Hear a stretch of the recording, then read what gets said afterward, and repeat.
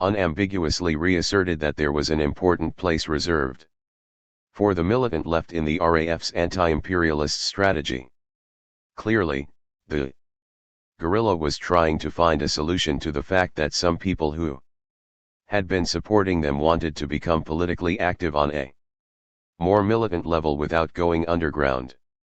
A related question was how to broaden and deepen the mobilization and at the same time replenish the pond in which the guerrilla was swimming. While everything was left vague, what such a front might look like had been presaged in the mobilizations of previous years, in the way in which anti-imps would carry out low-level actions during hunger strikes and following each RAF attack. As the May paper explained, while establishing the nucleus of this new guerrilla structure over the past 2 years, we have found that this coordination springs up spontaneously quite easily and that it is powerful both subjectively and objectively in material terms, opening up possibilities for attack. On the other hand, we have found that it is difficult to maintain the momentum necessary for this strategy to transcend the boundaries between separate political initiatives, actions, and limited practical contexts. That is the roadblock that must now be dismantled. Besides taking a page from the RZ's playbook, the front idea may have also drawn on the negative experience with the GDR exiles. While Suzanne Albrecht had been involved in militant support work for years before going under, and had participated in some of the guerrilla's heaviest actions, she was the exception, for most of those who had gone east had been comrades who might have made good supporters, who might even have been suited for the level of activity engaged in by the RZ, but who found it difficult to cope with what it meant to be in the RAF. As we have seen, some of these individuals would claim to have never participated in any attacks. They apparently joined in the heat of the moment around 77, and having taken this step found that there was no turning back. They had no choice but to remain underground or face lengthy prison sentences. Had they faced 129, would have been the least of the charges against them. It has been said that the other RAF members described the dropouts as our mistakes, 6, and resolving the problem of what to do with them had finally fallen to Viet and the Stasi. The proposed front provided a place for militants who were not ready or suited for the underground. And as such, it might be hoped that it would prevent this problem from reoccurring. The second revision in the May paper concerned the potential for revolution in the First World, more commonly referred to as the metropole or even just the center. Whereas the RAF had traditionally held that theirs was a rearguard position, with the central struggle being found in the Third World, the May paper argued that the struggle in the metropole had itself now become an important variable in the world revolution. The system was apparently slipping into deep crisis, and in its desperation might even resort to nuclear annihilation. At this critical juncture, imperialism needed to maintain its control everywhere at once. It therefore followed that it could be destabilized by resistance breaking out anywhere at any time. Within this global field, pregnant with possibility, Western Europe was singled out as occupying a particularly important position, it being the point of intersection between East and West, North and South, state and society, a cornerstone for the world revolution, and ripe for radical change. Although never explicitly stated, by repeatedly describing the proposed guerrilla front as West European, as opposed to West German. The May paper also raised the prospect of greater formal cooperation between guerrillas in different countries, an idea that would be more fully taken up in due course. With some ambiguity, over the years to come, the term the front would be used to refer to each of these concepts, the front formed by above-ground and underground combatants. The front formed by the revolutionaries of the metropole and those of the Third World, and eventually even a front formed by different West European guerrilla groups working together. The May paper's third theme was an appraisal of the events and consequences of 77. Admitting it had made mistakes, and that 77 had dealt the guerrilla its largest setback to date, the RAF nevertheless proposed that the overall effect had been to push the movement forward. In the autumn of 77, all real opposition was faced with a new situation and new operating conditions, both in terms of the existing reality and in terms of the prospects for future struggle. This forced everyone to fundamentally redefine their relationship to power or else renounce their identity.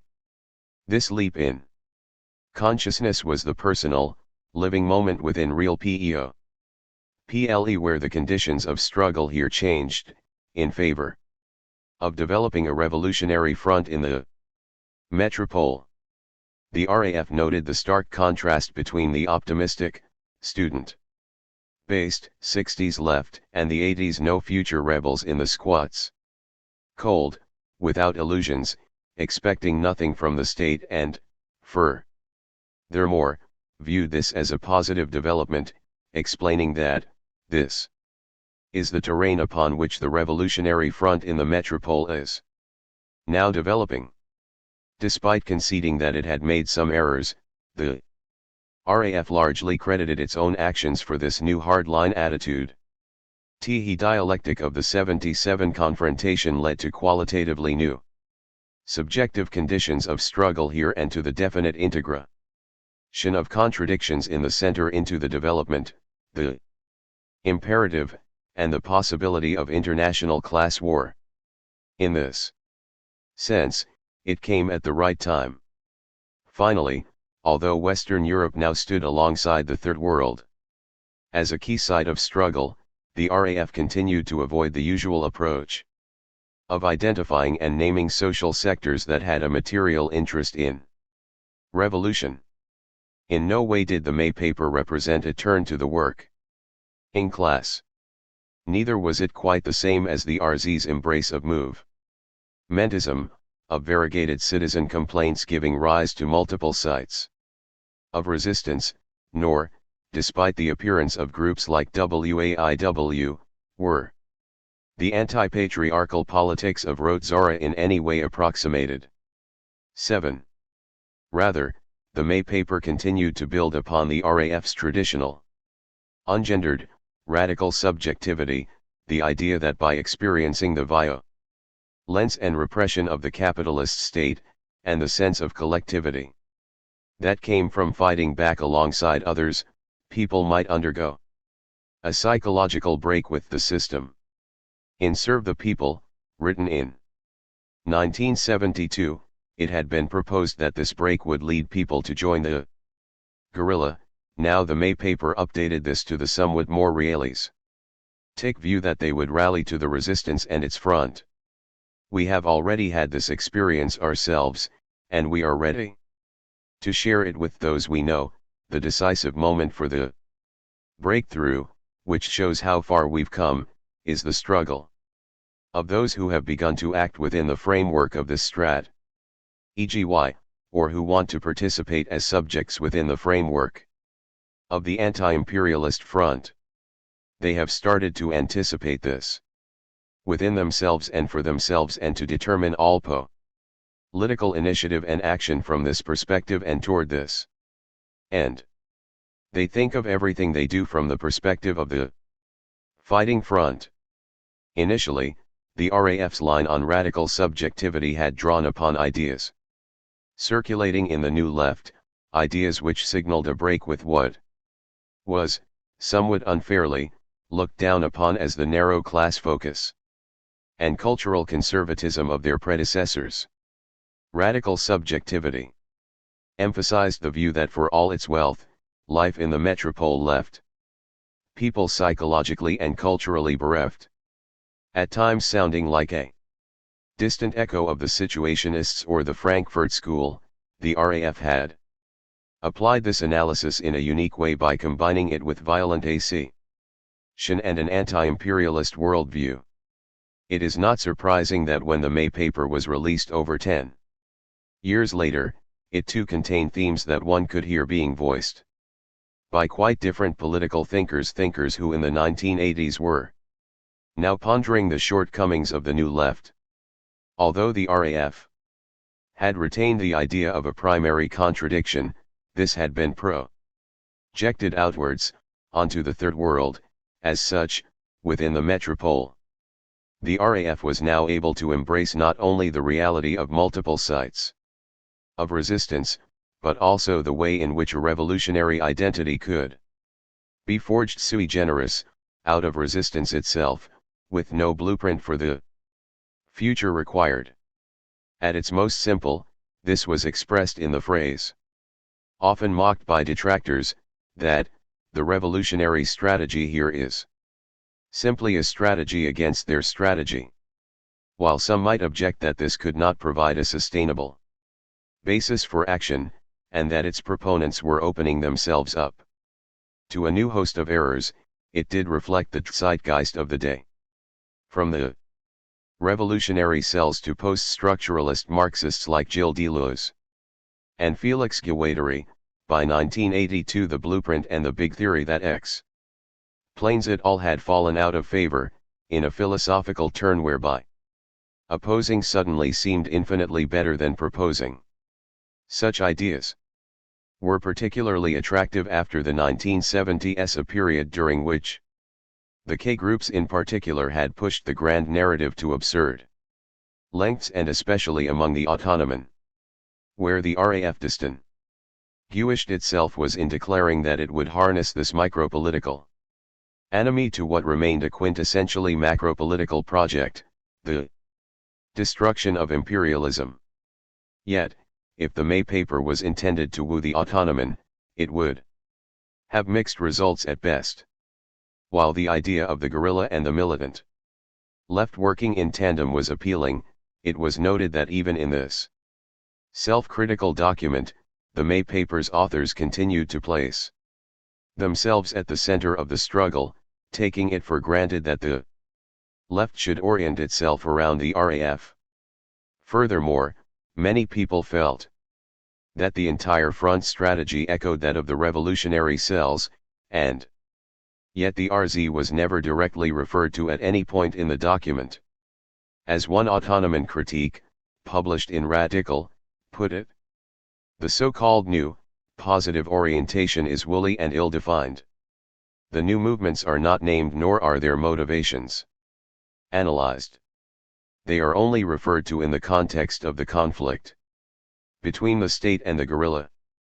The authors see the guerrilla in the traditional vanguardist manner in which it is coterminous with the RAF. The armed struggle of the RZ and the independent cells, which played an important role in spreading armed and militant struggle within the left, is never mentioned.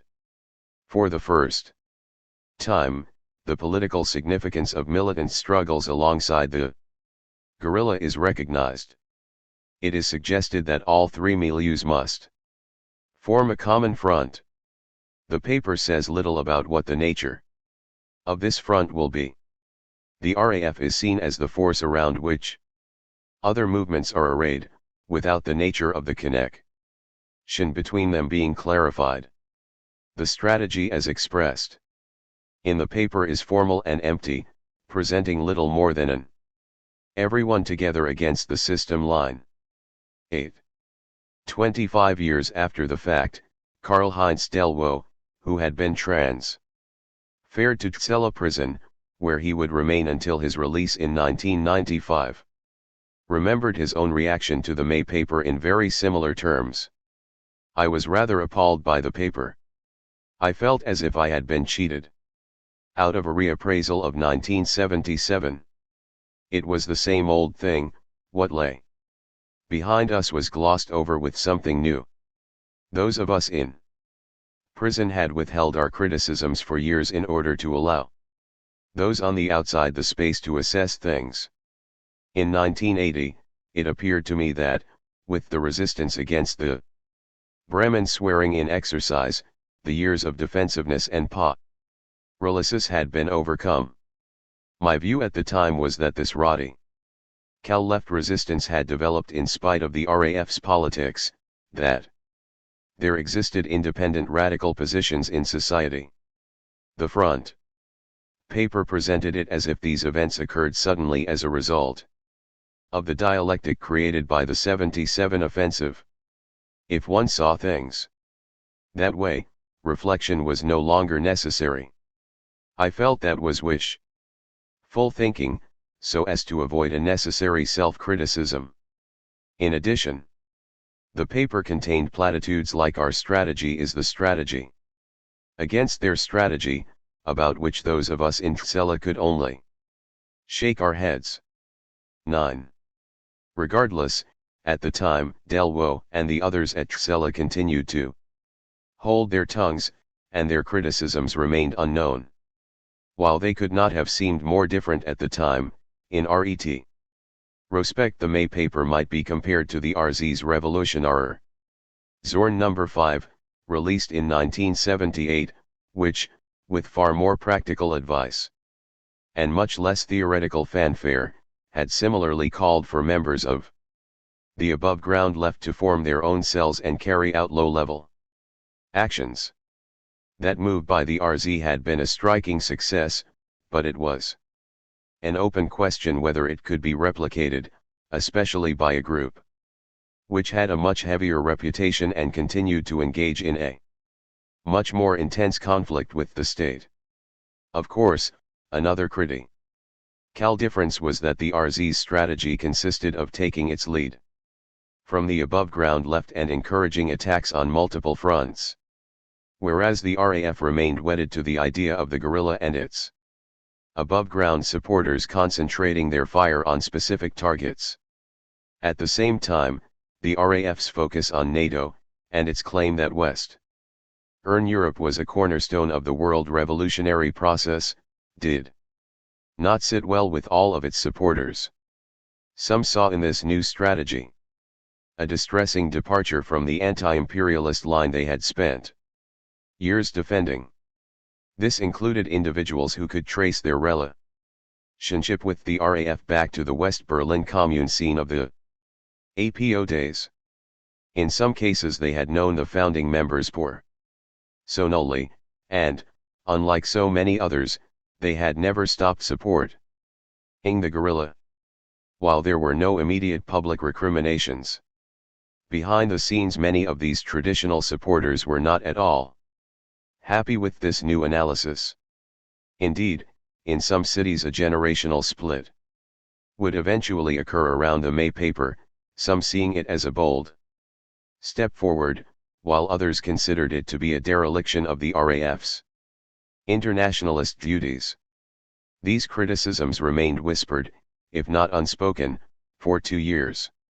It was a heavy thing to be an anti-imp or a RAF supporter, and leaving the scene or repudiating the guerrillas' choices was not something that was done lightly, at least not while trying to remain true to a pro-guerrilla perspective. It was 1984 by the time a public version of this critique appeared, in the form of a series of scathing articles in Anti-Imperialistischer Kampf, a sporadic and very small circulation magazine that had emerged from the Marxist-Leninist Knastgruppe Bochum prison group, which had taken its distance from the RAF following the 1981 hunger strike. Without presenting the AIK as more than it was, for the purposes of exposition we will go over their critique in some detail, as it summed up many of the misgivings shared by these older supporters. According to AIK, the RAF was ideologically anti-white. It consciously placed the anti-imperialist struggle in the metropole under the hegemony of the liberation struggles of the oppressed peoples and nations of the Third World. This made them simultaneously the protagonists of the proletarian position in the class struggle within the FRG and the opponents of the modern revisionism of the left in the FRG. while the student movement's proletarian parties were developing the chauvinistic specter of a revolution in the FRG, simultaneously reducing their politics to the wage labor/capital. Contradiction in the imperialist metropole, the RAF continued to develop the student movement's ideological dividing line, the criterion for dividing friend from foe in the class struggle in the metropole is that any struggle against imperialism that is not an unconditional struggle against the subjugation of 3/4 of the world's population to the interests of finance capital is in the final analysis a direct betrayal of the international revolution. Now, however, the better part of the May paper consists of a new chauvinist ideology as the basis for anti-imperialism. There are two issues. First, the historical revisionism and the destruction of the anti-imperialist position held by the RAF up until 77. Second, the assertion of an international relationship of forces that reflects a true chauvinism, and from which, conversely, that chauvinism can draw nourishment, support itself, and meet its needs. The critique continues. The RAF's 1982 May paper constitutes a complete revision of the line the RAF formulated in the 1970s, which served as a reference point for an entire section of the anti-imperialist movement in the FRG, laying the groundwork for an entire concrete political experience. Such a revision obviously doesn't occur overnight. It developed in the heart of the RAF itself, and within the anti-imperialist movement, following the execution of the leading RAF cadre in Stammheim in autumn 1977. With the 1981 hunger strike, the Croezen and Ramstein communiques, and the trial statements. From 1981 on, a strategy and tactic was formulated, on the basis of which the RAF and its section of the anti-imperialist movement would in the future take a position concerning the national and international class struggle that was completely different from the one held in the 1970s. The May paper is the programmatic document meant for this new line, and with regard to the important anti-imperialist questions, it constitutes a break with the historical continuity associated with the RAF's name. 10. The AIK's critique was twofold.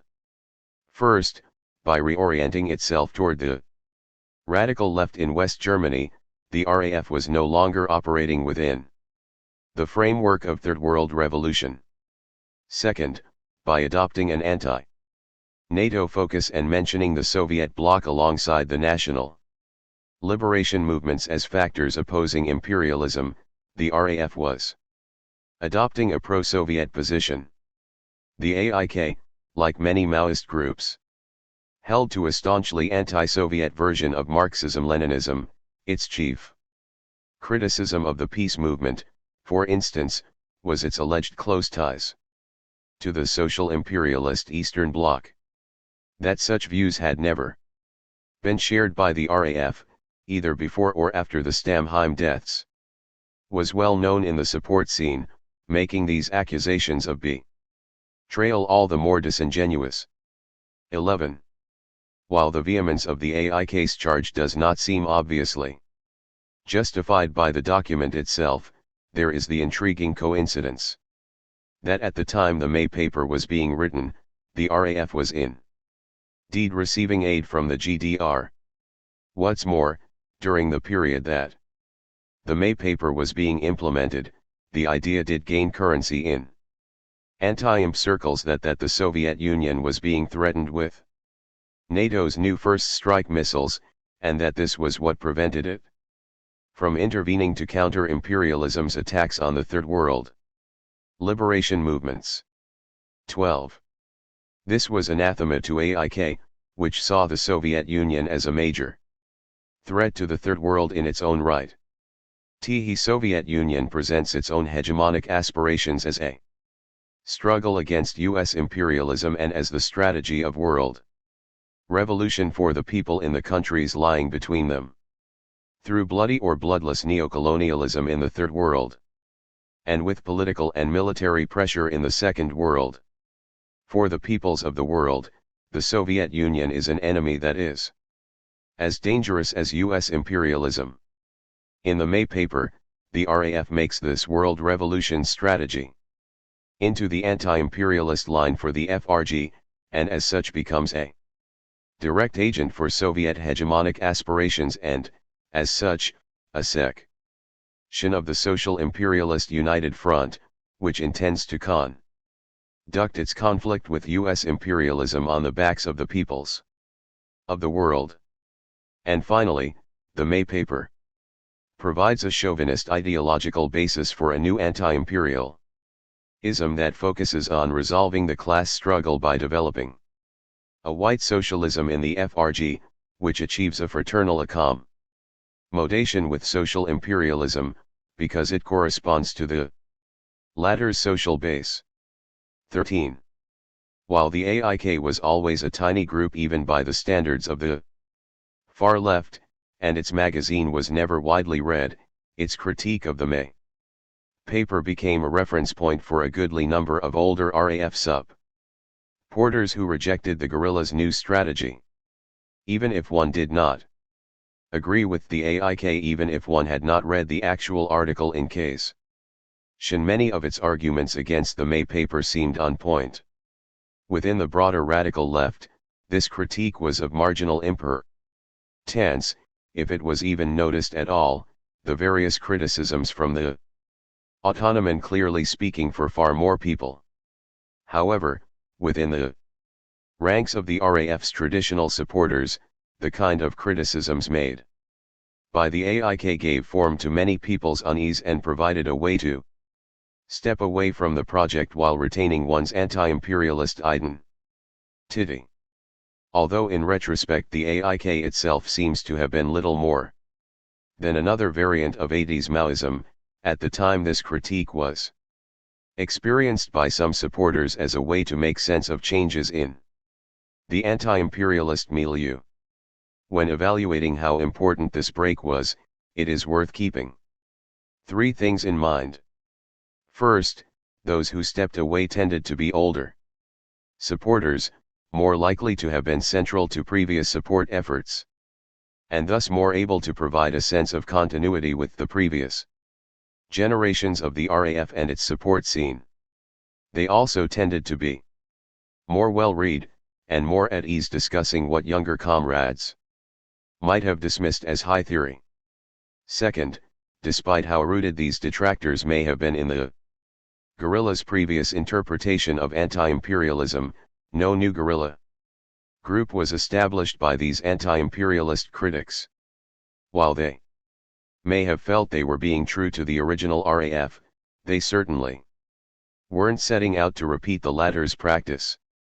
As such, no matter how cogently they may have identified a crisis in anti-imperialism, these detractors seem to have been no more able to address this crisis than their erstwhile comrades in the underground. Third, as we shall see, the May paper would be implemented by future RAF members who had not yet gone under at the time it was released, and this would provide an opening for others to retroactively claim that the paper constituted a definitive break with what had come before. Yet in point of fact, although they were not underground at the time, some of the future RAF members in question had in fact participated in the discussions that led up to and informed the May paper, as anti-imps. Furthermore, even a cursory reading of RAF statements in the period between 1979 and 1981 shows that these ideological changes had been in the works for years. It has been said that before his death, Wolfgang Beer had worked with Helmut Pohl on the ideas that found their way into the paper, and if this is so, it should be noted that both men had served years in prison, and could trace their involvement in the RAF back to its earliest days. As for those who remained in prison, while Delvaux's opinion has been noted, The overall view of the May paper was a positive one. As Irmgard Mahler would recall 15 years later, most of the prisoners agreed with the front strategy and with the idea of a unified European guerrilla. We were familiar with the paper and discussed it at every opportunity, even if only in snippets. We were sympathetic to the idea within the front concept that the time was right for a front, with its components defined anew and its pivotal point and hub being the struggles in Western Europe. The basic idea was to also act politically, to develop political projects and build political relationships. The first phase, the formation of the guerrilla, was over. And it was now a question of consolidation. We too felt the time was ripe for that. Even from the inside looking out, we could see that there was once again a movement in 1980. The state of paralysis, stagnation, and torpor that had defined the radical left between 1977 and 1980 was gone. Demonstrations were occurring once again, for squats, against NATO, against nuclear power. There were new forms of action, and a lot seemed to be happening. We were very pleased about all of this. 14. Regardless of the amount of support, or lack thereof, from the prison ERS, nobody denied that the May paper represented a major shift, even where it was not seen as breaking with the guerrilla's original orientation. For a great many supporters, the RAF remained the RAF, and the proposed changes amounted to a necessary coming to terms with the experiences of the previous 12 years. While disagreements about these new ideas would eventually lead to some acrimonious debates, for the time being these remained muted. Indeed, despite this major declaration, nothing more would be heard from the RAF for several months, during which time the movement continued to grapple with its own challenges and build its own momentum. Resisting Reagan in 1982. The revolutionary cells seemed unstoppable in 1982, but tabulating their activity poses a methodological problem, as anybody could carry out an attack from breaking some windows to planting a bomb and claim it as an RZ action. Limiting the account to major actions is both arbitrary and unavoidable in a study not itself devoted to the cells. Nonetheless, readers should keep in mind that these major attacks were accompanied by a much greater number of low-level actions, even if most of these are now largely forgotten.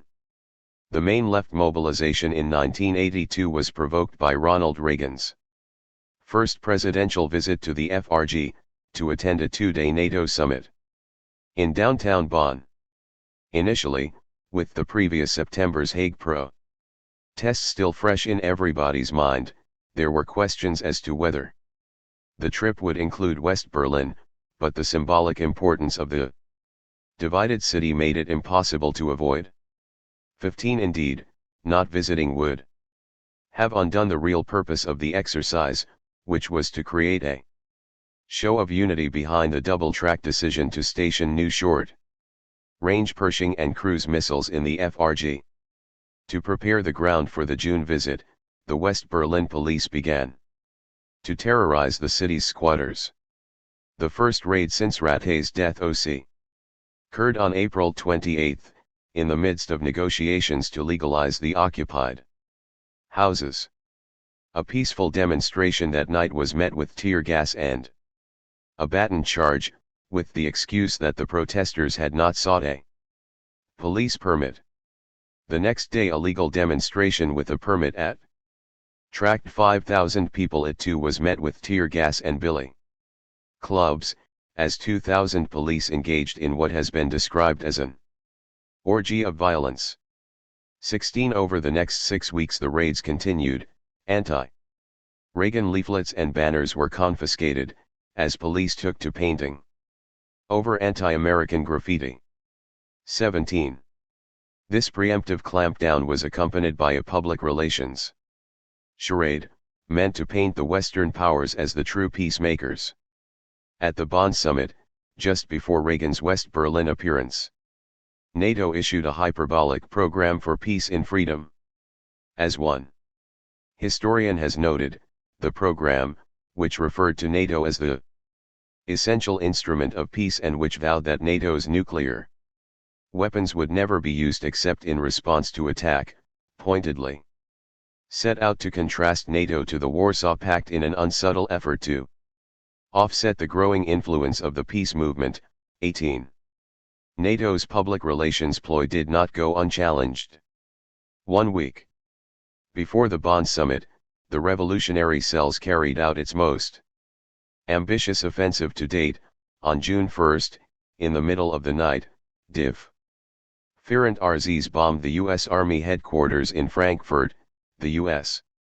Army radio station in West Berlin, ITT in Hanover, IBM, and Control Data in Dusseldorf, and the U.S. Army officers' clubs in Hanau and Gelnhausen. Time to avoid injuries, 19, and involving militants from across the FRG and West Berlin.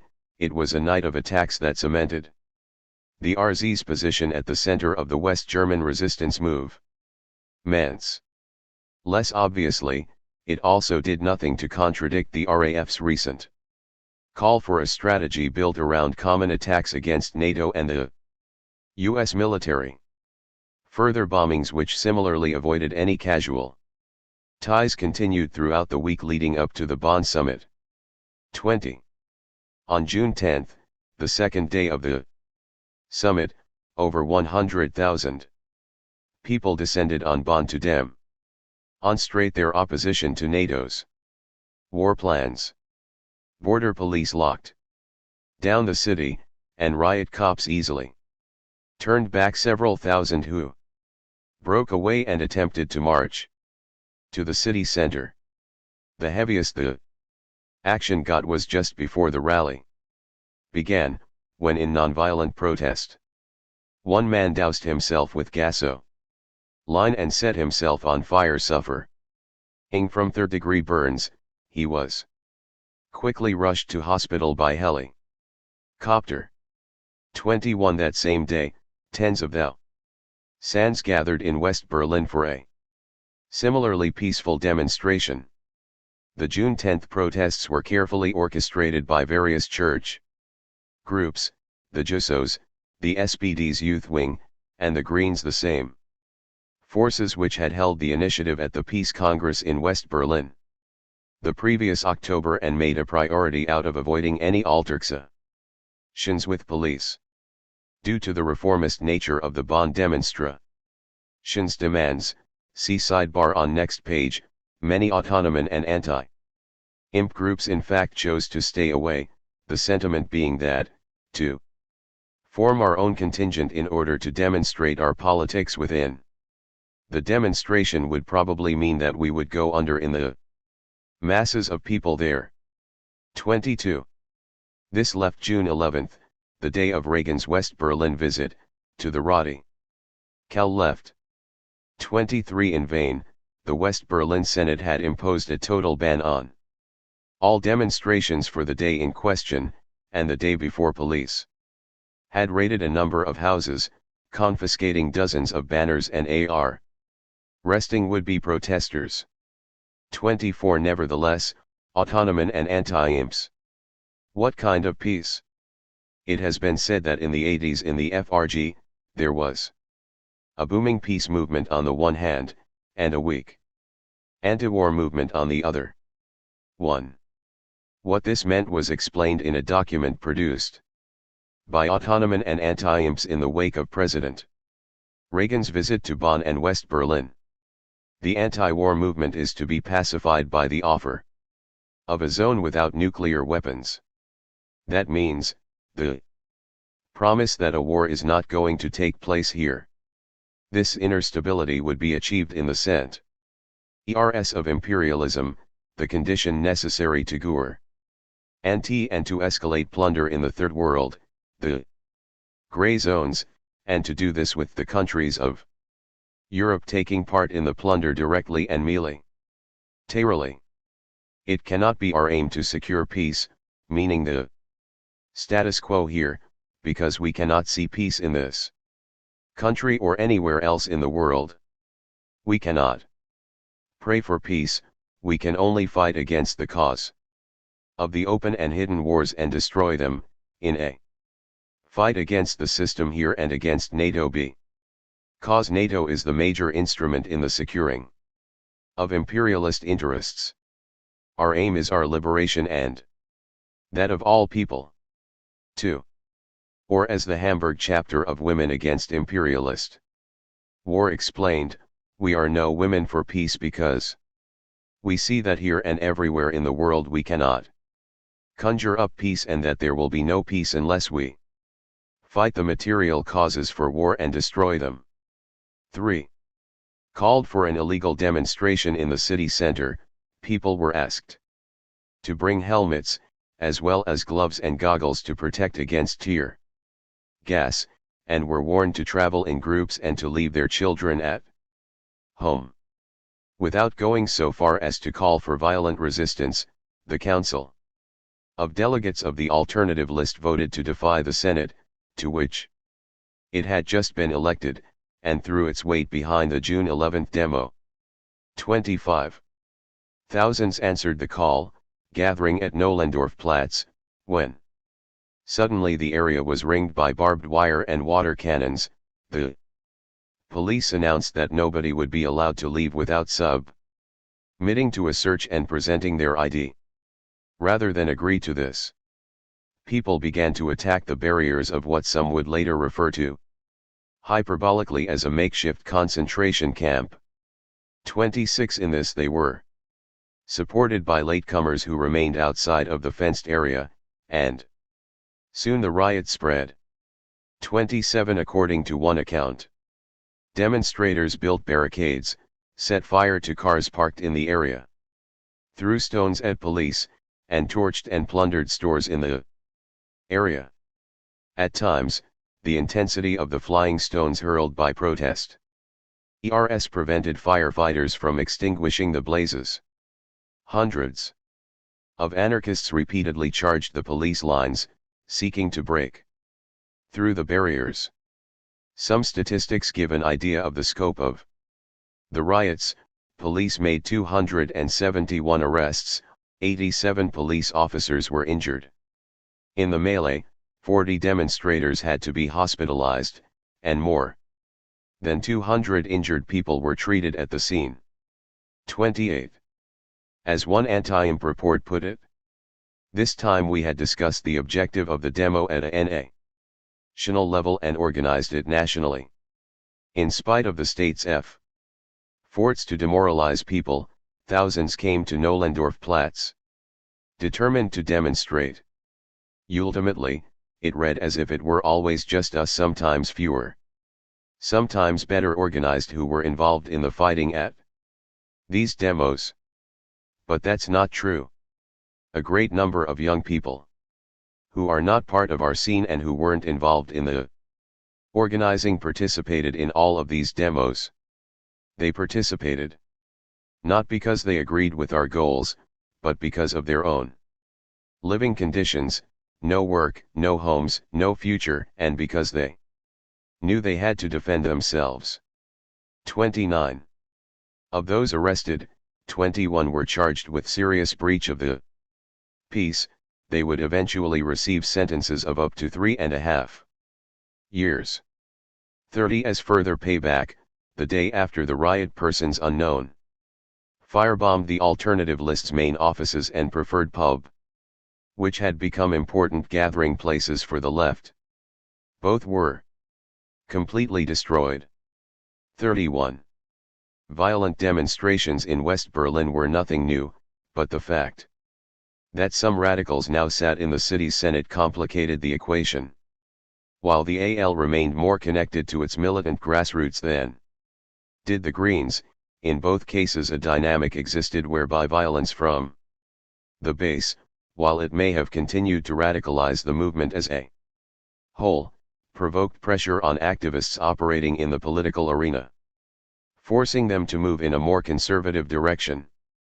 As an example of this, following the Reagan visit, the AL apologized for having made a mistake in permitting the demonstration to erupt into violence, and pledged to promote nonviolent resistance in the future.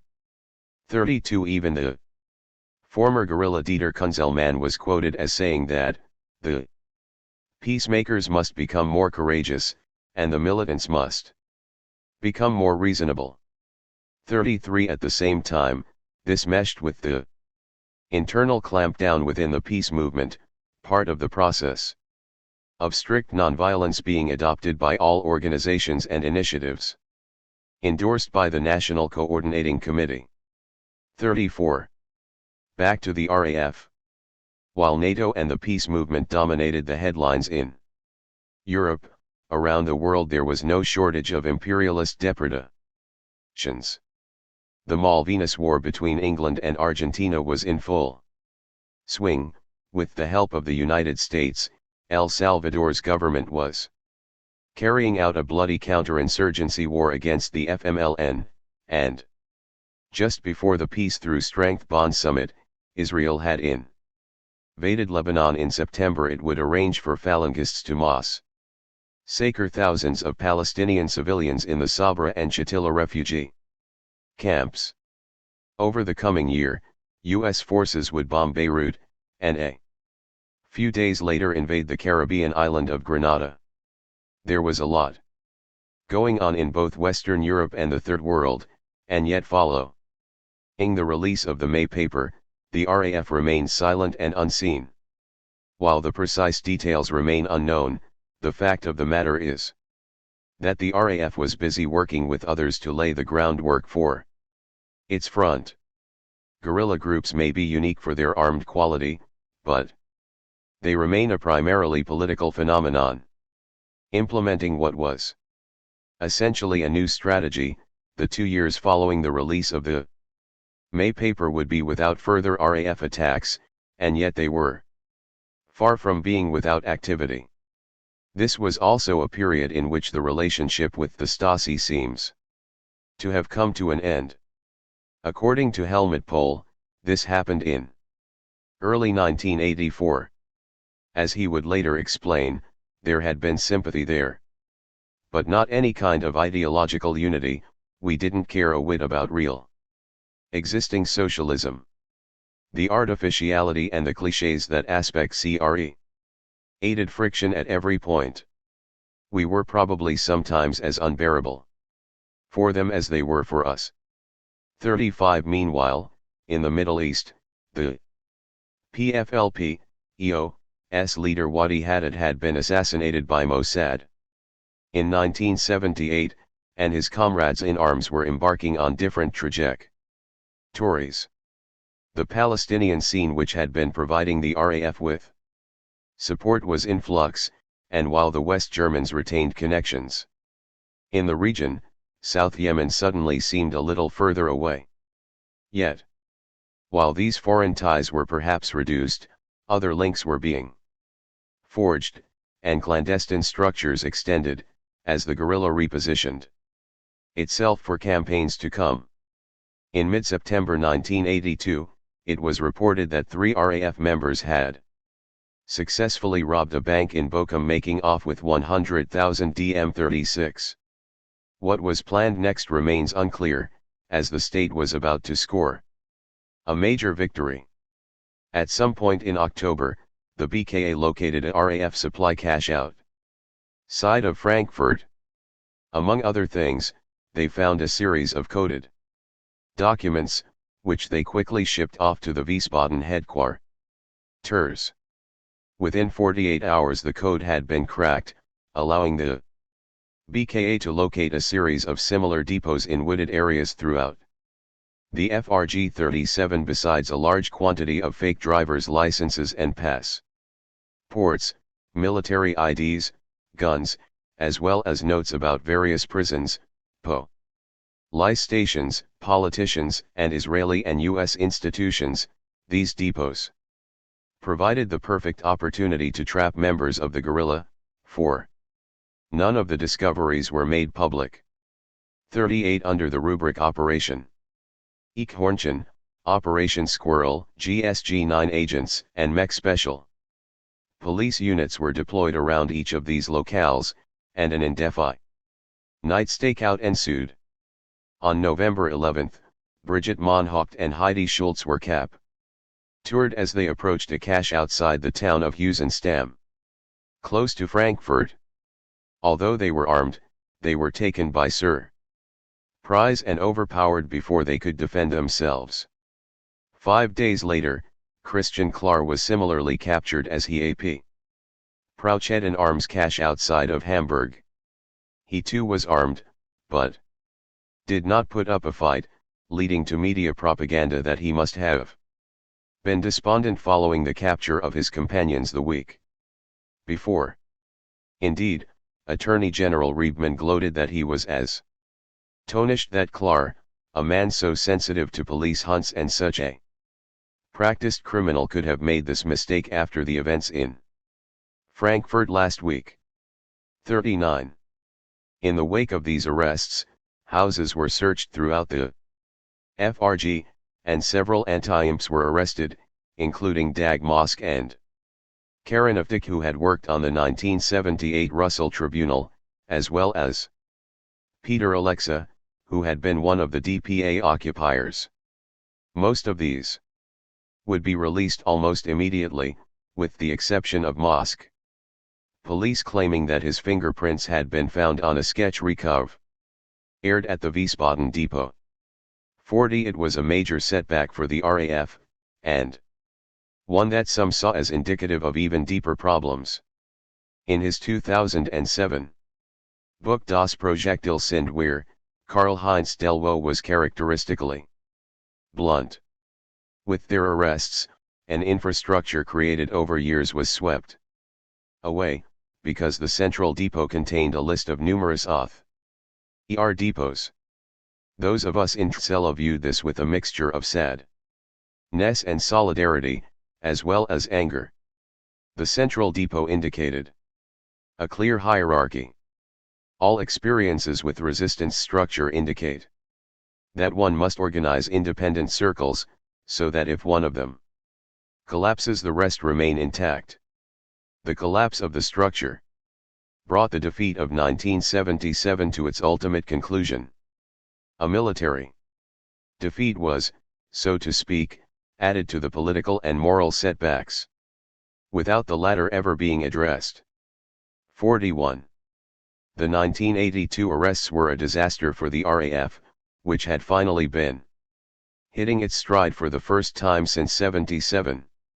To all appearances, the initiative had passed to the state. At some point in 1981, Verena Becker, who had been captured along with Günter Sonnenberg in 1977, began providing the secret police with information. Among other things, Becker claimed that Stefan Wisniewski had been the shooter in the Buebach assassination, a story that was suppressed by the Verfassungsschutz in order to avoid legal complications, as Knut Folkerts was already serving a life sentence for this crime. 1. The reasons why Becker provided information are difficult to ascertain, though subsequent reports would point to the harsh prison conditions that she, like the other RAF prisoners, was subject to. Similarly, there are serious doubts about how trustworthy her claims were, some suspecting that she simply provided misinformation in order to diminish her own responsibility and curry favor with her captors. The Verfassungsschutz would pick Becker up from prison with a civil an automobile under the pretext of bringing her to a medical clinic, while in fact she was taken to an apartment in Cologne where she was debriefed for days on end. Although she received no immediate benefit in terms of her prison sentence, she was paid 5,000 DM, which she spent on language courses, to a paltry sum indeed, considering that the Verfassungsschutz was at the time offering up to $250,000 DM to any RAF members at large who might turn themselves in. Regardless of why she did it, Becker was clearly torn by her decision to cooperate with the state. At some point in 1982 she managed to get word to the other RAF prisoners about what she had done, and according to some accounts offered to kill herself. 3. The others took their distance from her, but sent word discouraging her from doing herself any harm. Strikingly, there was no public condemnation, and the matter was hushed up. While the prisoners now knew that Becker could not be trusted, they made no move to exclude her from what support they were receiving from the outside. While it has been reported that her interrogators were mainly interested in the RAF's internal structure, the exact details of what Becker divulged remain unknown. When the story broke almost 30 years later, in 2007, the Verfassungsschutz was characteristically tight-lipped about what they had learned from their informant, whose debriefing was codenamed Operation Zauber, Operation Charm. Indeed, they have even refused requests from the BAW for copies of their files. 4. At some point in 1981, Verena Becker, who had been captured along with Günter Sonnenberg in 1977, began providing the secret police with information.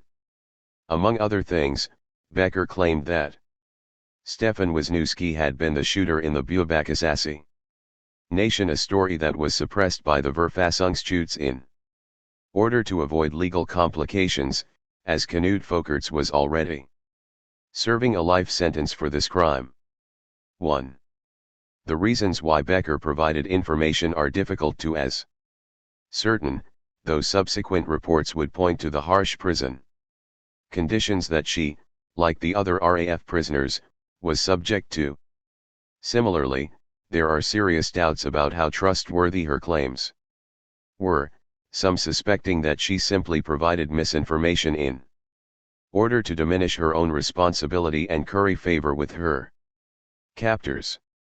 The Verfassungsschutz would pick Becker up from prison with a civil automobile under the pretext of bringing her to a medical clinic, while in fact she was taken to an apartment in Cologne where she was debriefed for days on end. Although she received no immediate benefit in terms of her prison sentence, she was paid 5,000 DM, which she spent on the guerrilla, the resistance, and the anti-imperialist front. We are going to discuss what we have learned in recent years, and what we want to do as a result. What we have to say will, of course, be general in nature. We believe that it is now possible and necessary for the revolutionary strategy to enter a new stage in the imperialist centers. First, we will outline some discussions, initiatives, and actual steps taken over the past 2 or 3 years to prepare the terrain from which to act. An idea and a concept have taken form from which we can proceed. The first concrete steps indicate possibilities that would be effective. The guerrilla and the resistance united in a single front. Our vision is to bring together the options already explored in different areas and different scenes, often in a diffuse fashion and with only a vague underlying plan, so as to bring them to a new level of struggle. That is to say, to make them effective and strategic.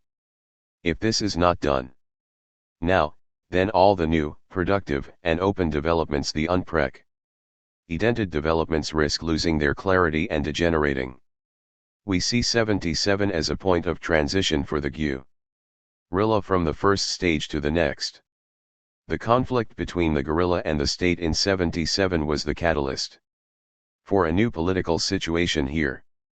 Within the dialectic of attack and reaction, the conditions of struggle were transformed. And just as the conditions have changed, so can and must the form of struggle change. After 77, nothing was as it had been before, not the state, not the left. Not the role of the FRG in international politics, not the role of armed struggle in the center within the international class struggle. We made errors in 77, and the offensive was turned into our most serious defeat. We have some things to say about this. The situation today, which developed as a result of the confrontation, and which can be seen more clearly now than was previously the case, shows that neither the errors nor the defeat were decisive. In a fundamental way, the 77 offensive marked the end of the struggle we had been waging since 70 and forced us to make some decisions. During the entire period of struggles that gave birth to the RAF and allowed it to grow, we concentrated on one question of power, whether the prisoners, whom the state had used both to represent the RAF and May 1982 the May paper, as a pretext for its own policies, would be freed. In the same way, more generally, the struggle to implement the urban guerrilla concept, the question of whether the armed struggle could actually take root in the FRG, thereby opening up a revolutionary perspective, is fundamentally a question of power. This question has been at the heart of all the actions, skirmishes, manhunts, and media campaigns over the past years. That is why the government has reported our collapse hundreds of times.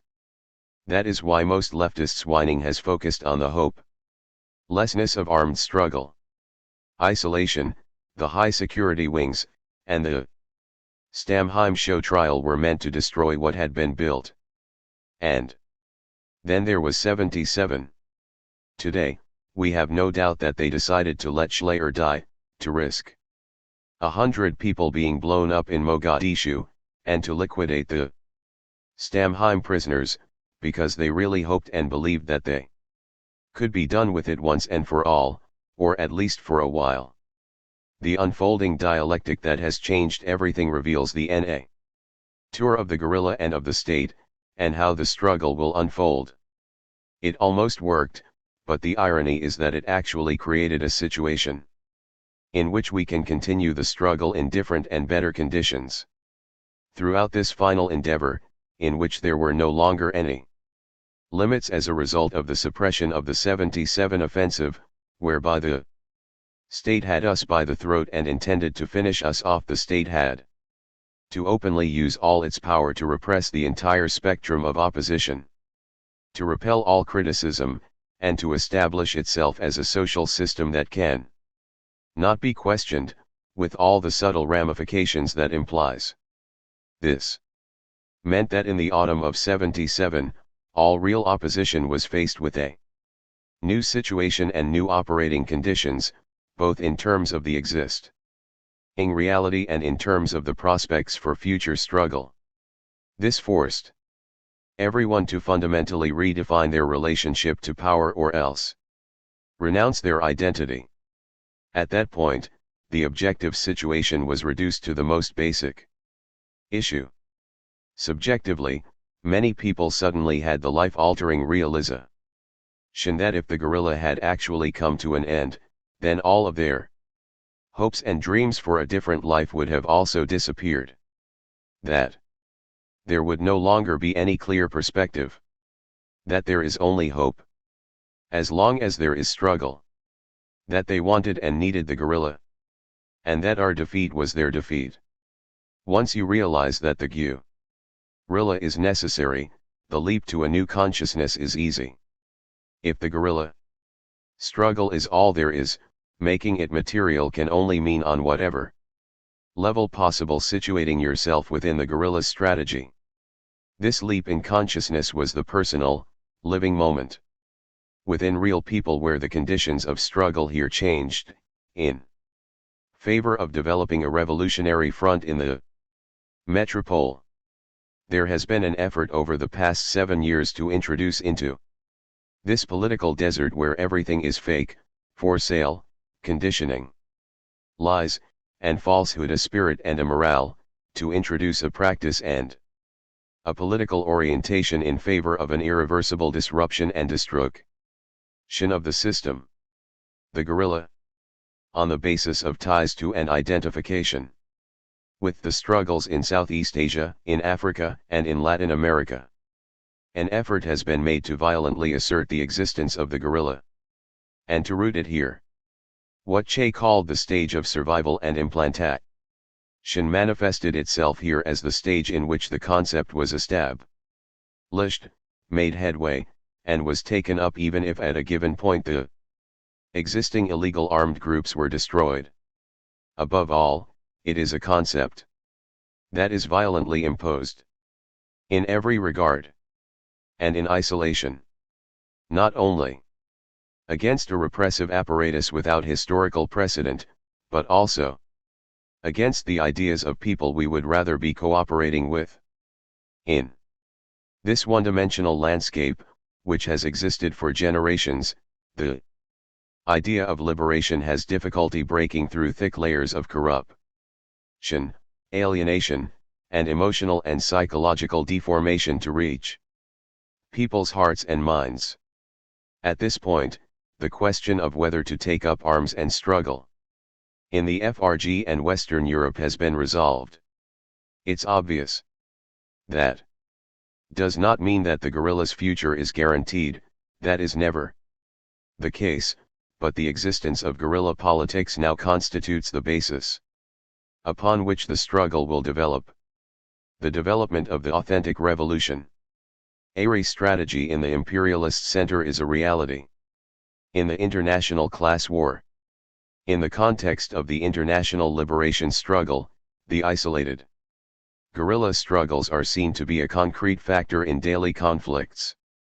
It is now necessary to turn our full attention to the situation here and to proceed in an inverse movement, bringing resistance in the metropole to the front line of the international class war. It is a strategy that has its roots here, in the existential hunger for a different life, in the overall experience of the imperialist center, and in the necessity of resistance here. As a result, the revolution ARI front in the metropole is a significant factor, alongside the struggles in Asia, Africa, and Latin America.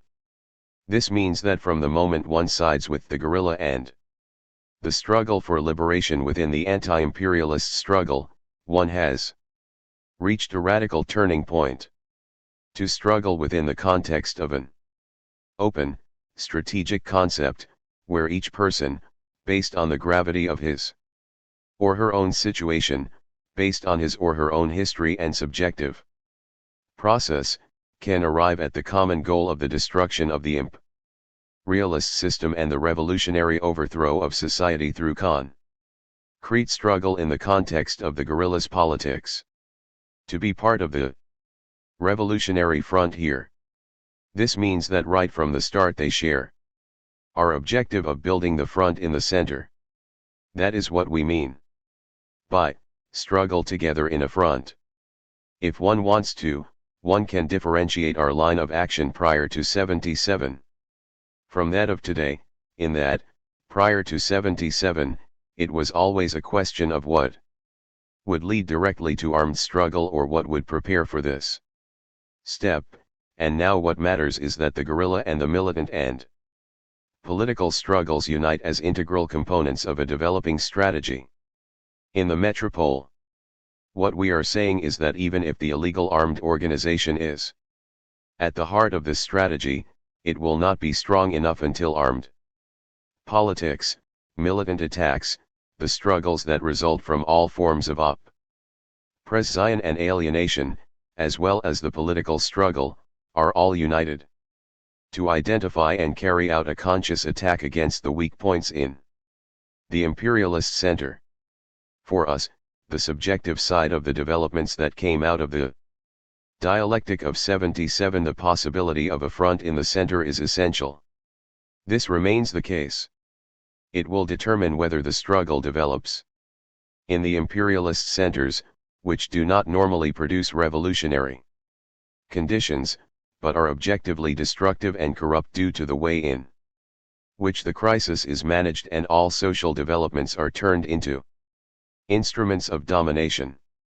Obviously, nobody climbs to a higher level on their own. The qualitatively different situation that exists now is born of the objective development of the international class struggle and can only be understood in that context. The long history of liberation wars on the colonized continents culminated in the struggle of Vietnam's National Liberation Front, and their victory gave rise to a new historical stage of anti-colonial national liberation struggles by peoples subjected to imperialism. The effects of this historic breakthrough, the new strength of the emergent national states in international politics, the generalized economic, political, and social crises in the imperialist center, the rise, parallel to the liberation struggles, of the Soviet Union as a superpower equal to the United States. All of this has destabilized the global balance of power between North and South, between East and West, and between the state and society in the imperialist centers. It has thus destabilized the uneasy balance between imperialism and liberation. In other words, all around the world imperialism's instability produces a situation whereby it could slide into a final systemic crisis if it is defeated at any point in the global system or loses its dominance in some area, whether a strategic military position, Southern Africa, the Middle East, an economic component, such as oil, strategic mineral resources, or technological superiority, or the political domination of a geographic region, such as Central America or the Gulf.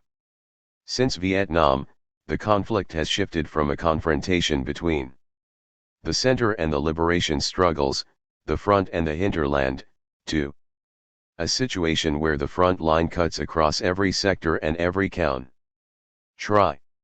any sector, due to its specific point of integration and its unique significance in the overall system, could disrupt the balance of power. And, as a result, any sector could become a front in the liberation war. To put it bluntly, imperialism must react by centralizing its power. The state, the unified structure of the U.S. chain of states, the reconstruction of its capacity for military, economic, and political action, and of its instruments of domination. In an attempt to get global developments back under control, they will intervene everywhere, in the existing struggles in Asia, Africa, and Latin America, in the emergent national states, in the East-West conflict, and in Western Europe, with the goal of using this generalized offensive to re-establish their hegemonic position. Faced with united imperialist reaction, it is necessary for the anti-imperialist struggle to carry out parallel struggles on all fronts.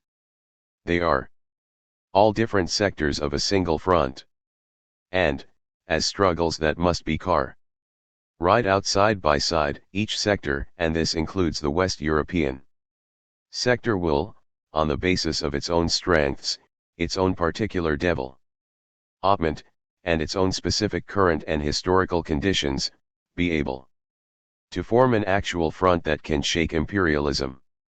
This is why the dialectic of the 77 confrontation led to qualitatively new subjective conditions of struggle here and to the definitive integration of contradictions in the center into the development, the imperative, and the possibility of international class war.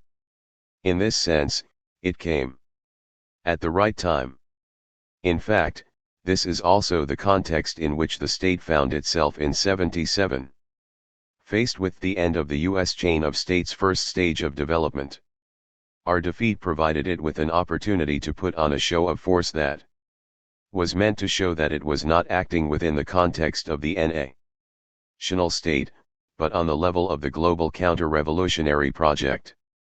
In other words, it was acting as the key European power, which, in keeping with its function within the U.S. chain of states, will be politically compelled to act both domestically and throughout Western Europe, against all forms of resistance, so as to facilitate the international attack.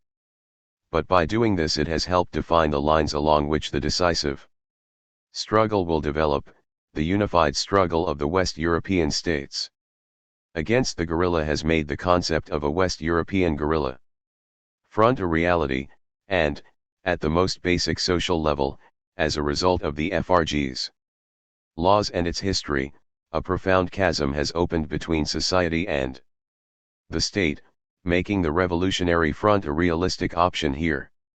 There is no longer any point in analyzing the internal changes here as isolated phenomena, as a result of their attitude and experiences. Those who have been struggling for some time have already internalized the new situation and have accepted it as a turning point. What we are saying is that the system is faced with unprecedented fundamental opposition. Cold, without illusions, expecting nothing from the state. It's no longer about changing the system or an alternative model of the state. All of that seems completely absurd. That's over now. Only with the end of the system can one imagine a life of any quality. Imperialism offers no positive or meaningful future, only destruction. That is the key issue, the root of militancy in all areas of life. This reality is experienced on the level of daily economic reality, through the arms race and the preparations for nuclear war, in the natural and social conditions of life, and also on a personal level within each individual, a level where alienation and oppression express themselves through massive distortions and the destruction of any depth of individual thought, the feeling that one's very personality has been mutilated. The majority have lost all hope. Imperialism has perfected and systematized domination in its centers to such a degree that people feel powerless to resist.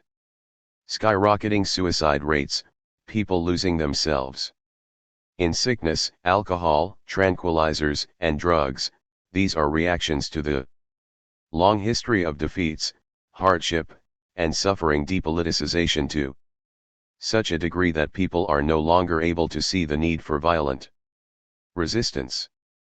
But this profound misery also constitutes the profound existential basis for struggle and hatred. It is not a matter of short, spontaneous bursts of rage. This hatred has been building for years. This is the terrain upon which the revolutionary front in the metropole is now developing. Should the system finally be reduced to destruction and extermination, the resistance, whether it knows it or not, will prove to be the element of opposition that will become total resistance, both within single-issue struggles and beyond them. The unity of the revolutionary struggle will be both possible and necessary for everyone who wants to struggle to bring about a break with the state and a revolt across the spectrum of militant struggles. The first order of action must be to develop unity around a strategy of attack within the imperialist centers, through a practice that will itself inevitably create this unity. The anti-imperialist front. Over the past 2 years, there have been numerous leaflets and actions with the slogan of Front with the RAF, and we know that the need and the desire to achieve this cuts across all political issues. But there is still a very long way to go from this need, this desire, and this initial potential for a front, to the practical process of developing and organizing such a movement. The front will not emerge automatically from common struggles and a proclamation. Such a proclamation and any mobilization that accompanied it will come to nothing if the practical aspects of this strategy, how it can be undertaken and how it can be effective, are not tackled more seriously, and not by us alone.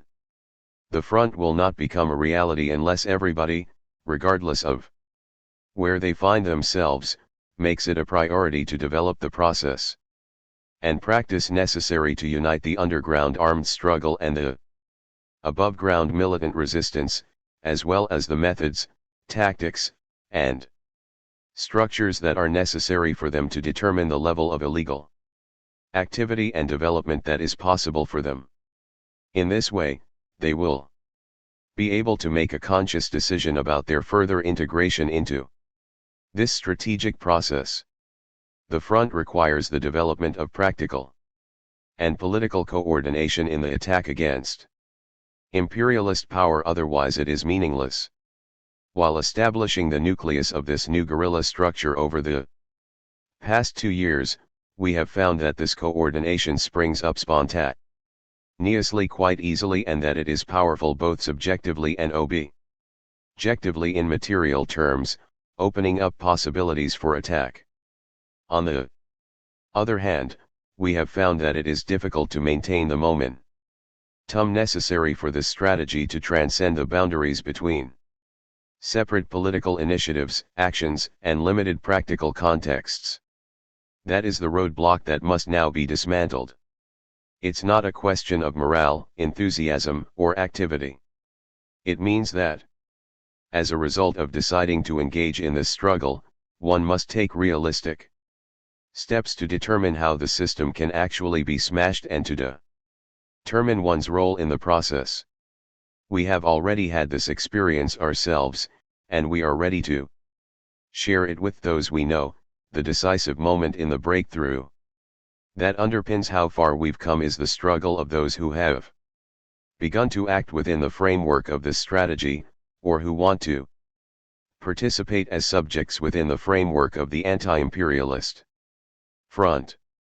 They have started to anticipate this within themselves and for themselves, and to determine all political initiative and action from this perspective and toward this end. They think of everything they do from the perspective of the fighting front. Since the first discussions in '79 about uniting the anti-imperialist struggle, the same obstacles have persisted within and between the anti-imperialist groups, preventing what would have otherwise been possible a long time ago, an active front.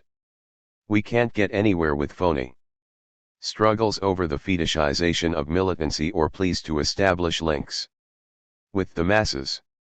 On the contrary, all expressions of support for us or efforts to discover some connection with us that only take the form of talk are useless. The fact is that all this will just result in the next simple step not being taken. The front means more than just actions. The front, meaning the struggles that by their common objectives become a common struggle and develop into practical political unity, will take many forms.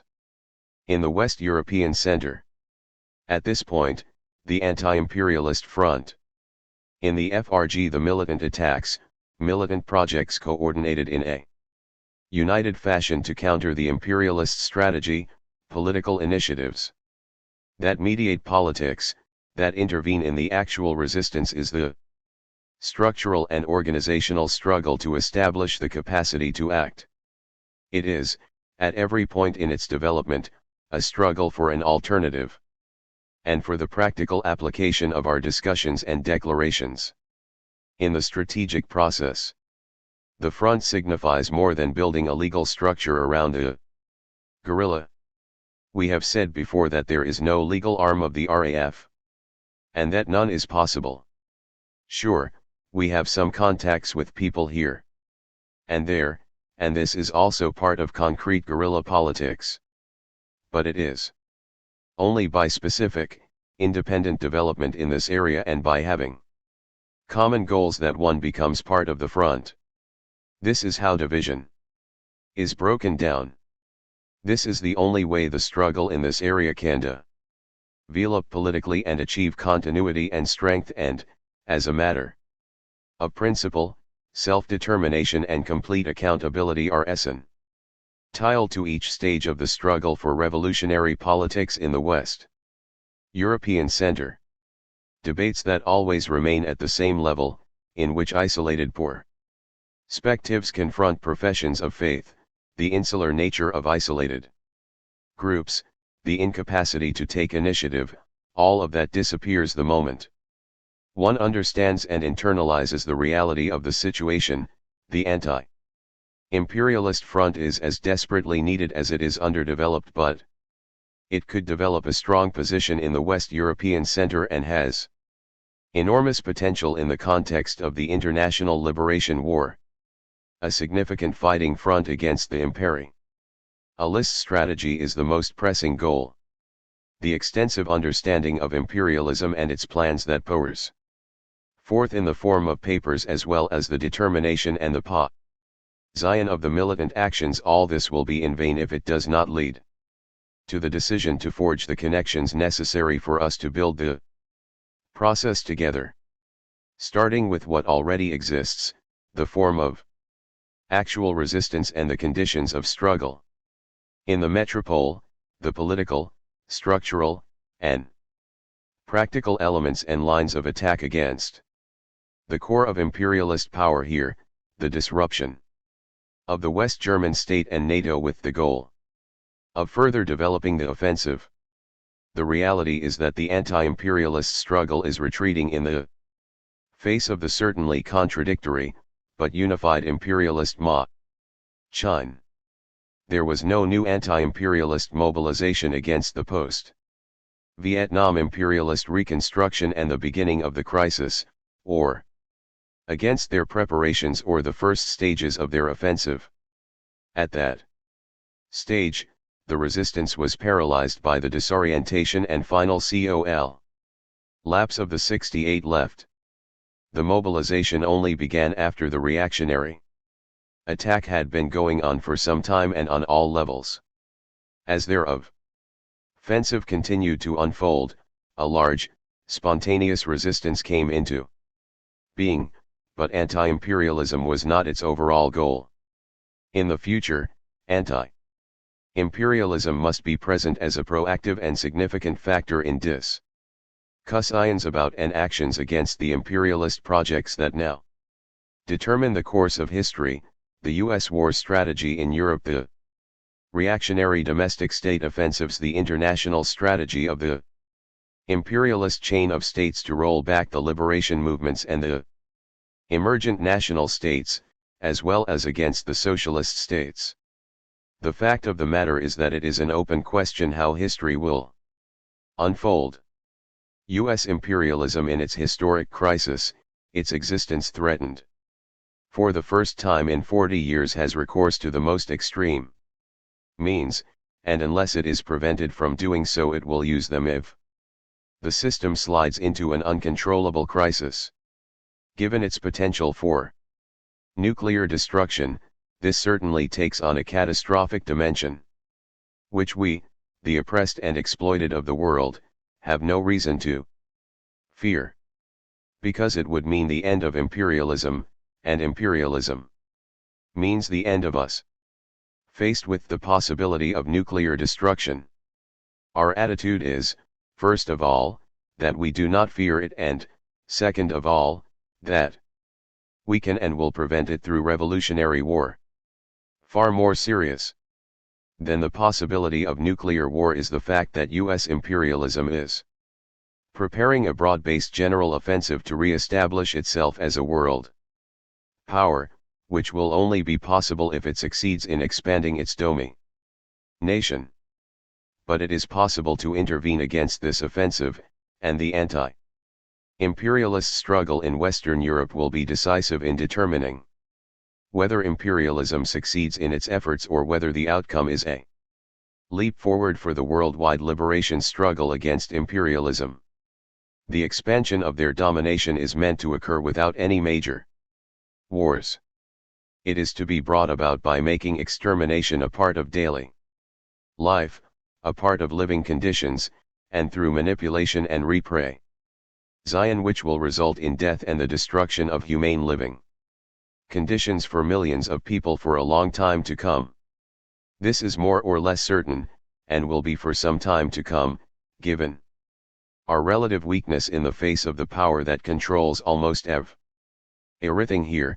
We are in a situation where we cannot establish a front capable of threatening their power here to resolve the generalized crisis.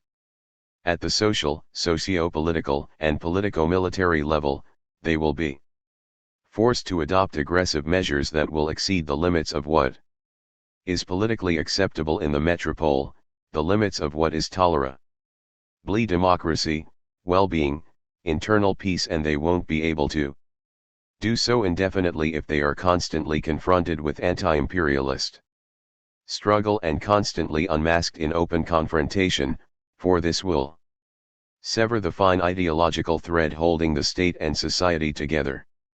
The limits of what is politically acceptable have been historically determined for the imperialist centers in Western Europe.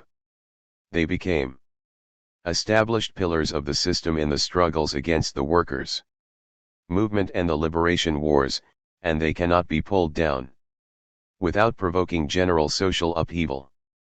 This opens up the possibility of transforming the relative weakness of the anti-imperialist struggle in the West European center into a strong point in the international struggle.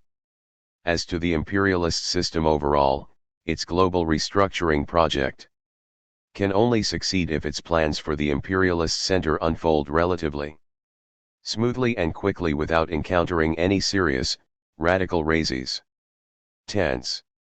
Given the international contradictions, any disruption caused by the anti-imperialist struggle here would prevent this project from succeeding.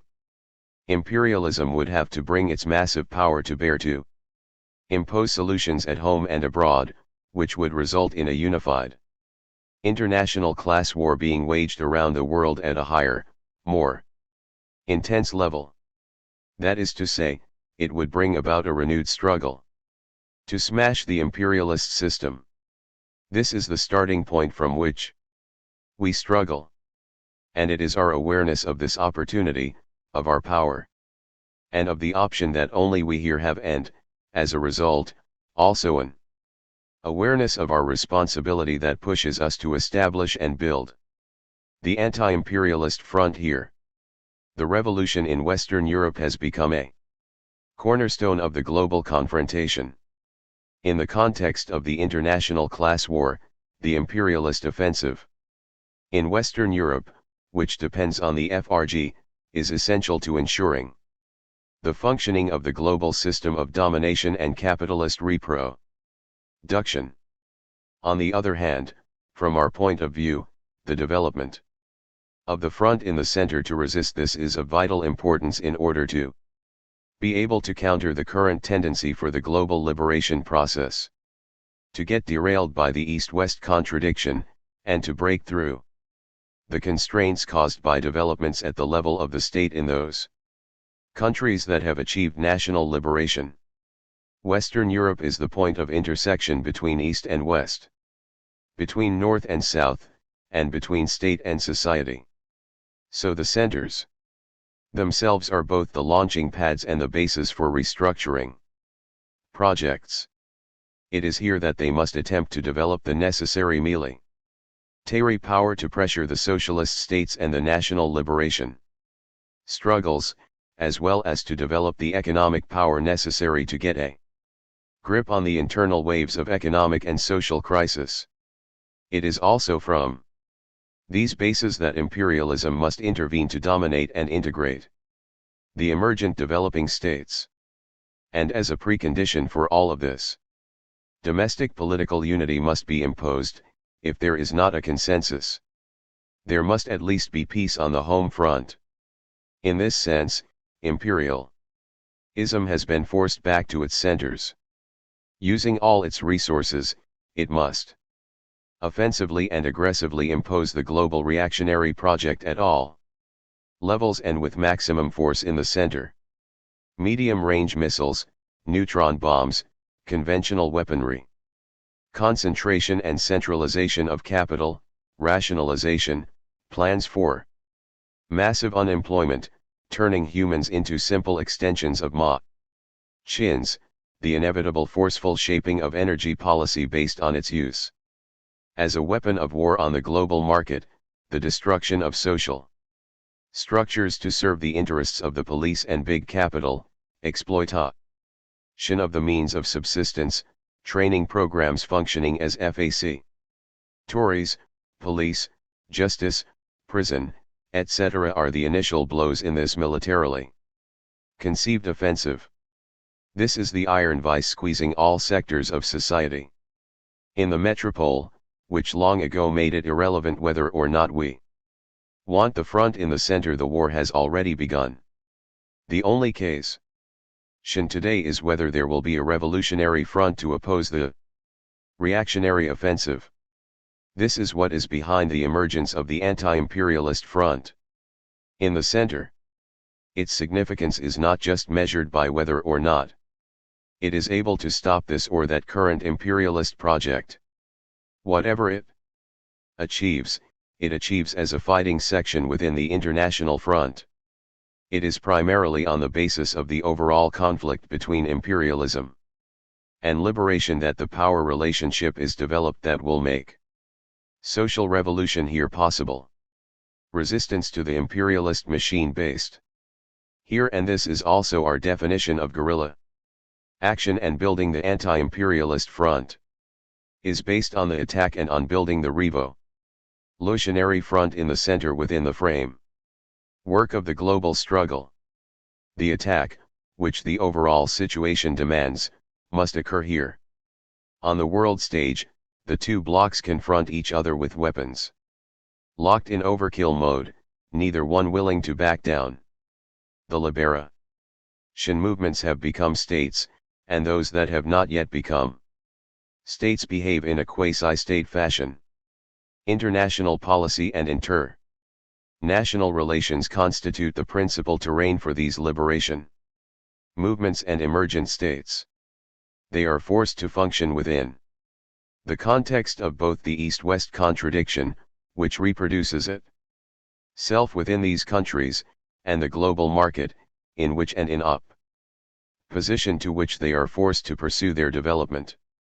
At the same time, they are forced to attempt to expand the power of the newly liberated states within international bodies, so as to create some room to maneuver for themselves. This development makes complete sense. It is both the expression of the strength achieved through the national liberation struggles and of the weakness that obliges them to continue to function within the imperialist-controlled state system. In this situation, development in these countries creates a double-edged contradiction for the leadership of the emergent states. On the one hand, increasing misery, mass poverty, and underdevelopment call for radical solutions. On the other hand, the inevitable nature of the struggle to obtain the resources necessary to address these problems, resources over which the imperialist states have almost complete control, pushes them to come to terms with imperialism. This has the tendency to push them into ever greater contradictions, which can easily end in divisive disasters, such as civil wars, famine, hopelessness, repression, and intervention. These contradictions are not of their making. They are above all the result of colonial history, from which imperialism continues to profit by exploiting the ruin it leaves behind when it is forced out of a country.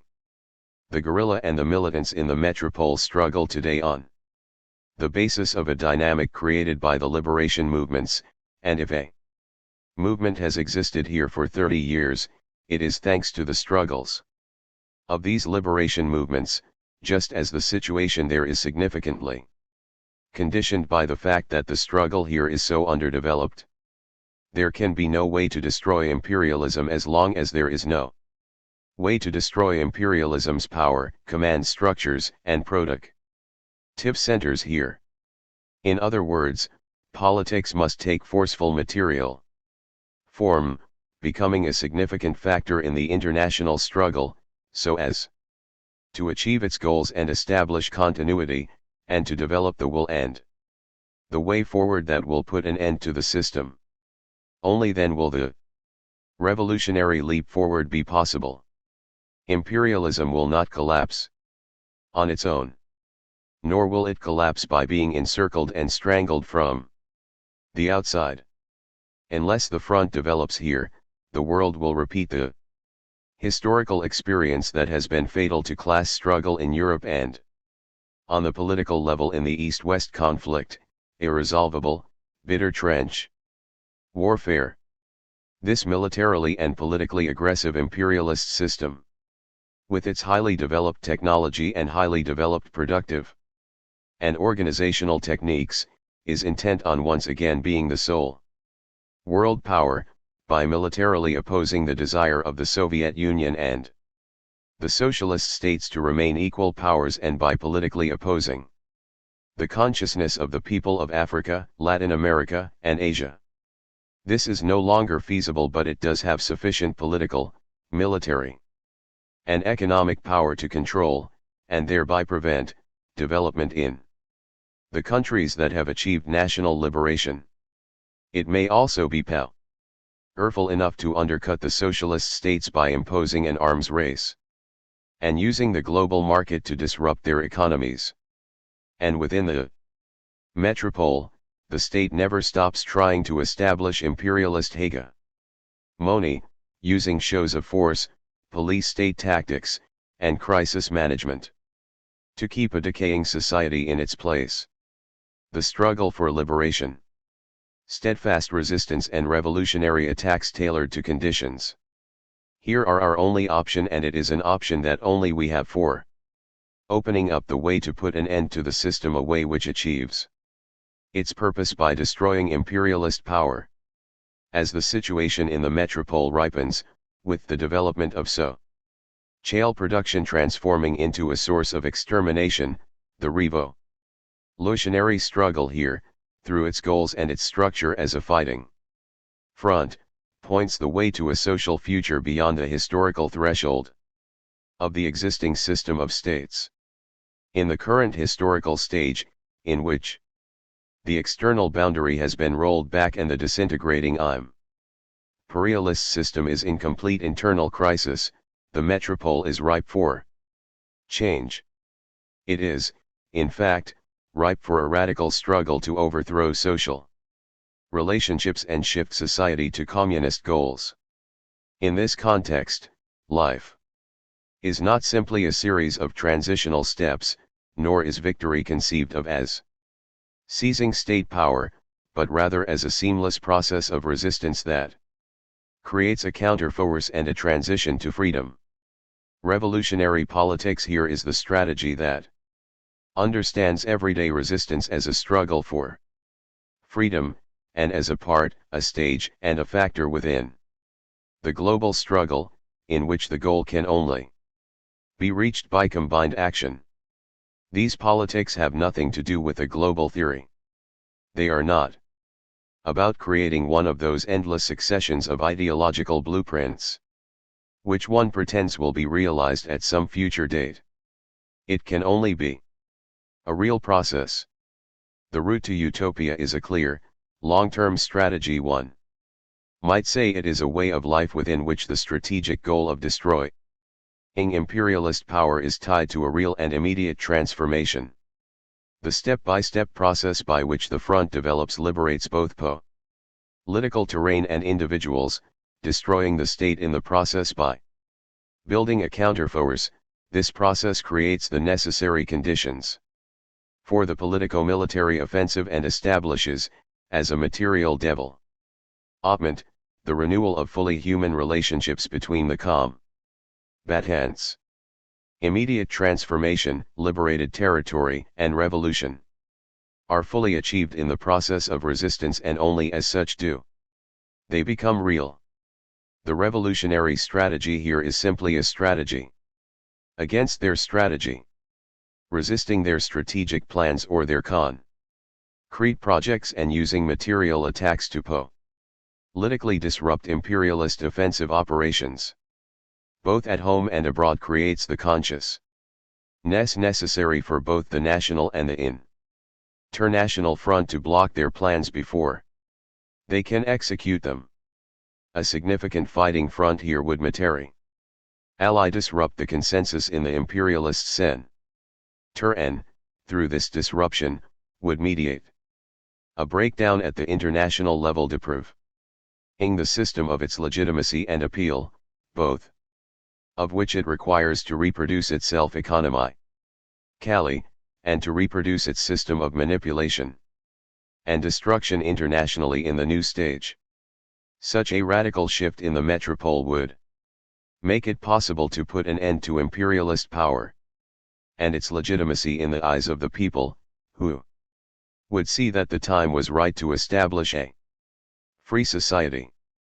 Regarding 77, the problem that we faced during the Schleyer kidnapping, given our concrete goal of liberating the prisoners, was that we did nothing to advance our political goals during the offensive, nor did we elaborate on the growing contradictions created by the overall crisis. Even though the action touched a nerve for the state, we did not react politically to the challenge we were presented with. In the summer of 77, the prisoners' situation had reached such a critical point that we could no longer put off an action to liberate them. The prisoners were on a thirst strike and Gudrun was dying. We knew that, at that point, any action would be carried out from a position of relative weakness, but we wanted to act anyway, because war is not a condition that de facto exists between us and them. It only exists if it is developed materially as a question of power. Ever since Stockholm, the question of the prisoners had been central to the conflict between the guerrilla and the state, a central question within which the demand for the prisoners' freedom combined two issues and made them manifest: the relationship of the guerrilla to its imprisoned comrades, and the role of this relationship in the struggle, as well as the importance of each individual to the whole and of the power relations in general, given that the guerrilla materially and directly challenged state power, as the attack intentionally aimed to create a political crisis by targeting Schleyer, one of the pillars of the state power structure. This was the only realistic option, thereby forcing a reaction that would expose the internal characteristics of their power structure by forcing them to react, while simultaneously creating divisions among them. We hope to force the SPD to decide whether to exchange these two figures who embodied the global power of West German capital in a way that no more than 10 other individuals do, Ponto for international financial policy, revealing how all the German banks, especially his own Dresdner Bank, work to support reactionary regimes in developing countries, as well as the role of the FRG's financial policy as a tool in the institutional strategy to control the way in which European integration unfolds, and Schleyer for national economic policy, the large corporations, concerted action, the FRG as an international model of social peace. They embodied the power within the state that the SPD, as the ruling party, must respect if it wishes to stay in power. 1. Our action was meant to expose the contradiction that lies in the tension between the strategy of American capital, which has determined the SPD's understanding of the state and all of its reactionary maneuvering in matters of domestic and foreign policy since 1945, and the banks and corporations, or, if you prefer, national capital. Certainly, national capital cannot formulate its own policy in the face of the hegemony of the American line unless you count the narrow, provincial variations of a Kohl or an Albrecht, etc., or Strauss's grand plan, which he has been trying in vain to carry out for 20 years. But the strength of this national capital, which allows it to be competitive and to spread itself vertically within the overall capitalist structure, finds its natural expression in a consensus and in the consciousness of the national elites, so that Schmidt must represent it consistently at every level, both nationally and internationally. The action's political escalation was diffused primarily by the fact that the Ponto kidnapping fell through, and so one of the two pillars of the tactical and political plan was lost. But our critical error was in not completely reconsidering the action when the federal government let the first ultimatum pass, when it became obvious that they had abandoned Schleyer and were awaiting his death, which would allow them to rapidly consolidate their position. Given Schleier's efforts to achieve a trade, we recognized that his connections and his influence weren't worth shit in the face of the United Imperialist strategy. All along they followed the tactical and psychological program of the BKA, avoid any official government decision and draw things out by pretending to negotiate, all in order to use police tactics to settle matters. Prevent any public pressure with a news blackout, use Wisniewski's trips to so-called welcoming countries to impose an international condemnation of terrorism, with the focus, in this case, on the prisoners. All of this objectively gave us the time and the opportunity to exploit the situation politically. For example, to immediately use the conversations with Schleyer to aggravate the contradictions which were disrupting the unity of all Democrats, contradictions which went as far as the CSU's attempt to rid themselves of Schmidt by proposing the release of the prisoners, to be immediately followed by the declaration of a state of emergency, which would have signaled the end of any social democratic policy through an open recognition of the state's crisis, which would have had to then be resolved at any cost. In this situation, characterized by an escalation in which it became obvious that we were on the defensive, the Commando Martyr Halimet decided to intervene in the growing crisis, in the way that they were able. It was the first time a commando from a liberation movement intervened directly in the confrontation here and made the metropolitan struggle their own. Much has been said about the tactical strategic error underlying this action, which provided the state with the opportunity to go on the counteroffensive. We take full responsibility for these errors. It was an error not to seek the solution in the metropole itself rather than using a young national state to intensify matters, because the decision should have been based on the balance of power here, because it concerned the prisoners, who embodied the struggle here, and because it was a question of isolating the FRG in connection with an action in the metropole, the goal of which was to polarize the metropole and create a break between the people and the state. The method used, hijacking an airplane, could only neutralize the attack because the people in the plane found themselves in the same situation, treated as objects. As the imperialist state always and in all ways places people, thereby destroying the goal of revolutionary action.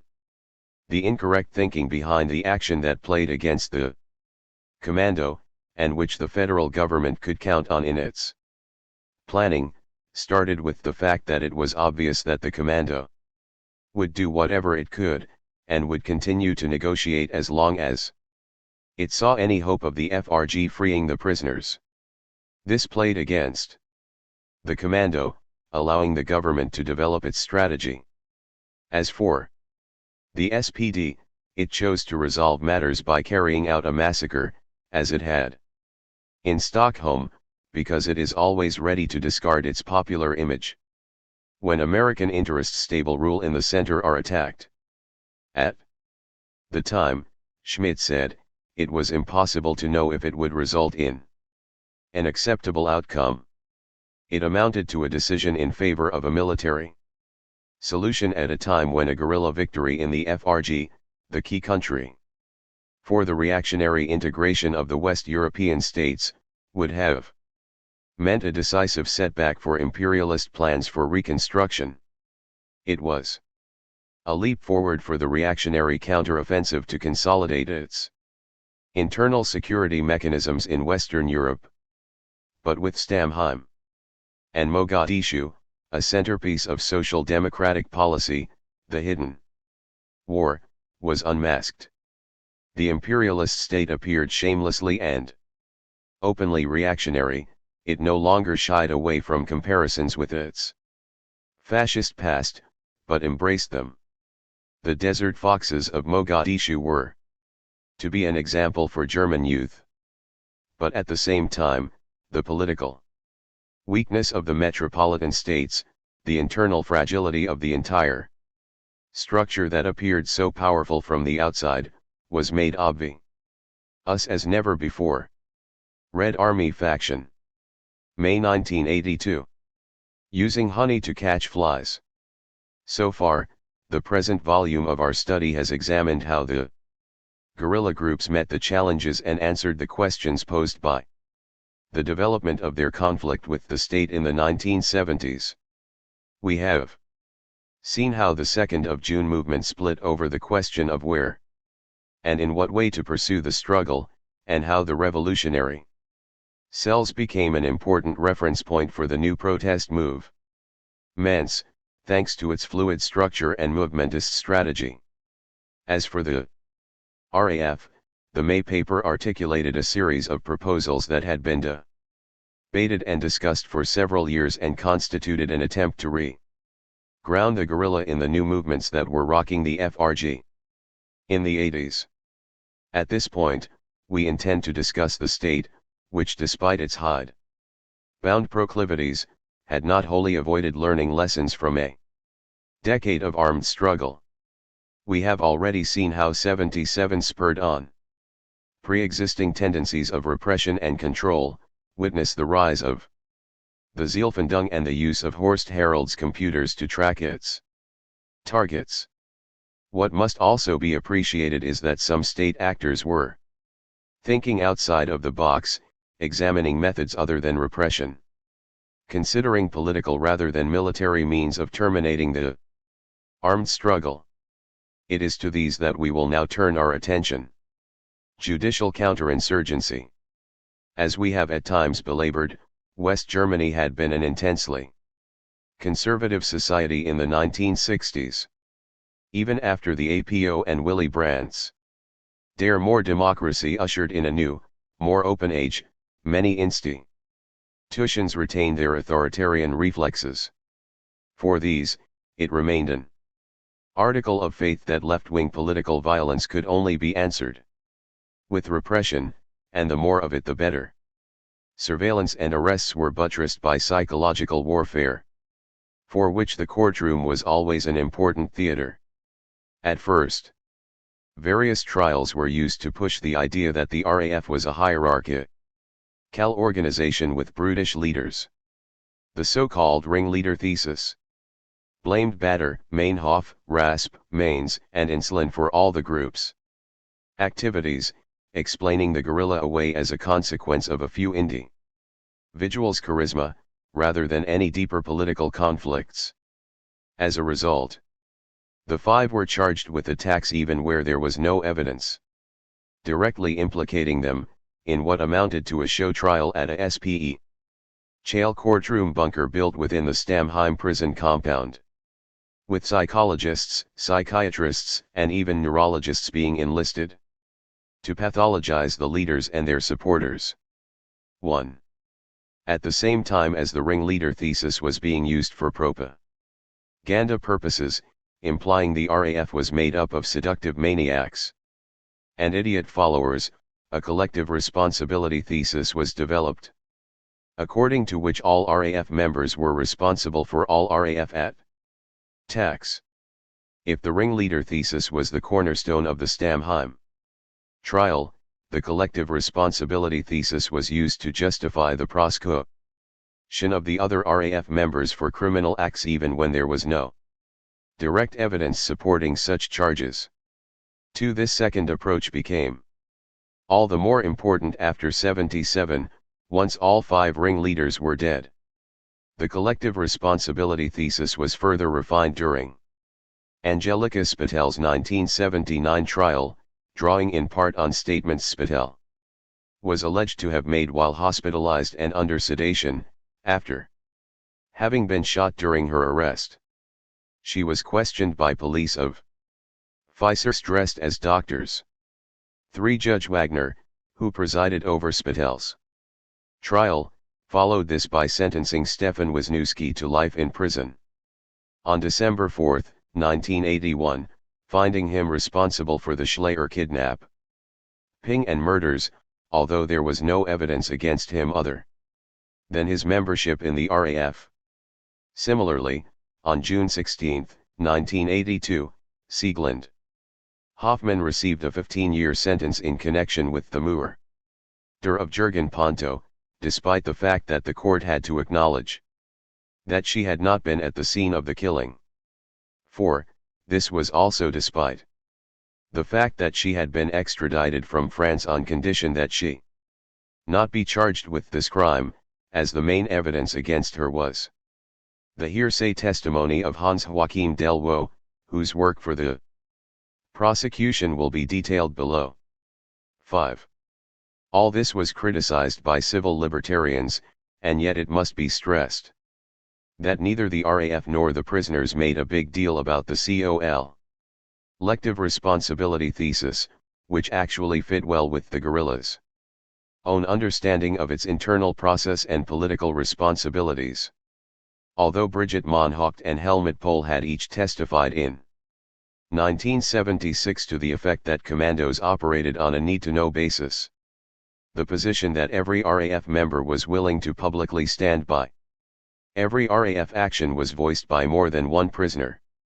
In this way, they could affirm their ongoing solidarity with one another, as well as their political identity as captured combatants. See pages 273 to 274. If trials constituted the stage on which the state presented its narrative, the drama would have been incomplete without the cooperation of turncoats, former guerrillas, or supporters who had flipped and agreed to collude in the psychological warfare campaign. A string of such repentant guerrillas had been trotted out as witnesses in various trials in the 1970s. First, there was Karl-Heinz Rolland, a mechanic who had worked with the RAF, and who after being arrested with a stolen car testified against his former friends. Next, an actual member of the guerrilla was flipped, Gerhard Müller, who was arrested in 1971, had killed a police officer, but the charges were dropped and he was provided with a new identity and cash payment in exchange for his testimony, which included the smear that the RAF executed its own members rather than allowing them to leave. 6. At the time, the FRG had no Crown Witness 7 law permitting reduced sentences for those who provided state's evidence, and as such the deals between the Attorney General and these witnesses fell into a legal gray zone. Indeed, outrage at Müller's testimony played an important part in discrediting the Stammheim show trial, with Spiegel arguing that it constituted an intentional breach of the law. 8. Müller and Rolland's testimony was further compromised by the fact that both men had been peripheral to the RAF. This was to prove typical, as most of those who flipped in the 1970s were simply porters who found themselves facing heavy charges in circumstances for which they were ill-prepared. The most damaging of these were probably Volker Spittel and Hans Joachim Delvaux, respectively, the husband and brother of RAF members Angelika Spittel and Karl-Heinz Delvaux, who were arrested in the heat of '77, and who subsequently testified that the prisoners' lawyers had smuggled guns into Stammheim.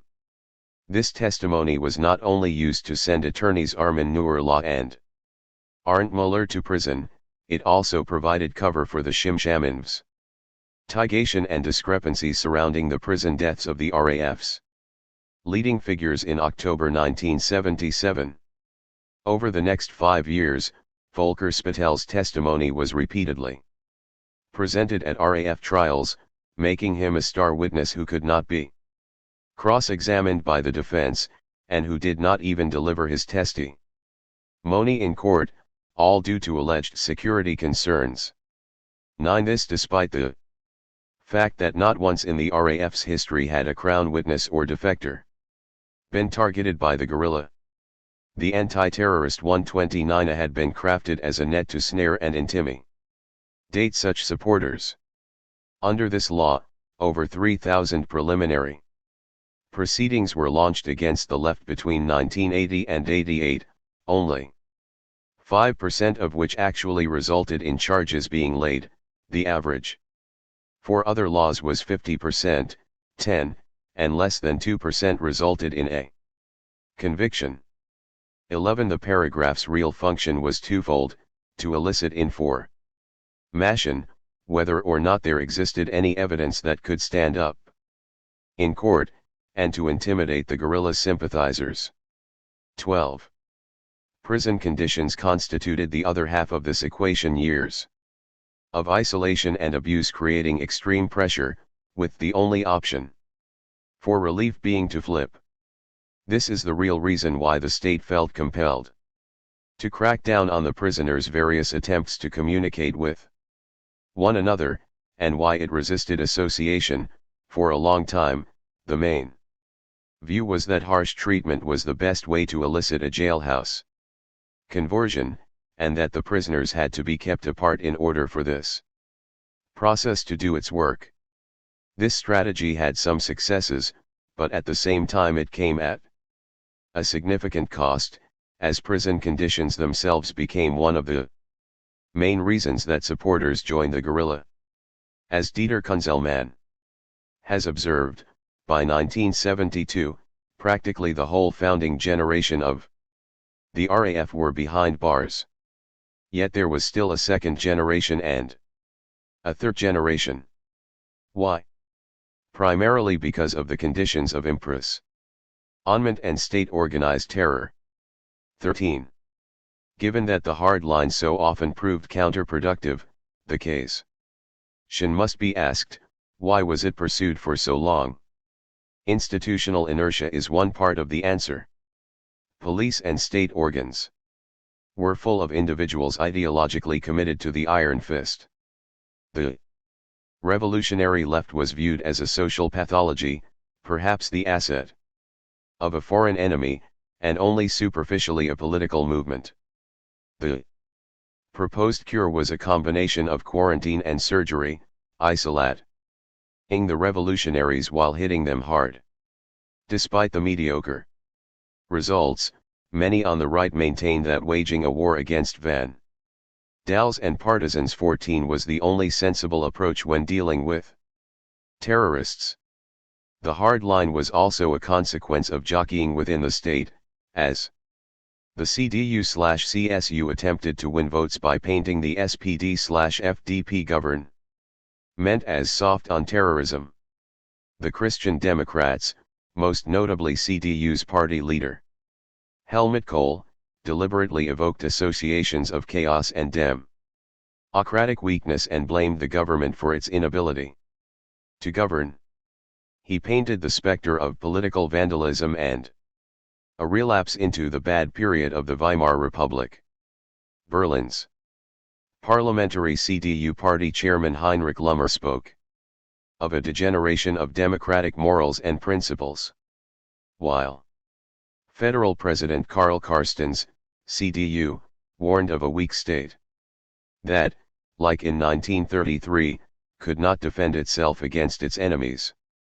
15. In a pattern familiar the world over, the alleged left political party opted to prove its bona fides by trying to outright the right. In point of fact, the two parties had a symbiotic relationship, as was noted in 1977. The repressive politics of the Social Democrats make the Christian Democrats' wider-ranging efforts seem more tolerable to some, while the latter's excesses sustain the former's self-image of moderation to others. 16. SPD Chancellor Helmut Schmidt was indistinguishable from the CDU's fearmongers, warning of the guerrillas' intellectual pioneers that live in some of the institutions and the media of our society. 17. Throughout most of the 1970s, his social liberal government defended itself against the right's accusations by engaging in ever more repressive measures, granting the BKA and Verfassungsschutz free rein. This dynamic not only occurred between the main political parties, but also within them, as so-called domestic security issues provided a useful tool for technocrats to marginalize more progressive or liberal factions within the SPD and FDP. For the SPD, this game reached its tipping point in 1977, when it suddenly found some of its own most prominent members publicly excoriated as RAF sympathizers, just as its lurch to the right was leaving it shorn of much of its own base. 18. Beyond these domestic political realities, there were also international factors behind West Germany's hard line. Guerrilla warfare had come to the First World as an exotic import, radicals in Western Europe, inspired by what was clearly a winning strategy in the Third World, while also referring back, at times awkwardly, to their own countries' anti-fascist partisan experiences, or lack thereof. Against this development, the FRG and United States pushed to create a consensus within the NATO states that would drive out this new scourge, or if that proved impossible, at least deprive it of any legitimacy. As we have seen, this strategy depended on denying captured combatants any kind of special status, all the while singling them out for special treatment in court and in prison. Given that the FRG had been lobbying other countries to adopt this hard line against their respective political prisoners, it was not completely free to do otherwise in regard to its own, the Free Democrats and soft counterinsurgency. Despite the aforementioned obstacles, certain elements within the state recognized that the hard line played into a cycle that fed rather than choked the guerrillas' growth. Paradoxically, one can trace the first ascent of a more flexible and far-sighted soft counterinsurgency line to a time when undifferentiated repression seemed to hold sway. In 1977, President Walter Scheel had spoken at Schleier's funeral, where he had described terrorism as a barbarism trying to destroy all order. 19. But just months later, Scheel began to complain that anonymous denunciations of alleged sympathizers were polarizing society and undermining the private sphere of fellow citizens, a reference to his fellow politicians and members of the intelligentsia who were coming under attack from the right. 20. Significantly, Scheel was from the FDP, the liberal part of the social liberal coalition, which had less to lose by questioning such ham-fisted repression than the SPD.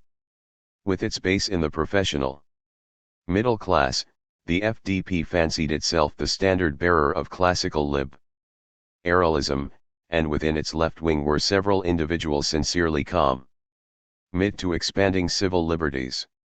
Unlike the SPD and CDU, which had taken turns as the largest force in government throughout the post-war period, the FDP was the perpetual third party. Yet due to this very fact, and to its distinct ideological location between the two larger parties, it had become kingmaker in West German politics, with the exception of 8 years in the 1950s and 60s, the Free Democrats had been a junior partner in every coalition government since World War II, effectively determining who would hold power. While the FDP normally supported the right-wing CDU/CSU, between 1969 and 1982 the party's leadership was controlled by its more progressive faction, and as such, supported the SPD, and on some issues even outflanked its senior coalition partner to the left. As a result of this kingmaker role, the FDP remained largely impervious to attacks from the right, as the CDU/CSU strategists knew all too well that their road back to power would depend on reconciling with the liberals. Gerhard Baum had become Minister of the Interior in 1978, replacing fellow Free Democrat Werner Mayhofer, who had held the position since 1974, and who had been a staunch advocate of giving police and security forces any powers they desired. 21. Bomb would quickly prove to be cut from different cloth. As early as January 1978, in a speech before the Catholic Academy in Freiburg, he expressed dismay that security measures had taken pride of place in the anti-terrorist arsenal, suggesting that it might be better to work on refuting the guerrillas' ideas. 22. Bomb felt that the state should be approaching those who were open to the guerrillas' arguments, identifying sections of the left or even the radical left that could be engaged in dialogue, one of the goals being to deprive the guerrilla of its base, leaving it isolated and vulnerable. So it was that at the same time as police were gunning down guerrillas in the street, the Ministry of the Interior initiated an ambitious social science research project, which eventually resulted in 5 books, published between 1981 and 1984, intended to foster a more sophisticated approach to countering political radicalism. As Baum explained, even though I am the minister responsible for the police, I am called upon to combat terrorism with more than just police methods. Preventing and hindering future crimes means addressing the questions posed by people who are not yet clear about which way they'll go, whether they'll go the normal democratic way, whether they'll achieve their goals using democratic instruments and means, or whether they will support the terrorists.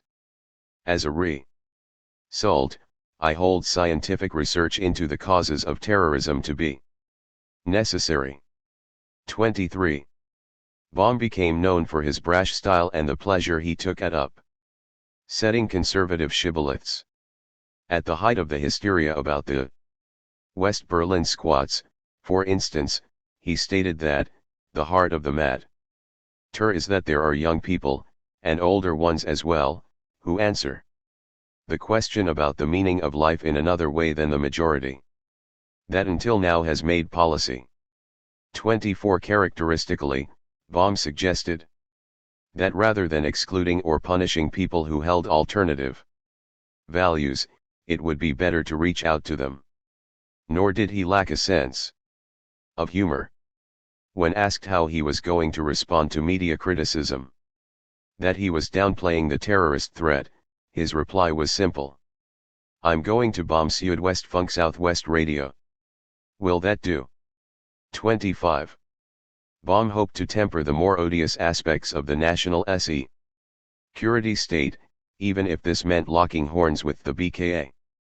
In the fall of 1979, FDP members of the Bundestag attempted to have 3 important security laws repealed: 88A, publishing material in core aging violence; 130A, instructions for carrying out crimes, and the contact ban. 26. That same year, Baum limited the BKA and the Verfassungsschutz's access to the NADI's computer database, which contained information gathered from a variety of police and non-police sources, and made a point of announcing that he had had 30,000 entries removed from the BKA's PIOS system, devoted to terrorists. 27. Publicly clashing with Horst Herold, Baum's moves against the security establishment pushed the BKA chief to take an early retirement in 1981. 28.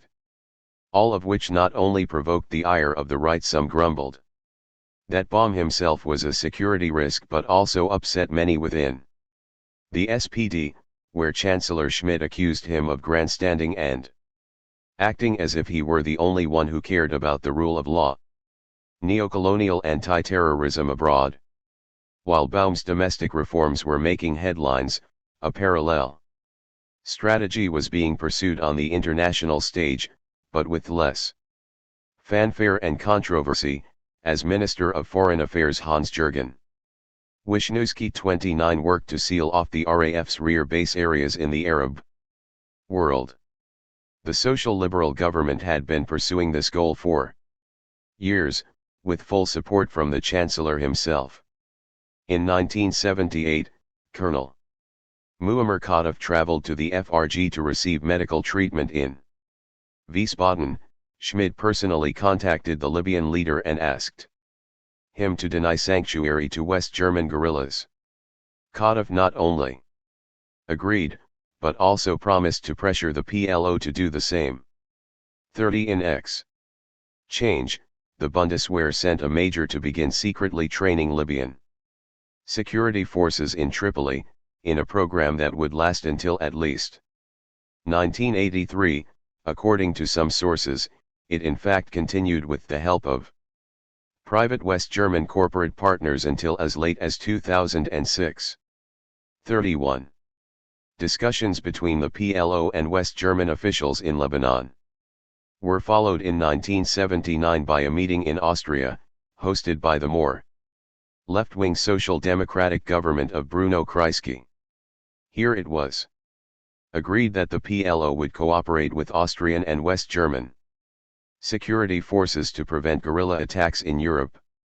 PLO security chief Ali Hassan Salameh offered to locate RAF members in the Middle East, though he stopped short of agreeing to have them extradited back to the FRG 32. He also encouraged the Europeans to pursue their multilateral international anti-terrorist strategy, and provided what information he could about the RAF's plans and capacities.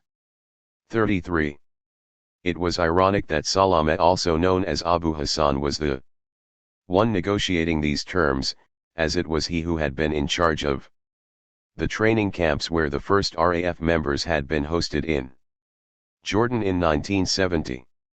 34. It was also he who, in 1972, had organized the Black September attack on Israeli athletes at the Munich Olympics, whose demands included the release of Andreas Bader, Ulrich Meinhof, and other unnamed RAF members. 35. In offering to help the FRG in its fight against the RAF, the PLO was not simply buckling under Libyan press. Sure, rather, it was pursuing its own strategy of quiet rapprochement with Western intelligence agencies. Despite his personal history, this on January 22, 1979, shortly after meeting with West German government representatives in Austria, Ali Hassan Salameh was assassinated by the Mossad in Beirut. Not only was this payback for Salameh's previous role in the Munich Olympics operation, it was also intended to sabotage the work he had been carrying out, forging ties with the West. As such, the Mossad chose to use a sleeper agent who had spent years in the FRG, living close by the offices of the BND and the Verfassungsschutz, leading to accusations that the Germans had had a hand in the assassination. The West Germans were alarmed, and Baum himself issued a public statement to the effect that someone is trying to derail our contact with the PLO. I'm fighting terrorists, and nobody should interfere. 1. Strategy very much revolved around Salameh, who had been the PLO's liaison with the CIA since 1974. 36. In exchange for these favors, it was hoped that the Europeans might help the PLO gain standing as the Palestinian sole legitimate representative, and indeed, there had been overtures in this direction leading up to the Austrian meeting. 37. The Israeli colonial project at that time relied on denying Palestinians any national recognition, pretending that they did not even exist, and so it was of some significance that in 1978, the PLO was granted observer status at a United Nations conference in Vienna, receiving the same privileges as other participants. That same year, the Informationsstelle Palästina, Palestine Information Agency, was recognized by Bonn as the PLO's unofficial representative in West Germany, and in 1979, the Kreisky government extended official diplomatic recognition to the PLO. 38. This was part of a complex dynamic that challenged the Palestinian people's exclusion from the international political arena, while simultaneously encouraging neocolonial tendencies within their own liberation struggle. It remains unclear what consequences these maneuvers had, if any, for the West German guerrilla. By the time Salama agreed to work with the FRG, it had been some time since the RAF had received any assistance from the PLO. By then its Middle Eastern contacts were with the PFLP, EO, and with the PFLP, SC, after that. Nor is there any evidence of the West German guerrillas having ever benefited from Libyan support. Accusations to the contrary notwithstanding. Nevertheless, even if they were only empty gestures, these efforts show how the West Germans used anti-terrorism to bring the national liberation movements into the imperialist camp, a position supported by America's Carter administration, though less popular with its Republican successors. While one might expect such foreign diplomacy to provoke right-wing bellyaking, it was not considered particularly scandalous, for it fit within both the amoral framework of international espionage, as well as West Germany's traditional role as a neocolonial friend of the Third World. Indeed, the CDU had used similar diplomatic means to its own anti-communist ends at the height of the Cold War during the global wave of decolonization. 39. Splitting the guerrilla. Turncoats like Gerhard Müller and Volker Spittel may have had some propaganda value, but their outlandish claims and the questionable legality of the deals they had cut often discredited the state more than the RAF. While the right-wingers from the CDU/CSU were undaunted, and perhaps even happy to have an anti-guerrilla strategy that would also alienate the legal left, Baum and others recognized the need for something more subtle. Indeed, besides isolating the combatants at home and abroad, the soft counterinsurgency strategy aimed to sow division within the guerrilla itself. Over the years, certain RAF prisoners had taken their distance from the guerrilla project, all the while retaining a commitment to revolution and solidarity with their former comrades. Manfred Grashof, for instance, had stepped away in 1974, at the time of the prisoners' third hunger strike. Nevertheless, he made no public criticism, and continued to maintain the RAF position in his dealings with the police and guards. Klaus Junschke had similarly broken with the RAF quietly during the 77 hunger strike. Then during the 6th hunger strike, Stefan Wisniewski took his distance, in part due to the strike's timing and in part as a reaction to D. Bus's death, which he felt had been avoidable. 40. At the time, none of these prisoners allowed themselves to be incorporated into the state's propaganda strategy.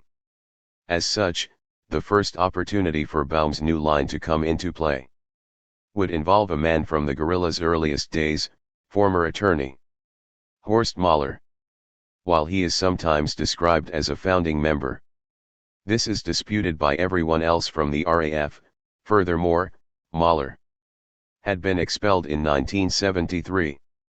41. He had then gone through a period with the KPD/AO, but by the end of the decade had abandoned Marxism, Leninism as well.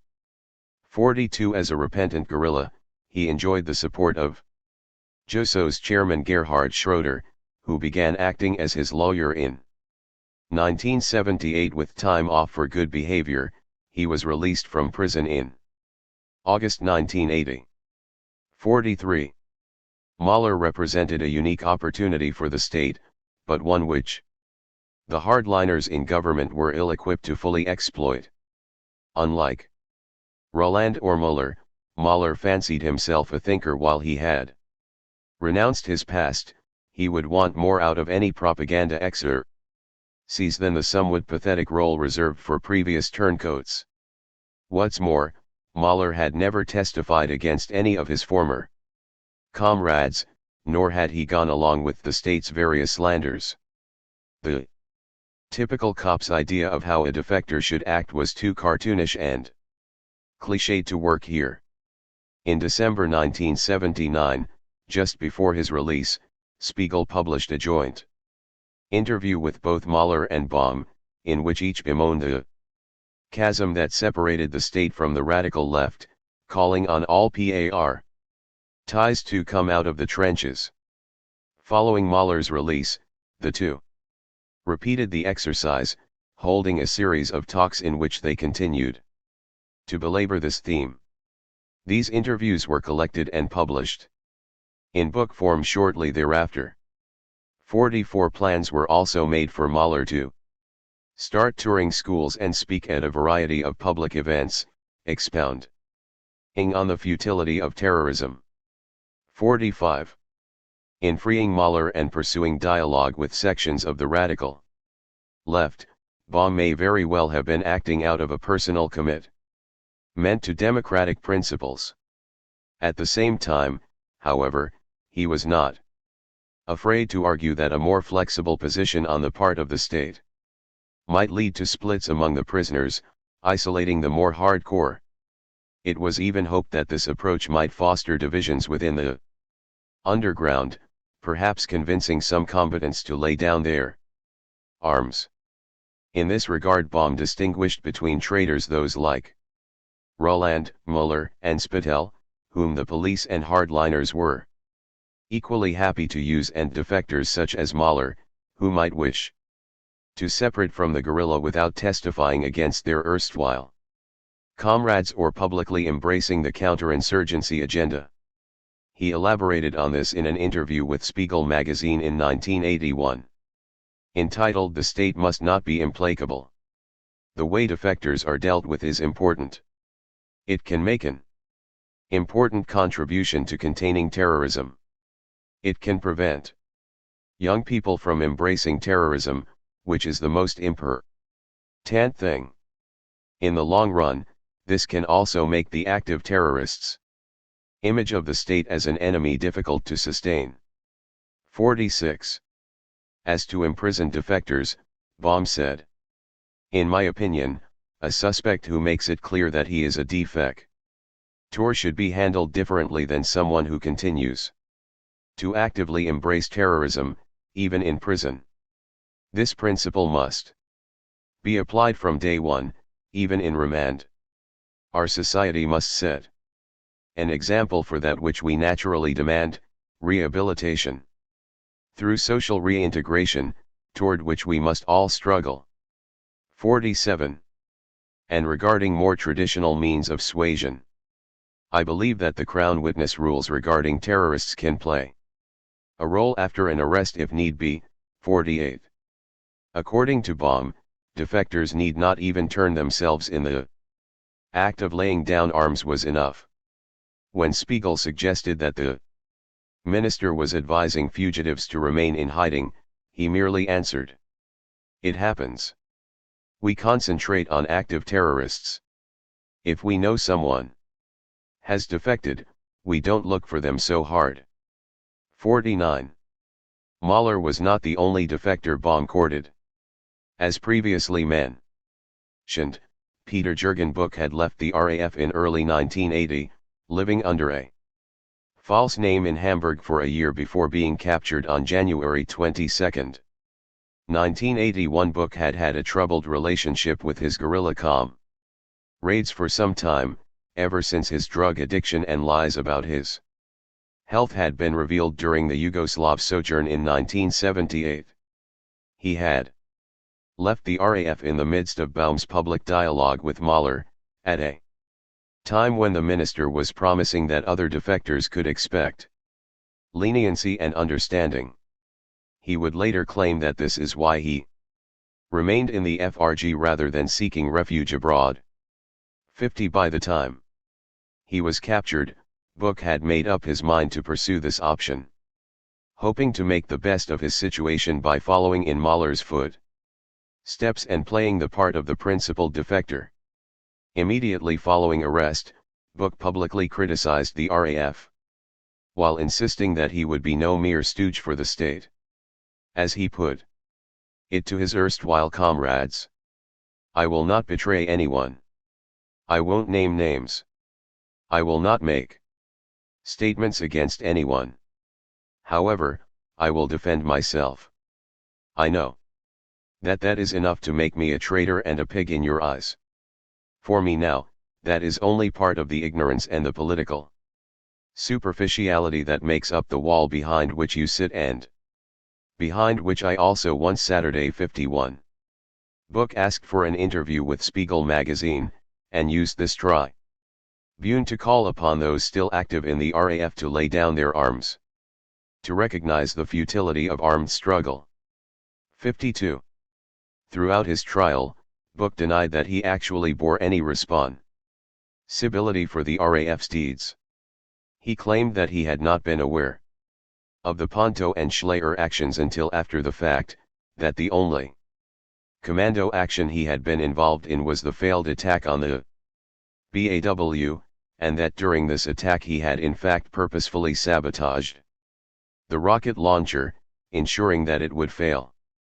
53. Meanwhile, the defense made much of Book's drug habit, essentially arguing that he had been stoned for years, and as such had not been fully responsible for his behavior. The spectacle was in stark contrast to the RAF prisoners' usual position of being willing to stand by all the RAF's actions. What's more, Book began telling increasingly enticing stories to the press, including details of what he claimed were actions the RAF was planning. Although he had at first insisted that he would not betray his former comrades, it was clear that he was increasingly comfortable in the limelight, enjoying it even. Book's case provided a very public arena for proponents of hard and soft counterinsurgency methods to air their differences. Baum demanded that Book's prison conditions be relaxed, in line with his strategy of soliciting defectors. As a measure of how promising Book appeared, the new BKA president Heinrich Boge also supported this demand.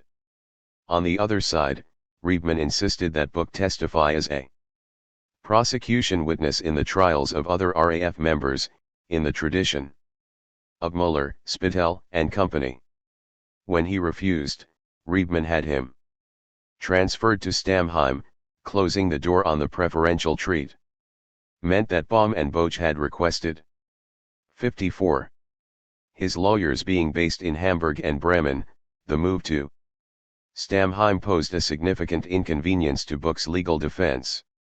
What's more, his request for counseling to deal with his drug addiction was initially denied, and he was placed in the very cell where Andreas Bader had died. When one of Book's lawyers suggested to Riebman that his client was himself at risk of committing suicide, the answer was short and to the point: that's a responsibility the BAW will just have to live with. 55.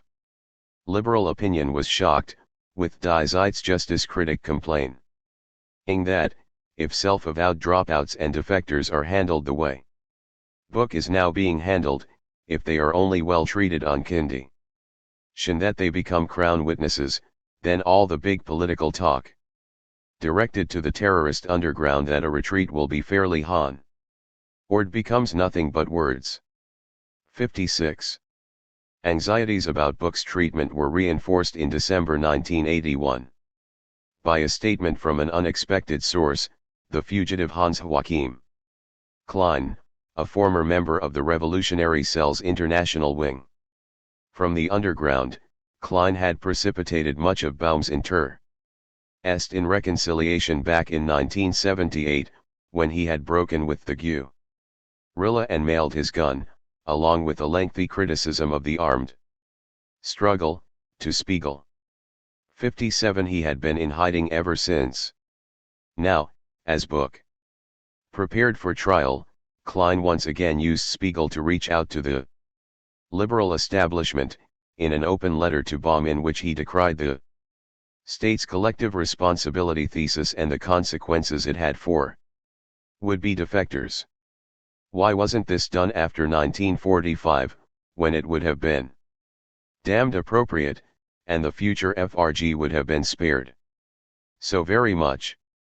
Who knows, maybe even this perverse form of political conflict in which I had a terrible part. This collective sentencing at terrorism trials is, from my point of view, and not only because it affects me personally, a tremendous obstacle to this whole defector problem.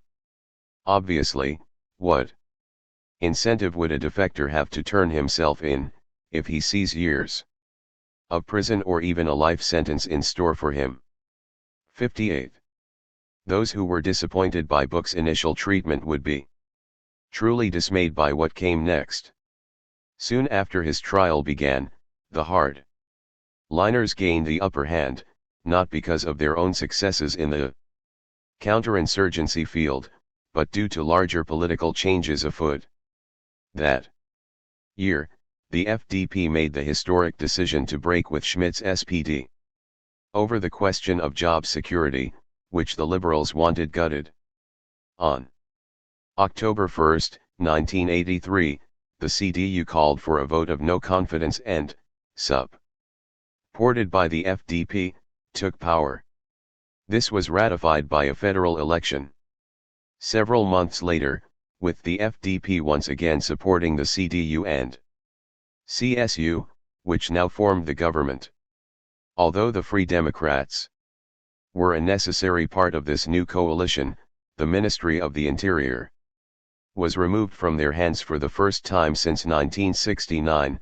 Baum's old position now went to the CSU's Friedrich Zimmermann, a former MEM Burr of the Nazi Party under Hitler. Hans-Joachim Klein, a German guerrilla formerly active in Frankfurt's Sponti and prisoner support scenes. Hans-Joachim Klein, who had acted as Jean-Paul Sartre's driver during the latter's famous prison visit with Andreas Bader, went underground following the death of Holger Mainz in 1974, joining the revolutionary cells and ending up as part of the 1975 raid on OPEC, led by Carlos. Dismayed by what he considered the unprincipled and foolhardy politics of the RZ's international wing, Klein left the organization sometime in 1976 or 1977. His public criticism of the guerrilla from the underground sent shockwaves through the RZ's support scene, and the group eventually felt compelled to respond with two statements entitled "The Dogs Are Barking" and "The Caravan Moves On," and "The Dogs Always Bark." Despite this angry dismissal, several other former RZ members would claim that the substance of Klein's criticisms were based in fact. With assistance from various friends, including the Green Politi and Daniel Cohn-Bendit, Klein lived underground for many years, settling in Normandy, France, before being arrested in 1998. Following a 4-month trial in 2001, he was sentenced to 9 years in prison for his role in the 1975 OPEC raid. He was released in 2003, having provided information about former guerrilla law associates. Needless to say, the openness of the bomb years quickly came to a close, and this did nothing to help Book. After a 15-month trial, on May 7, 1984, the repentant guerrilla was found guilty of 6 counts of murder related to the Ponto and Schleyer actions. He was also found guilty of membership in the RAF under 129A, and the court rejected his claim that he had sabotaged the BAW action, declaring him guilty of 4 counts of attempted murder in that regard. 59. Because at the time there was no evidence proving that he had actually been at the scene of any of the killings, the most serious charges against Book all relied on the collective responsibility thesis. Representing the BAW, Peter Zay's a right-wing prosecutor who had made a career out of RAF trials, and who insisted on referring to Book and his law years as the accused and his aides 60 had asked for 4 life sentences. Judge Walther Eitel gave almost that, 3 life sentences plus 15 years. It was the heaviest penalty pronounced in a RAF trial up to that point. 61. For all his public repudiation of the guerrilla, Book had received no mercy from the state. Where fairness was promised, one news paper complained, the Attorney General demonstrated unyielding harshness. 62. Even before the sentence was pronounced, Baum acknowledged that Book's treatment cast doubt on the credibility of past appeals to RAF members to defect. 63. But with the Ministry of the Interior now in the hands of the right wing, the soft counterinsurgency project Baum had developed seemed consigned to the back burner, if not the dustbin. Dialogue was no longer pursued, nor did the state prioritize cultivating more defectors. Once again the demand was for clear repudiation from those wishing to separate from the guerrilla, and a willingness to testify in court against their former comrades. Nevertheless, the defeat was neither as complete nor as deep as it may have seemed. Just a year later, with the support of several prominent liberals, Book would successfully appeal his sentence, though not his conviction, which in November 1986 was reduced to a single life term. His appeal, both legally and to his admirers, was certainly not hurt by the fact that he began to divulge more and more information about the RAF, much of it questionable, becoming even more outspoken in his criticisms of his former comrades.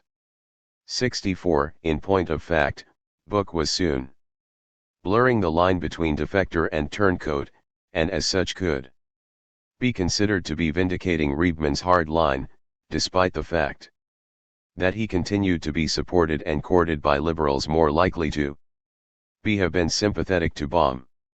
At the same time, before he was removed from office, Baum's overtures had caught the attention of some of those prisoners who had been questioning the RAF's strategy.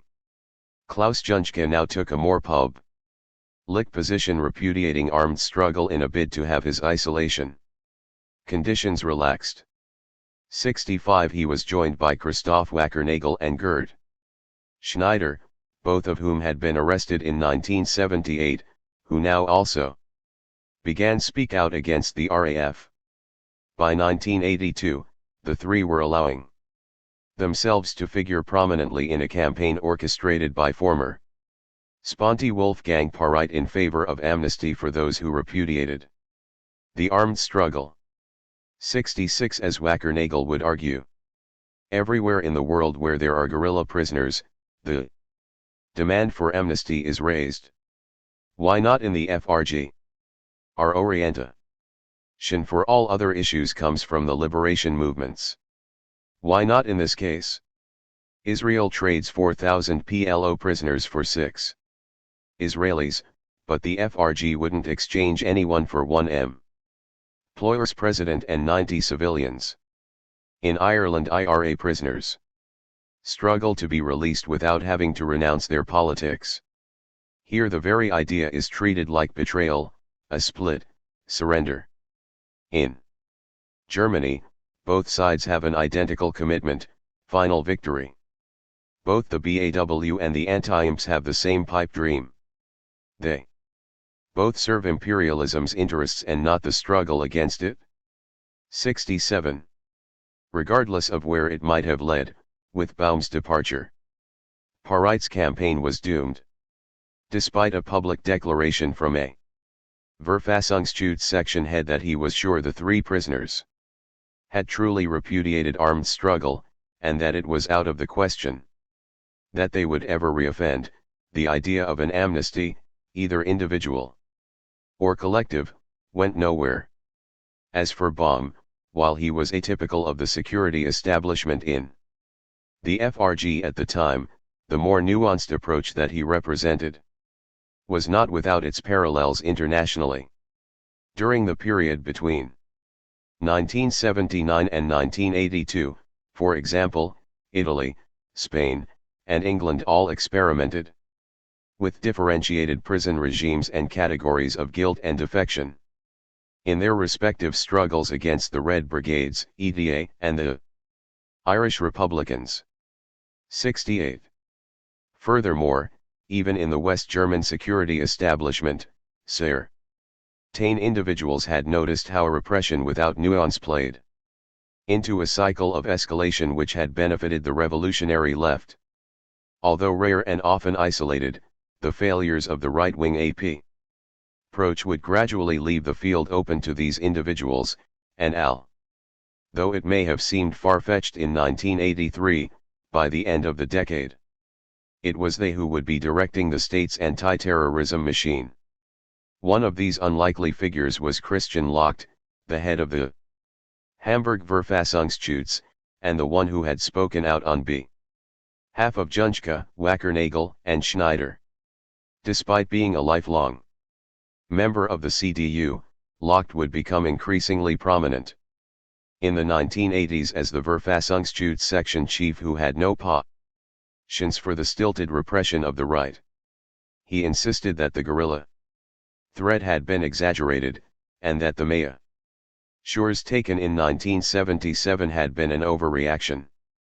Agreeing to be interviewed by the left-wing TASS, he announced that the newspaper was one of the best sources for analysis about the armed struggle, and that if it didn't exist the Verfassungsschutz would have had to set it up themselves, adding that he had taken out subscriptions for each of his case workers. 69. Even as Riebman and company continued to push for more draconian legislation, Locht was repeating Baum's earlier observations regarding the use of prison conditions to exacerbate divisions within the guerrilla. In the case of a decision to defect from a terrorist group, the treatment the defectors receive at the hands of state agencies is decisive. It shouldn't be special treatment in the sense of better treatment than other convicts, as mollycoddled defectors, but it also shouldn't be worse treatment than other convicts, as a particularly dangerous terrorist. Prevention doesn't only mean encouraging defection, but also preventing people from joining.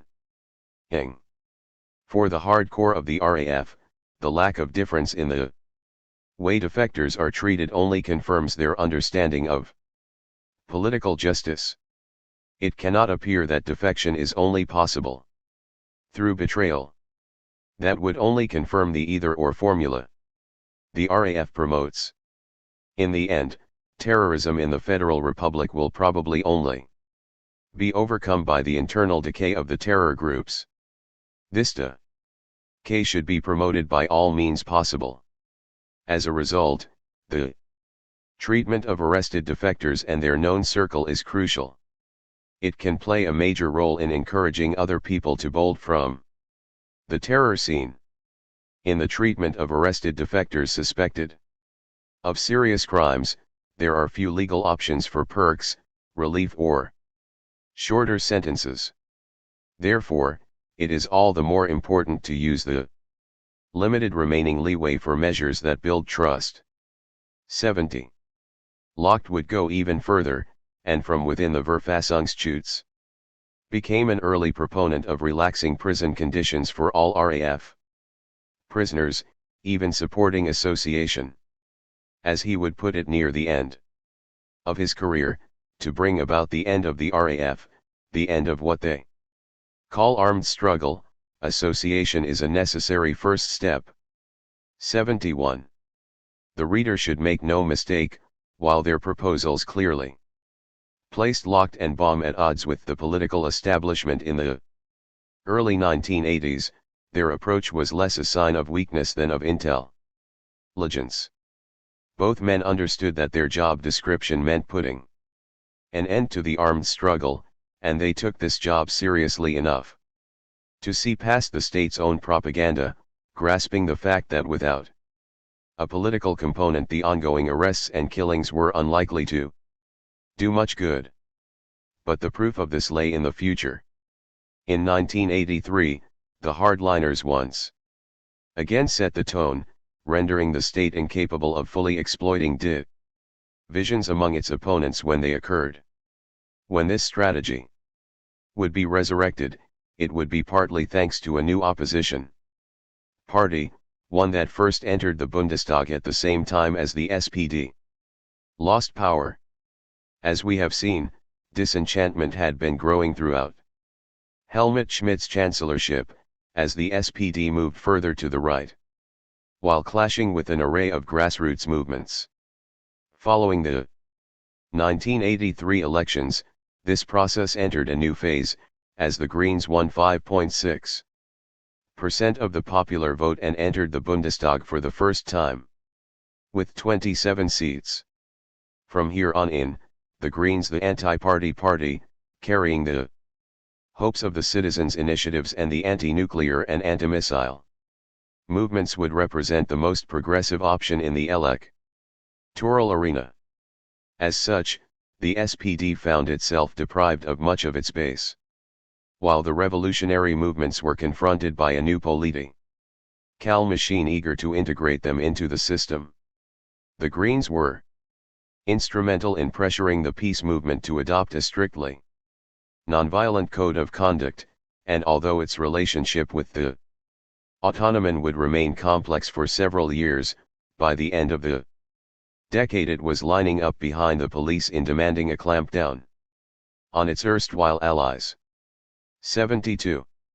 Shortly thereafter, the soft counterinsurgency strategy would be dusted off and put to work again.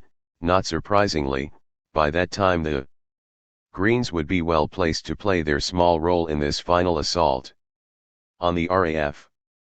But that was years away, and much would happen before things got to that point, which will be addressed in our next volume.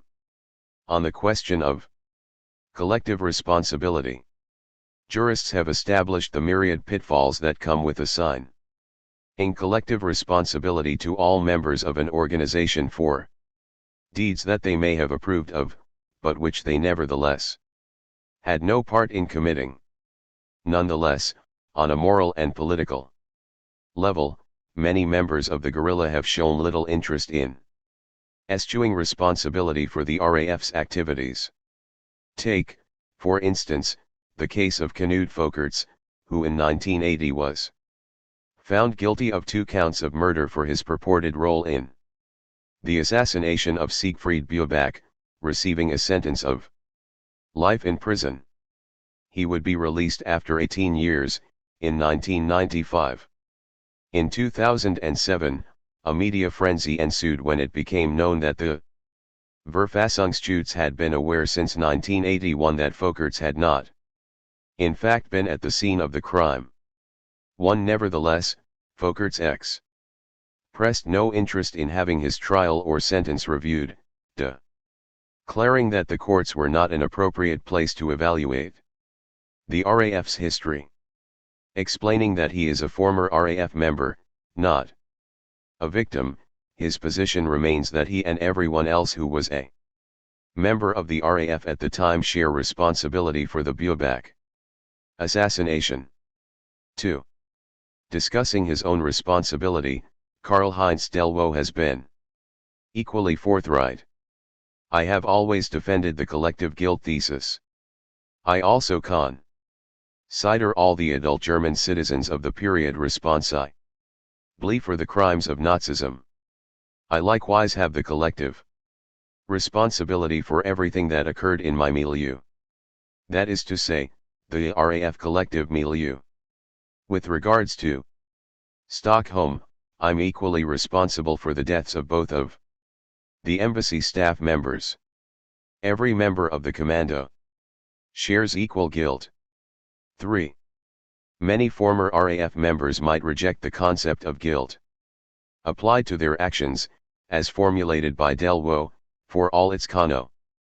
Tations of wrongdoing. Nevertheless, there is broad unanimity as to the fact that all members of the RAF bear responsibility for actions carried out while they were in the guerrilla. As Irmgard Mahler pointed out in 1992, we collectively decided upon and carried out the actions. 4. This continuing solidarity and accountability for the actions carried out when they were active in the guerrilla is the norm, not an exception. It constitutes a significant retort to the state's insistence that former RAF members provide the names and details of those who participated in each attack framed in terms of being Nazis. Sorry for the victims to heal, this is nothing but a transparent ploy to have former comrades served up for prosecution, and to allow the state to finally map out the armed resistance of generations past. As explained by some former RAF members in 2010. Through all these years, despite screen search technologies, the highly armed state security apparatus hasn't been able to obtain a reasonably comprehensive picture of our movements. Even those who, under the pressure of isolation, smear campaigns and blackmail, broke down and were used as Crown witnesses, could not contribute to completing the picture. The bits and pieces put together by state SECU righty agencies haven't been very useful for general counter-insurgency purposes. They have no clue of the approach, the organization, the traces, the dialectics of an urban guerrilla in the metropolis. And there is no reason to help them out on this. The RAF's actions have been discussed and decided collectively when we agreed. All of us, who in a particular period have been part of the group and shared these decisions, obviously have the responsibility for these as well. The front will not emerge automatically from common struggles and a proclamation. Such a proclamation and any mobilization that accompanied it would come to nothing if the practical aspects of this strategy, how it can be undertaken and how it can be effective, are not tackled more seriously. And not by us alone. The guerrilla, the resistance, and the anti-imperialist front. Nothing was heard from the RAF for a long time after the November 1982 arrests of Klar, Moncourt, and Schultz. While most of the guerrillas remained at large, clearly the loss of these three, and of a number of the guerrilla supply depots, constituted a serious blow. At the same time, the revolutionary cells continued to strike almost every month, and Rotzara, which until this point had carried out only a few attacks, stepped up its activity, carrying out a number of low-level actions in 1983, against a porn store, doctors involved in sterilization campaigns in the Third World, and a company involved in the international sex trade. Then, on March 1, 1983, RAF member Gisela Dutzy was captured. Surrounded by police at the Darmstadt train station. She had been recognized by a citizen who had phoned the police tip line, subsequently receiving a 50,000 DM reward. Dutzy had worked as a graphic artist at a U.S. military installation before joining the guerrilla in 1980, and prosecutors claimed that she had been acting as an above-ground member of the RAF at the time, passing on information about U.S. military vehicles in nearby Heidelberg. She was carrying a gun and fake ID when captured, and so charges of forgery and possession of arms were laid, along with bank robbery and membership in a terrorist organization. Under 129A. 3. The combination of 129A and the bogey of the above-ground RAF continued to give the state a very large stick to wield against the radical left. Anti-imps were, of course, at particular risk. As part of this process, on May 2, Helga Roos, who had been arrested in 1981, received a sentence of 4 years and 9 months for supporting a terrorist organization. Accusations that above-ground anti-imps were members of the guerrilla had been made more plausible by the RAF's own muddying of the THIRD with its front concept. When Brigitte Moncourt was called to testify at Roos's trial, she insisted that it was the commando that attacked Croezen that had bought both the tent and the cocoa in Mannheim the day before the action. But in regard to the front, and contact with those above ground, her explanation was not so cut and dried. The front is the unity developed between armed politics and the above-ground struggle, a common resistance that aims to develop a genuine and relevant strategy for opposing the imperialist state. That is to say, a struggle that has a real impact, that hits on both the political and the military level. And calling that a common strategy has nothing to do with people being in contact with us, but rather arises on the basis of each person's own perspective, on the basis of each person's own reflections about how we can frame the question of power here and organize around it. Obviously, we discuss this with those whom we know that's clear. 4. Anti-imps responded to Roos's sentence by spray painting the outer wall of the former death camp at Dachau, as was explained in a subsequent communiqué. Dachau was the first Nazi research station. Experiments were conducted there toward the development of physical and psychological extermination programs against people who engaged in resistance. For us, Dachau doesn't only stand for the filthy deeds of the Nazi pigs, but is also a symbol of resistance on the part of people who struggled in the death camps and attempted to organize resistance. From this, we can learn that it is possible to struggle even in death camps. That is also the strength of the struggle waged by the prisoners, who themselves, in the state security extermination machinery, embody resistance for many people. 5.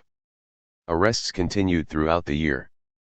In October, 8 houses in Mannheim, Stuttgart, and Heidelberg were raided, the inhabitants accused of conducting surveillance of munitions transports on behalf of the RAF. 6. That same month, the magazine Radical was targeted with prosecution. Although produced anonymously, police had decided that Michael Klockner and Benny Harlan were the editors of what had become the most important movement publication since the suppression of Infobug in 1977. They would be sentenced to 2.5 years for supporting a terrorist organization, a prison term they would not end up serving. 7. This was payback for Radical's policy of publishing communiques from the different guerrilla groups. The fact that this was done from a highly critical perspective was deemed irrelevant. 8. This was followed in December by the arrest of 4 anti-Startbahn West activists in Frankfurt, charged with forming a terrorist organization. 129A was even used against people who were already serving time. On March 8, 1983, raids were conducted against 31 prisoners, the Hamburg Info Bureau, and 5 people on the outside, including 4 Mayor 2JM political prisoner and Reich, in an effort to prove the existence of an illegal information system. As a result, 13 RAF prison ERS found themselves charged for a second time under 129A. 9. As the support group Bund Hilfe Nürnberg explained. According to the BAW, this refers to letters mailed back and forth between prisoners and people on the outside, which had passed through the normal supervisory authority. The subject matter of the illegal discussion engaged in through these letters was the prisoners' demand for association in large groups, which served to maintain organizational integrity and the continuation of the armed struggle. These preliminary investigations are primarily meant as propaganda. They are meant to support the claim that the association demand is intended to support the armed struggle, which is direct from within the prison cells, and that the description of the prison conditions as identity-destroying isolation torture is only a tactic. Preliminary proceedings in connection with support were also launched against two of the relatives with regard to the aforementioned illegal information network. 129 A preliminary proceedings against the very active relatives groups are extremely common, but to the best of our knowledge, none have ever resulted in charges. The BAW's objective is not terribly hard to decipher: intimidation and occupying/tying up energy. 10. As anti-imps were being locked up for solidarity activities, the conditions in the cells remained harrowing. During this period, the case of Bernd Rossner was considered particularly egregious. Rossner had engaged in a 4-month dirt strike, demanding association with the RAF prisoners held at Churchill. For the duration of his protest he was held in an acoustically sealed windowless cell. When his health began to suffer and he could no longer keep food down, he was transferred to a psychiatric ward. 11. In the fall of 1983, supporters responded to all this with a campaign to mail as many letters as possible to the prisoners, the goal being to break through their isolation and include them in the movement's discussions. As Irmgard Mahler would recall years later, they told us about their work and about the projects they were developing. They sent us information and books and campaigned for others to do so as well, and in a very short period of time, an enormous amount of mail arrived. Of course, a lot of it was withheld by the prison censor, but at least we had to be informed about that, so that we knew something was going on anyway. It was something different from the squatting movement, because this time it wasn't just that we could see that something was happening, but we ourselves were included. Of course, from the inside, we could only get a faint sense of how substantial the new commitment was and what its prospects were. That aside, it created a sense of a new vitality, and that meant a lot to us. 12. Known as the Grussaktionen die politischen Gefangenen, greetings. Action to the political prisoners, the campaign immediately drew fire from the Attorney General's office, which recognized that it might breach the isolation that had been so painstakingly erected. At a December press conference, Riebman denounced the campaign as an attempt to bypass the contact ban law, a tacit admission that the law's purpose was not to safeguard prison security, but to cut the prisoners off from the movement. Bookstores and newspapers that publicized the action were rated under 129A. 13.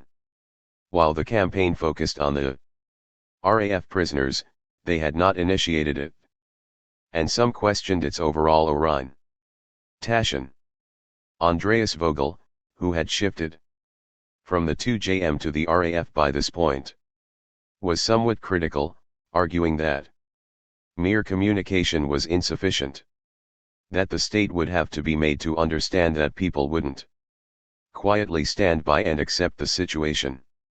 He pointed out that the government had made it clear that it would not be influenced by mere protests or information campaigns, that what was necessary was resistance at a level that would force the state to retreat. Vogel argued that the Grussaktion's claim that public attention provided the only protection was incorrect, as only revolutionary politics and attacks on the state, imperialism, and oppression provide such protection, and even that was not enough as long as imperialism and prisons continued to exist. 14. Nevertheless, as Mahler and others experienced it at the time, The campaign was a welcome initiative. It is much more than moral support, although that is also important when you are in isolation. We also got some insight into what was happening on the outside from the reports about SPE. Civic actions, the alliances, whether they were cohesive or not, and people's thoughts about the RAF. For political prisoners, that is essential.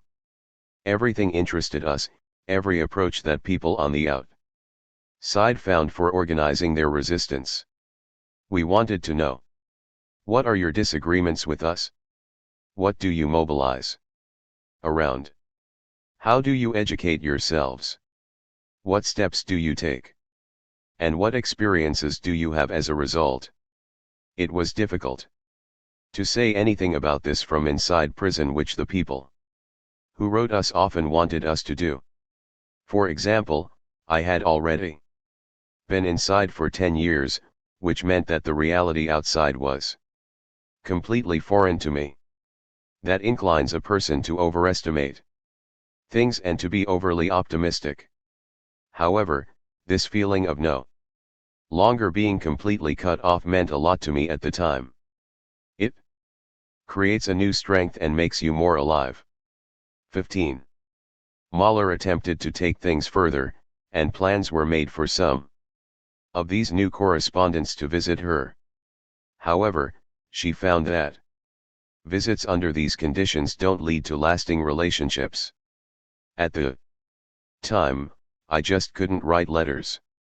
Suddenly she would find herself sitting in front of someone she had never seen before, and who was totally uncomfortable, not least because of the rigmarole visitors to political prisoners were put through, only to meet separated by a glass partition, with an LKA agent there all the time, taking notes about everything said.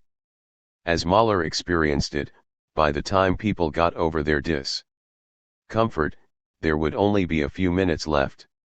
16. Furthermore, visitors from the anti-imperialist movement were often barred after 2 or 3 visits, on the grounds that they were not helping the resocialization process. 17. In some cases, activists were simply barred from visiting any political prisoners. 18. Nevertheless, it was an invaluable experience. For her, not much remains as a result of it, but at the time, it was a very important initiative for us. 19. Krefeld and the decline of peace. For 2 years, anti-imps had been busy discussing and implementing the May paper. The RAF had not only acknowledged the importance of the semi-legal movement, it had charged it with building the still abstract front, reaching out to the radical left. Following this lead, many now redoubled their efforts to work with the autonomen. As they worked in uneasy tension with the anti-imps, the autonomen were simultaneously finding themselves shunned within the peace movement, which was bracing itself for the mobilization against the new NATO missiles being deployed that fall.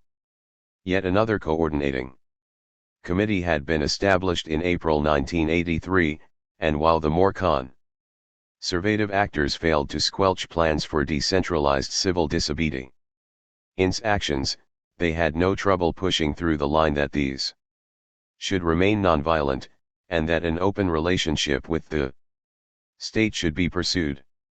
20. The process of isolating and marginalizing radicals intensified, the demand for nonviolence in the face of nuclear war being intrinsic to this process. As detailed elsewhere, between 1980 and 1982, the radical anti-war movement was marginalized by many organizations and initiatives, including the DKP, 21, the Greens, the Jusos, and most pacifist and church groups. This allowed the peace movement to replace the anti-war movement. Church groups and social democrats became dominant and cemented their role by establishing a central coordination committee in Bonn.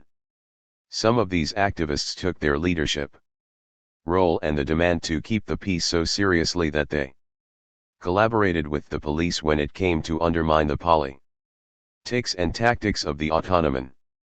22. This process crossed an important threshold on June 25, 1983, the day U.S. Vice President Bush Sr. visited Krefeld, in North Rhine-Westphalia, to commemorate the 300th anniversary of the arrival of the town's first emigrants to the United States.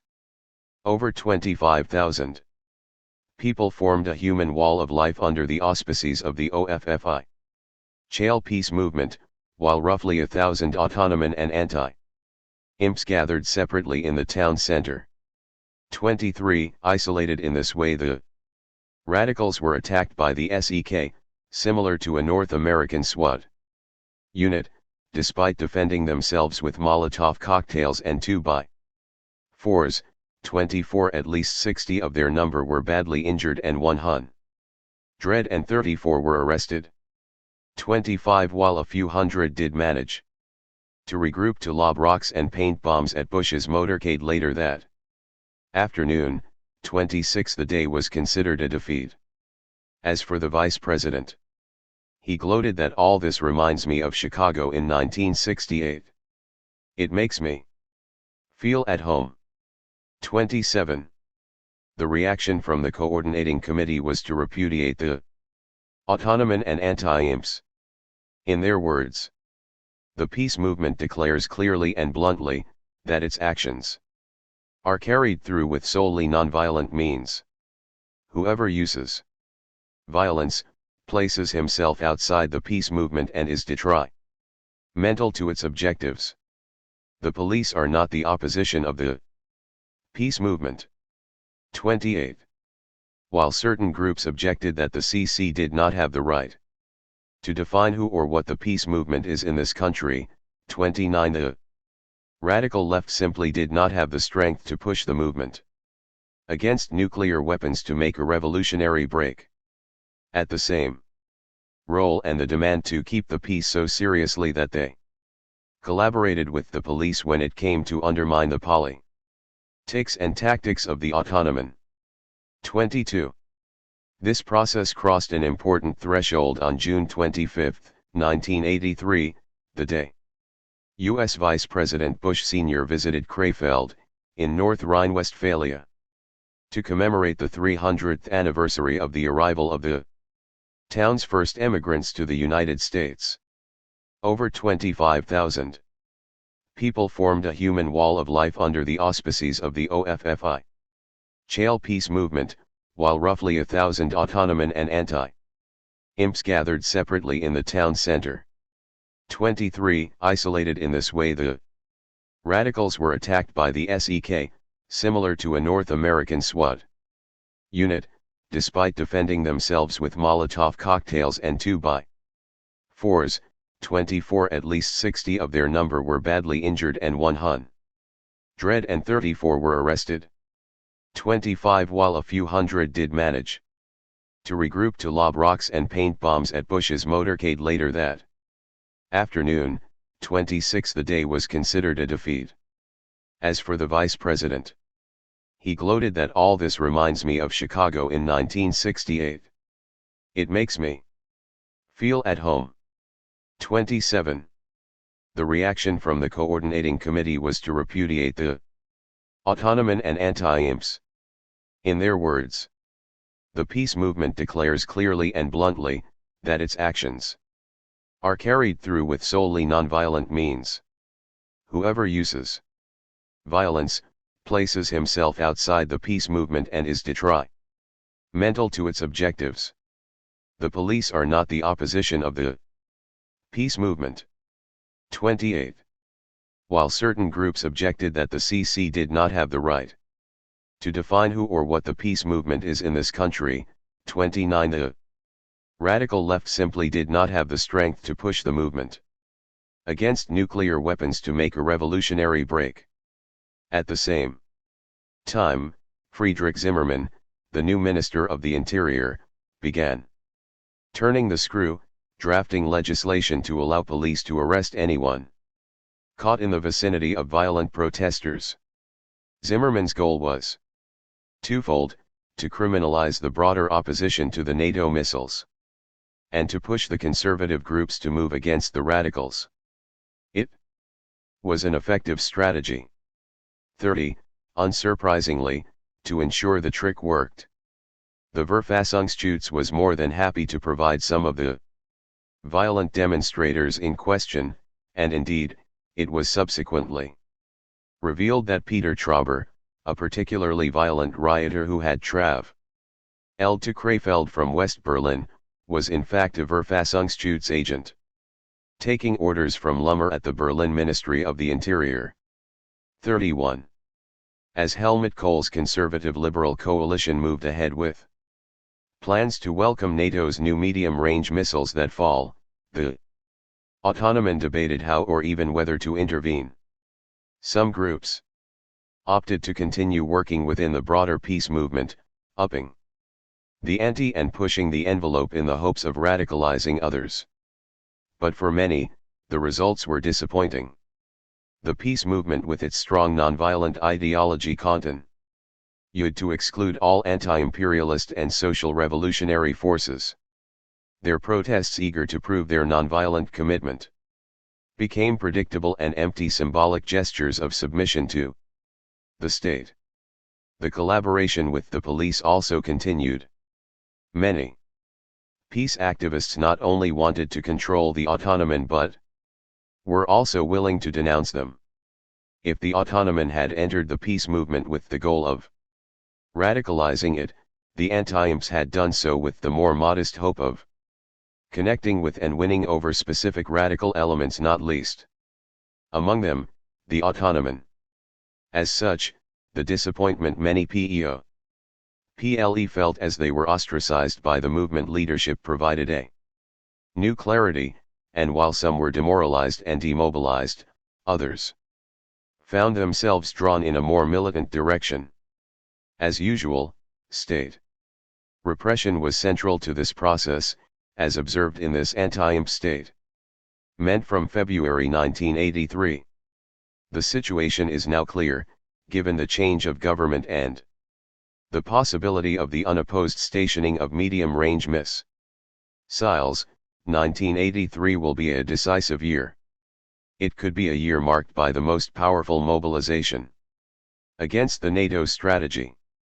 The state is fully prepared for that eventuality, and a reactionary offensive against the entire spectrum of the resistance has been going on for some time, the largest FRG-wide wave of trials since 45, with Helge Roos' trial at Stamheim being the cutting edge, as it is meant to serve as an example for the entire anti-imperialist political movement. In Spiegel 283 you can read about the technical level of BKA and Verfassungsschutz operations, certainly, and by definition, not just against the guerrilla. The BAW increased its agitation against the resistance during the manhunt AC accompanying NATO maneuvers and with the 3 arrests. At his annual press conference, Riebman announced that there would be more arrests of people from the anti-imperialist resistance. And now we have the terror against the prisoners. Helga is to be destroyed, because she wants to speak with Adelheid Schultz. 33. This tried and true approach, building on opposition to state repression, was evident immediately following the anti-Bush demonstration, as unknown anti-imps firebombed the Wuppertal Justice Academy, sending love and strength to our imprisoned comrades from June 25. In Krefeld and all other imprisoned militants, we decided to attack as quickly as possible in order to prevent the arrests and beatings carried out by SEK units from forcing us onto the defensive, and to avoid spending weeks debating what we could do about it, by instead striking back directly and not letting up. For us, it is important to learn to constantly struggle against the fear that each of us feels and to embrace the reality that this individual fear can only be prevented from developing, and can only be overcome through collective confrontation. Even if every one of our people who is locked up represents a loss for us on the outside, they cannot prevent us from uniting through the walls and bars in common struggle with our empress. One comrades, each of whom strengthens the struggle within the prisons. We see the struggle for the organization of the revolution. Ari prisoners, i.e., for the association of the prisoners from the RAF and the resistance in self-determined groups, as a significant part of the struggle against the NATO war policy in this case. The attempt to use prisons to destroy the resistance and to frighten people collapses in the face of the prospect of collective struggle in the prisons.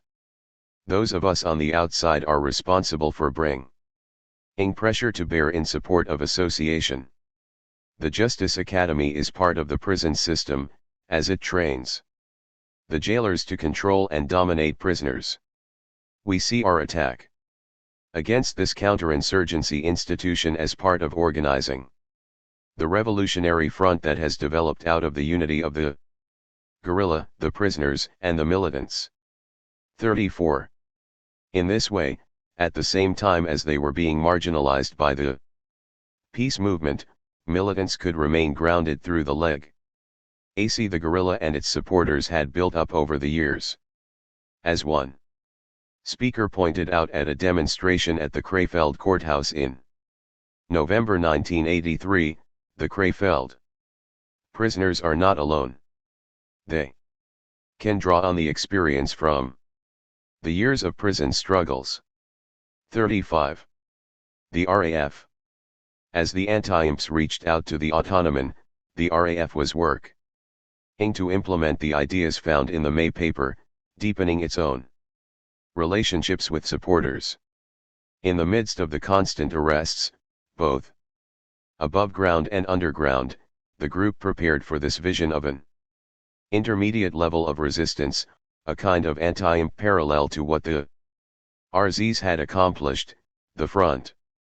On March 26, 1984, RAF members robbed a bank in the Bavarian town of Würzburg, netting 171,000 DM.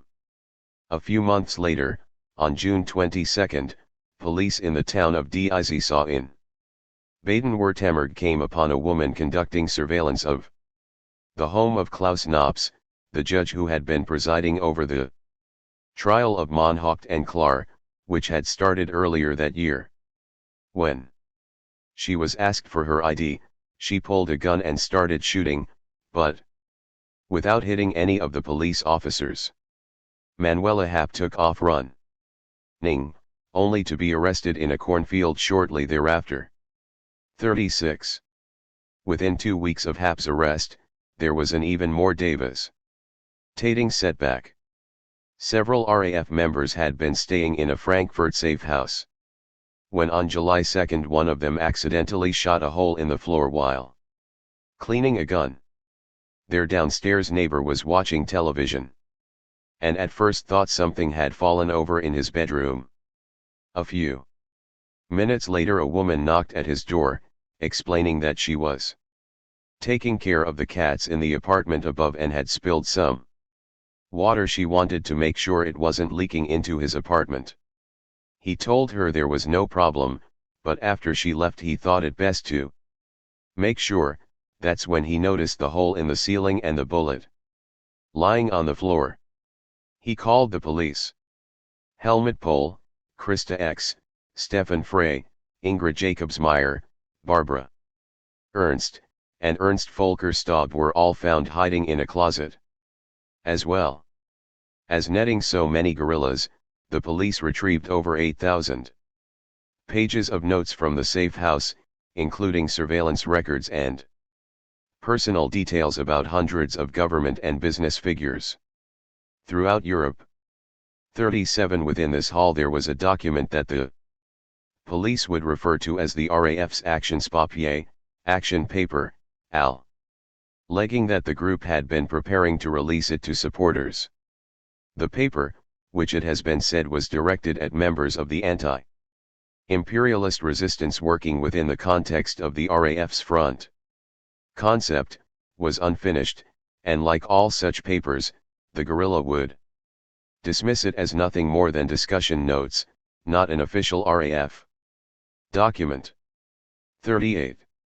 While the police did not know it at the time, with the July 2 arrests occasioned by a careless mishap and a fateful decision to not flee the safe house, the entire RAF had been captured. Not a single combatant remained at large. 38. Specifically, in 1985, the RAF would state that the BAW and the BKA have always referred to a strategy paper that they found in an apartment in Frankfurt. We are not responsible for any 84 strategy paper. What they found was a discus Zion paper by some militants, in which they developed their own idea about how their practice and the prisoners' struggle could interact. RAF, interviewed by Zusammenkämpfen, interview MITG Nassen AUS der RAF, Zusammenkämpfen. April 1985.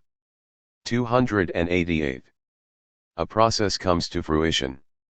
For those of us who joined the guerrilla in or after 84, the early 80s were obviously a time of important experiences, decisions, and changes in our country, and this formed the basis of our decision to take up the armed struggle. It was a time of widespread struggle around various issues: the anti-NATO movement, the political prisoners' hunger strike of 81, during which Sigurd de Bus was murdered, the anti-nuclear struggles, the Start Ban West struggle, the squatter movement, and of course the mass mobilizations against the stationing of medium-range missiles. We ourselves participated in some of these struggles, and we had the same experience as everyone else there. We failed to defeat the powers that be. At that time, it wasn't just the hundreds of thousands of people in the streets who supported these struggles and demands. In reality, it was a contradiction involving millions of people, and yet they were unable to force those in power to budge around even one of their demands. There is a reason why struggles became more and more radical and militant. Many people decided to participate in various militant initiatives against key aspects of the extermination policy. The main thing that meant during this period was attacking the U.S/NATO military strategy. This was meant to lend a new intensity and resolve to our struggles. Every day it became increasingly clear that the state would simply ignore demonstrations of hundreds of thousands, while at the same time engaging in ever more brutal and violent attacks against the people who took their demands to the streets. It was only luck that prevented our side from suffering more deaths. Klaus-Jürgen Rathe, Olaf Ritzmann, won, and serious injuries in the struggle during those years. The inhumanity and brutality with which the prisoners were treated during the 81 hunger strike with the police and paramilitary units using clubs and gas clearly showed that the state intended for there to be deaths on our side. Cole's remark about stationing medium-range missiles they demonstrate, we govern, made it clear how those in power viewed anyone who wanted change. These developments here also had implications for the international situation, for example, in the confrontations between the Iranian movements and liberated nations on the one side and imperialism on the other. It was a time of coordinated efforts to effect a rollback. The medium-range missiles were to hold the Soviets in check and trap them in a deadly arms race: the bombing of Libya, the Malvinas War, the destruction of the Palestinian refugee camps in Sabra, Shatila, and Tel Zator, opposing the liberation movement in El Salvador, low-intensity warfare to drag wars out and bleed the people dry, the Contra Wars in the liberated countries of southern Africa to make independent development impossible, which led to unimaginable numbers of people dying as a result of war and starvation. Here, we can only briefly sketch an outline of what was going on during these years. In every case, imperialism indicated its desire to achieve its centuries-old dream of subjugating all of humanity, using whatever violence proved necessary, including the deployment of nuclear weapons. This is why it sought to impose its plans and projects despite massive resistance, and this is why all forms of resistance had to be crushed and obliterated. So, like many others, we became increasingly convinced that we had to build an organized force capable of employing both militant and military methods here. Based on everything we experienced in those years, it was perfectly clear that in order to overcome this intractable power we needed to develop something new. In our struggle the alternative would have been to surrender and to capitulate to this power, and for us that wasn't an option. For in increasing numbers of people, the proposal the RAF brought to the discussion in '82 with the front paper, i.e., an organization that would bring together the guerrilla, the militants, and the resistance in order to develop a new form of power corresponded to their own experiences and the conclusions they had drawn. Even before the 1984 arrests, Spiegel magazine had been crowing that the RAF had been finished off with the capture of Clar and Moncourt almost 2 years earlier. While this was not the first time that reports of the RAF's demise had been greatly exaggerated, it is true that the group had not carried out any attacks since the attempted Croatian assassination. What had seemed like a leap forward in 1981 might by 1984 have appeared to have been more of a last hurrah. Urban guerrilla groups, in spite of the inevitable romance, mystique, and 007 fantasies, are fundamentally political organizations. Despite the superficial similarities, they are neither special operations units nor are they commandos in the usual military sense. As has been belabored in almost every single RAF document, the point of the guerrillas' attacks was always political, aimed at people's consciousness, not at a target's actual material value. In Gramscian terms, the urban guerrilla was involved in a war of position, not a war of maneuver, all the guns and bombs notwithstanding. Though it is not clear that the state knew it at the time, by the RAF's own account, the Frankfurt arrests in 1984 swept up all the group's remaining members. 1. It is here that the difference between the urban guerrilla and a military unit is most clear, for such a blow would have wiped out the latter. As to the RAF, though, before the year was out, new militants had gone underground, the group was re-established, and indeed was able to quickly launch its most ambitious, and arguably most successful, offensive to date. The first signal came on December 4, 1984, as Christian Clar and Brigitte Moncourt appeared in the special courtroom bunker at Stamheim prison. The two started by reading lengthy statements, going over some of the same points addressed by the May paper, namely the RAF 77 offensive and the changes in the world since. After these statements had been delivered, Moncourt announced the start of the prisoners' 9th collective hunger strike. To that day, over 30 prisoners in 17 prisons simultaneously began refusing food. 3. On the outside, just 1 month earlier, 2 men had robbed a gun store in Maxdorf, near Ludwigshafen, netting 22 pistols, 2 repeating rifles, and 2,800 rounds of ammunition.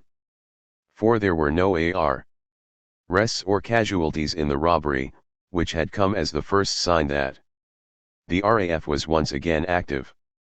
That the RAF had been renewed so quickly after the disastrous July arrest speaks to the strength of its base, and of the anti-imperialist politics it had implanted over the previous 14 years.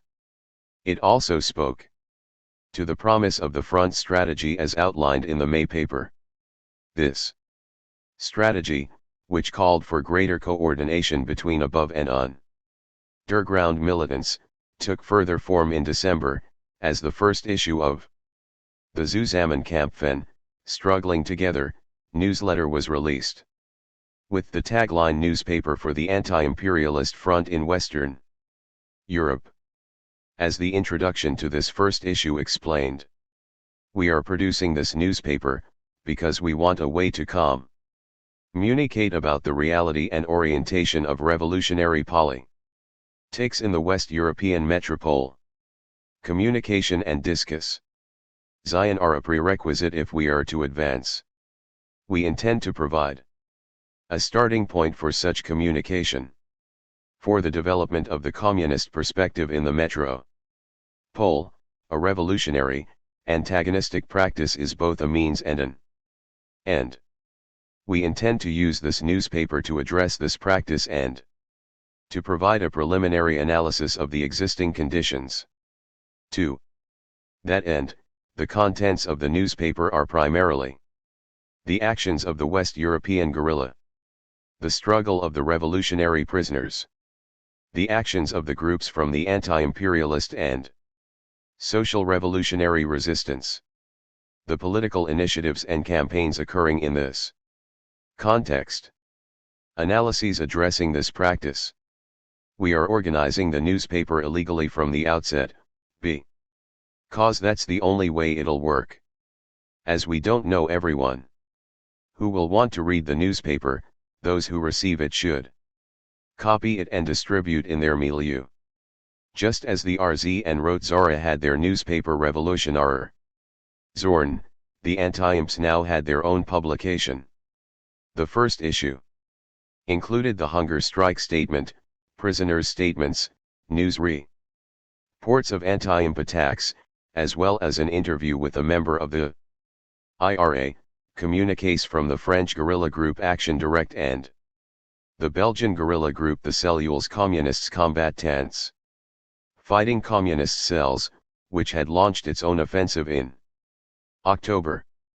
Needless to say, Zusammenkämpfen was illegal under 88A.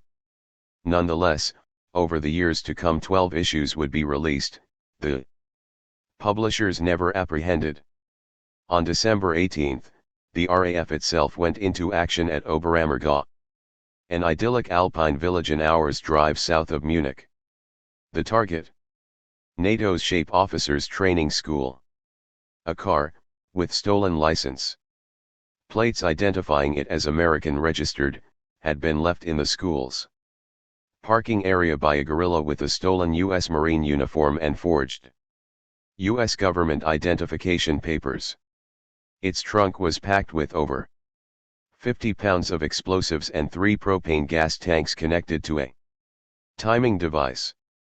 The attack, however, was thwarted, for the RAF member who drove the car in was spotted walking away, which raised suspicions. Though nobody was captured, the car was identified and the bomb defused. Regardless, politically the action worked, and a wave of attacks broke out across the FRG, more intense than during any previous hunger strike. Over 70 bomb and arson attacks were registered in the weeks following. 5. This was the front heralded in the May paper, in the first sense of the term, bringing the guerrilla together with the above-ground resistance. In January, in the midst of this anti-imp offensive, the RAF released a joint statement with Action Direct, in which the two guerrilla groups explained, "We think it is now possible to launch a new phase in the development of revolutionary strategy in the imperialist centers and to create the politico-military nucleus required for this qualitative leap forward in the international organization of proletarian struggle in the metropole, the West European guerrilla." 6. On January 25, 1985, General René Auditran, a high-level official in the French Ministry of Defense, was assassinated as he was parking his car outside his suburban Paris home. An anonymous caller contacted Agence France-Presse, explaining that Action Direct had carried out the assassination with a commando named for Elizabeth von Dyck, the RAF member killed by police in 1979. 7. This was the front's second dimension, uniting different European guerrilla groups. On February 1, 1985, a RAF commando forced their way into the suburban Munich home of Ernst Zimmermann, president of the Federation of German Aviation, Space and Equipment Industry, BDLI, and CEO of the Mutt Corporation that produced engines for combat vehicles, including the FRG's new Leopard tank and Tornado aircraft. Zimmermann's wife Ingrid was tied up and left lying on the floor while her husband was brought to their bedroom, handcuffed to a chair, and shot execution style. A call was placed to the Göttinger Anzeiger, a local newspaper. The commando Patrick O'Hara takes responsibility for the attack on Ernst Zimmermann. The West European guerrillas will shake the imperialistic system. 8. The RAF had taken the name of the martyred Inla prisoner. Another example of its placing its struggle firmly in the West European context. 9. Almost immediately following this second assassination, prison ERS began calling off their hunger strike. A document was soon released, explaining that the politics of the guerrilla in the metropole have achieved the breakthrough anticipated by the past 5 years of struggle. 10. This is just a bare outline of the beginnings of what would be a 2-year-long offensive, putting the ideas outlined in May paper to the test, and involving hundreds of attacks carried out by anti-imps in the context of the guerrilla struggle, as called for in the May paper. Indeed, there were more attacks from 1985 to 1987 than in any other 3 years in the history of West Germany.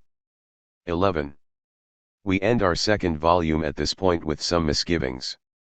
On the one hand, the attacks in 1985 and 1986 were the fruit of the May paper, and of the years of discussion and action that had allowed the RAF to put itself back on its feet after the disaster of 77.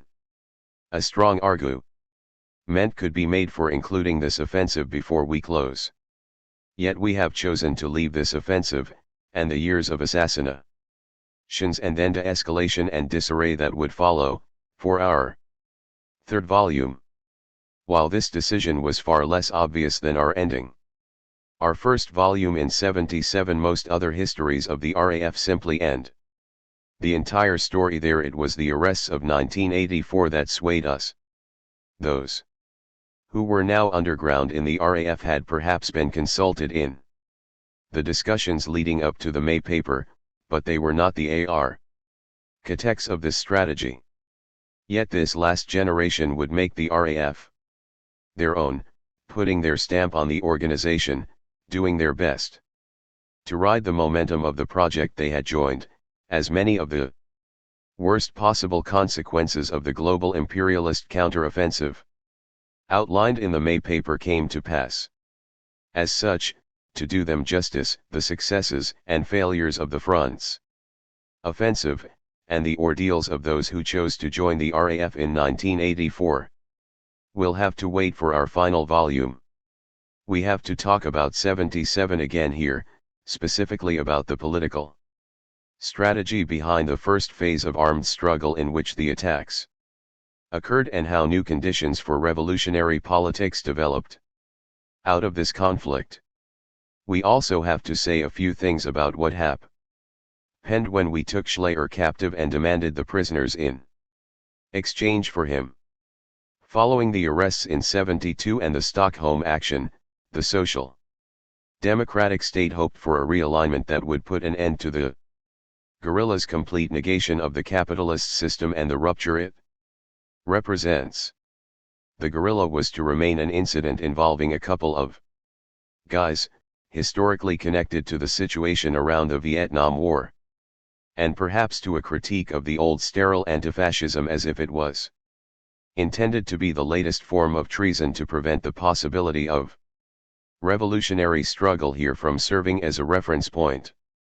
In 76, we had arrived at the goal of deepening the guerrilla project and further developing an understanding of the rupture in the metropole by resuming the struggle, setting the revolutionary process in motion and making the rupture irreversible. The goal of restructuring the guerrilla in 77 was connected to the prisoners' struggle. The ongoing social democracy was an external condition under which we struggled in the 70s, against the strategy of the SPD, which had broken the back of proletarian revolution many times since 1914. Which had disarmed the working class in the face of fascism, which, after 45, guided by US capital, was again inserted into the class as a pillar of support for capital, which, as the modern form of imperialist rule, institutionalized all social contradictions, political struggles, and autonomous movements. It was against these political conditions that we carried out the first RAF attacks. These actions were part of a practice that destroyed the objective unity of the bourgeoisie, that recreated the conditions for class consciousness, and developed the strategic political military struggle. The other condition, after the consolidation of the October Revolution, the national class struggle failed to develop anything that correctly clarified the current conflict between the proletariat and the capitalist system, or showed how to overthrow it. Capital had further internationalized itself. And regarding the different forms of colonization of people in the South and in the metropole, different realities were shaped to separate them socially and politically. So the relationship to oppression in the metropole was stabilized for decades through the internationalization of production, and was politically sealed by social democracy and the unions, limiting the labor movement to purely economic struggles. This relative stability was disrupted by the Vietnamese liberation struggle. First of all, because this successful struggle for national self-determination and social development was connected to worldwide change, it created barriers to capital. But more importantly, the Vietnamese liberation struggle changed political conditions. An aspect of this decolonization was that it simultaneously involved confronting US imperialism. And for that reason this war revealed the totality and the unity of the entire imperialist system, for the first time since the consolidation of the October Revolution. That facilitated a break with the long history of revisionism here. Vietnam transformed the worldwide revolutionary process from one of separate national class struggles into an increasingly unified international class struggle, uniting the struggles on all fronts. Since then this has been the context within which all of the struggles confronting the capitalist system occur. They differ only as to the level of the concrete conditions in which and under which they are conducted. At the beginning of 77, the question here was whether things could continue to advance or whether they would suffer further reversals. Following the military solution to the guerrilla struggle that was used against the commando in Stockholm, all those who chose not to leave were also choosing to not allow the revolutionary strategy to once again be pissed away in the states of the metropole. It was a decision to oppose the Social Democrats' strategic intent, which was to annihilate the guerrilla with depoliticization, rabble-rousing, and repressive normality, using mass control and modern fascism to their full potential. Brandt said that the counter-strategy must redevelop society's immune system, something that social democracy represents more than almost anything else. As such, the most important recommendation the U.S. counter-strategy could offer the SPD was that they bury the Stammheim prisoners as deep as possible. With this goal, the state's openly liquidationist line determined the speed and intensity with which the guerrilla had to reorganize itself and develop its offensive. The prisoners' struggle had a political objective of its own. It arose from a contradiction which clarified both the political preconditions for the rupture as well as the depth it could achieve here. At the same time, 77 was the point where the first phase of the guerrilla struggle ended and where the political objective of this phase, the rupture in the metropole, was thereby established. By taking Schleyer prisoner, we confronted the FRG state with its problem of legitimacy using this bureaucrat from the Third Reich and its successor state, a state which was entirely shaped from the outside and imposed internally. The action confronted the FRG with this problem of legitimacy. The historical conditions for the overthrow of this system were ripe and its back was to the wall because the negotiations forced it to acknowledge its adversaries.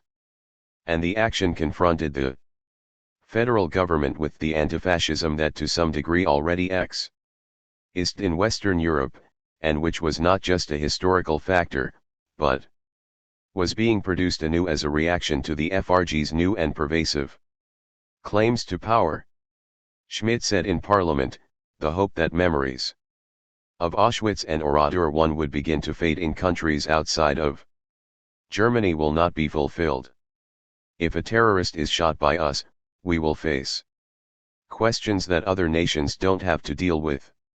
In fact, the old anti-fascism here collapsed without resistance, because it was propped up by a left that had waited 30 years for Strauss, so they could scream about fascism, but have not to this very day caught on to the fact that everything that the CDU tried to do they learned from the SPD.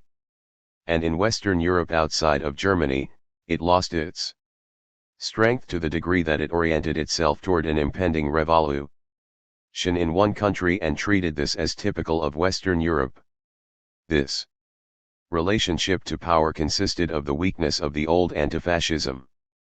At a point when the new anti-fascism emerging from the anti-imperialist struggle was not yet adequately developed. This allowed the state to achieve its goal of waging war against the enemy within civilization, or barbarism, hypercriminality, and to resolve the situation militarily, in keeping with Schmidt's imposed dictum. At least during those weeks, society could not be permitted to debate the guerrillas' politics. Because social democracy has its historical roots in the betrayal of the working class, they are particularly sensitive to the problem of legitimacy faced by the capitalist system. This was illustrated by the conflicts within the crisis management team. The SPD wanted to handle it as a state of emergency, without actually declaring such a thing.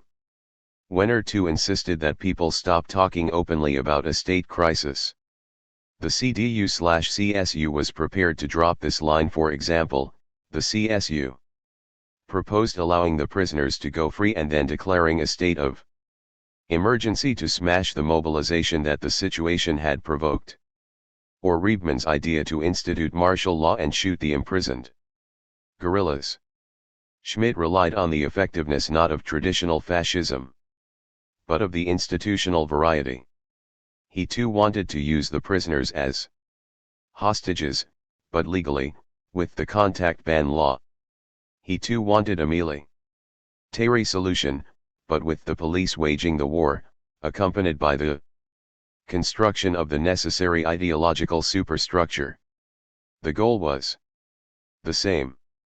As a result, everything was focused on the prisoners, because they couldn't get at the commando. On September 8, 1977, the crisis management team allowed Die Welt to demand that Riebmann's plan be carried out. On September 10, the Süddeutsche Zeitung published the same thing as reflecting a discussion within the CSU land group, which wanted a prisoner shot at half-hour intervals until Schleyer was released. A day later, Frühschoppen III demanded the introduction of bloody torture, noting that the guerrilla groups in Latin America had been defeated in that way. The next day, Spiegel provided a platform for the CSU's Beecher IV and Zimmermann to express their longing for the deaths of the Stammheim prisoners. On September 13, the same idea was put forward by the SPD through Heinz Kuhn. 5. But in a more delicate way, the terrorists must be made to understand that the death of Hans Martin Schleyer will have grave consequences for the fate of the violent prisoners they are hoping to free through their disgraceful actions. Next, there was a debate regarding the pros and cons of the death penalty, which ranged from the Catholic Church to Stern. In the Süddeutsche Zeitung, Strauss demanded a pogrom against the prisoners, because then the police and the justice system wouldn't have to bother with this anymore. On October 16, throughout the media the BKA psychological warfare line was once again advanced, laying the groundwork for the operation on the 7th floor. The following day, using state security material, Spiegel claimed, "Andreas was the mastermind behind our action."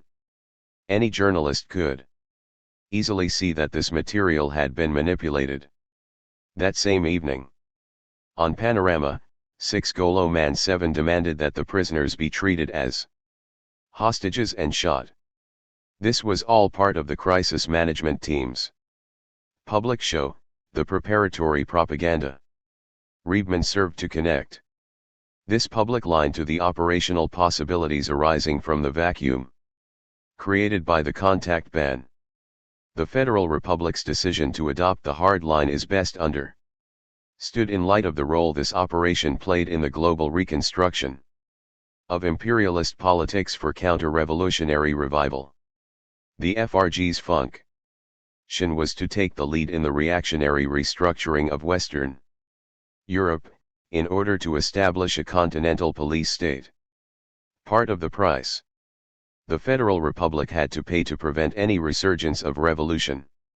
Airy politics in Western Europe's power center was the collapse of the old social democratic ideology and policies.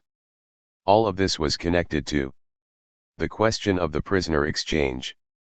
At the state funeral, Scheel said that if the flame wasn't immediately snuffed out then it would spread like wildfire all around the world, and freeing the prisoners would have been its starting point. Because of this setback, over the next years we had to develop new ways to struggle alongside the prisoners. The Federal Republic's decision to refuse the exchange was only made possible by mobilizing every conceivable form of institutional fascism, and by the BKA's political putsch, in short, by transforming the political situation into a military situation. Partly this was accomplished through the manipulation of Parliament and the Federal Constitutional Court, partly by turning the media into official public organs, and partly by the news ban, supposedly necessary for Schleyer's safety. Regarding this, in the September 14 video, Schleyer himself said that for his own protection he wanted contact with the public. After that, the crisis management team made decisions that were contrary to his interests. They acted primarily to prevent negotiations and to prevent any public debate that could have interfered with their preferred solution. In any case, after 5 weeks of non-stop rabble-rousing, a public opinion poll showed that as many people supported the exchange as opposed it. But there was only one possible way to quickly resolve the crisis, given that the federal government had lost its capacity to act: the NATO solution. The contact ban was the means by which the crisis management team gained control of the situation, as well as giving Riebman all of the options he required. This was never meant to protect Schleyer, but rather to protect the crisis management team's plan. With 77, the form and the content of the FRG state became one and the same. Its political content, a post-Nazi state and an anti-communist bulwark within the NATO structure. Its form, the dictatorial heart of NATO democracy, the national security state, the state that exterminates people to protect them from themselves. Given its raw, unmediated structure, Right from the beginning it was obvious that in the FRG proletarian politics would require autonomous struggle, which is to say, illegally organized armed struggle. However, it was not just the old structures and forms that had been renewed, but fascism itself. The SPD had already proceeded so far with its process of institutionalization that the officially declared state of emergency had been made redundant. Just as in Stammheim in 75, it wasn't presented as an issue of high treason, because that charge contained too much political substance. In 74, Brandt said, since the Social Liberal Coalition has been in power, basic precautions have been taken to secure the state internally. Beyond legalizing counterinsurgency, he was referring to the program that party partisan Harold had already envisioned in 68. Fascism in an historical era of automation and data processing, and the institutional penetration of society, so as to paralyze it. Fascism that no longer requires mass mobilization or ideologically motivated fascists, but only bureaucrats and technocrats in the service of the imperialist state. In the emergency situation of 77, its entire potential was mobilized behind the fictional separation of powers and parliamentary procedure lies the Massnahme state, 8. The real power structure where police and military bodies control the analysis given their privileged access to information, herald, and in so doing shape policy. The extraordinary part of the crisis structure, the crisis cabinet, etc., was disbanded following the military solution. Yet this was no mere ad hoc repressive deployment on the part of the state in response to a particularly intense guerrilla offensive. Rather, it is the unfolding of a process that Mariela already identified in the experience of the Latin American urban guerrilla, when faced with resistance that calls its very existence into question. The state transforms the political situation into a military situation. That is what is happening today on an international level. Imperialism is everywhere losing its capacity to solve problems politically, so it is militarizing its strategy. From imperialism's point of view, for society overall, this means that state SECU righty with its centers, its special sections, its psychological campaigns, etc., provides significant structural support for its rule. In this way, it also modifies the state's ideology and carries out the projects for domestic peace that were developed primarily by the Social Democrats. In order to go on the offensive to destroy all political expressions of social antagonism, the state acknowledges the rupture that the guerrilla here originally struggled to create. At the end of 77, Vogel bemoaned the irreparable rupture. This was the defeat they had suffered, which tarnished the image they had cultivated with their domestic and foreign policies, and which also brought about the degradation of their ideology, opening up possibilities for the left to act. These changes were not the result of 77 alone. They were the result of a process set in motion by the first RAF attacks and the prisoners' hunger strikes, as well as in response to those who opted to continue the struggle after 77. In this regard, the actions in the autumn of 81 were particularly important. Following 77 and continuing to this very day, there have been attempts to reverse the rupture. Following the neutralization of liberalism and anti-fascism by the events of 77, this position is today occupied by a new left that situates itself somewhere between the guerrilla and the state and attempts to lay its own claim on parliamentary action. However, this left is of no importance. Not only because the political economic crisis leaves reformism with objectively even less room to maneuver than in the 70s, but also because What is required here is a left that is beyond their reach, that has been politicized to grasp the meaning of 77, and that can find its bearings in a situation where the state targets any fundamental opposition. This resistance must be grounded in an understanding that reformism here is not limited by the economy but by politics, which must in turn be targeted by revolutionary activity. The rupture in the metropole remains irreversible. Kissinger also speaks about this shift in relationships, which occurred in less than a decade, characterizing the SPD as still pursuing the idea of domestic peace in 76, but noting that by 84, on both sides of the Atlantic, we are threatened by domestic politics overshadowing the worldwide strategy. That is his automatic response to the fact that imperialism, with its global project to perpetuate the capitalist system, is not only limited by the liberation struggles in the South, but is also held back by the front within. Christian Klar. Stamheim, December 4, 1984. In the front paper we state that the revolutionary strategy is the strat. E.g. why against their strategy.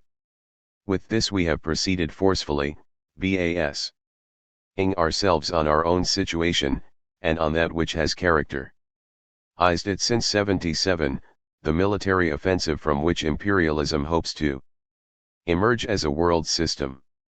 It is a definition of fundamental importance, because war, the concept upon which our reality is based, is a concept that every revolutionary movement requires in order to be able to struggle.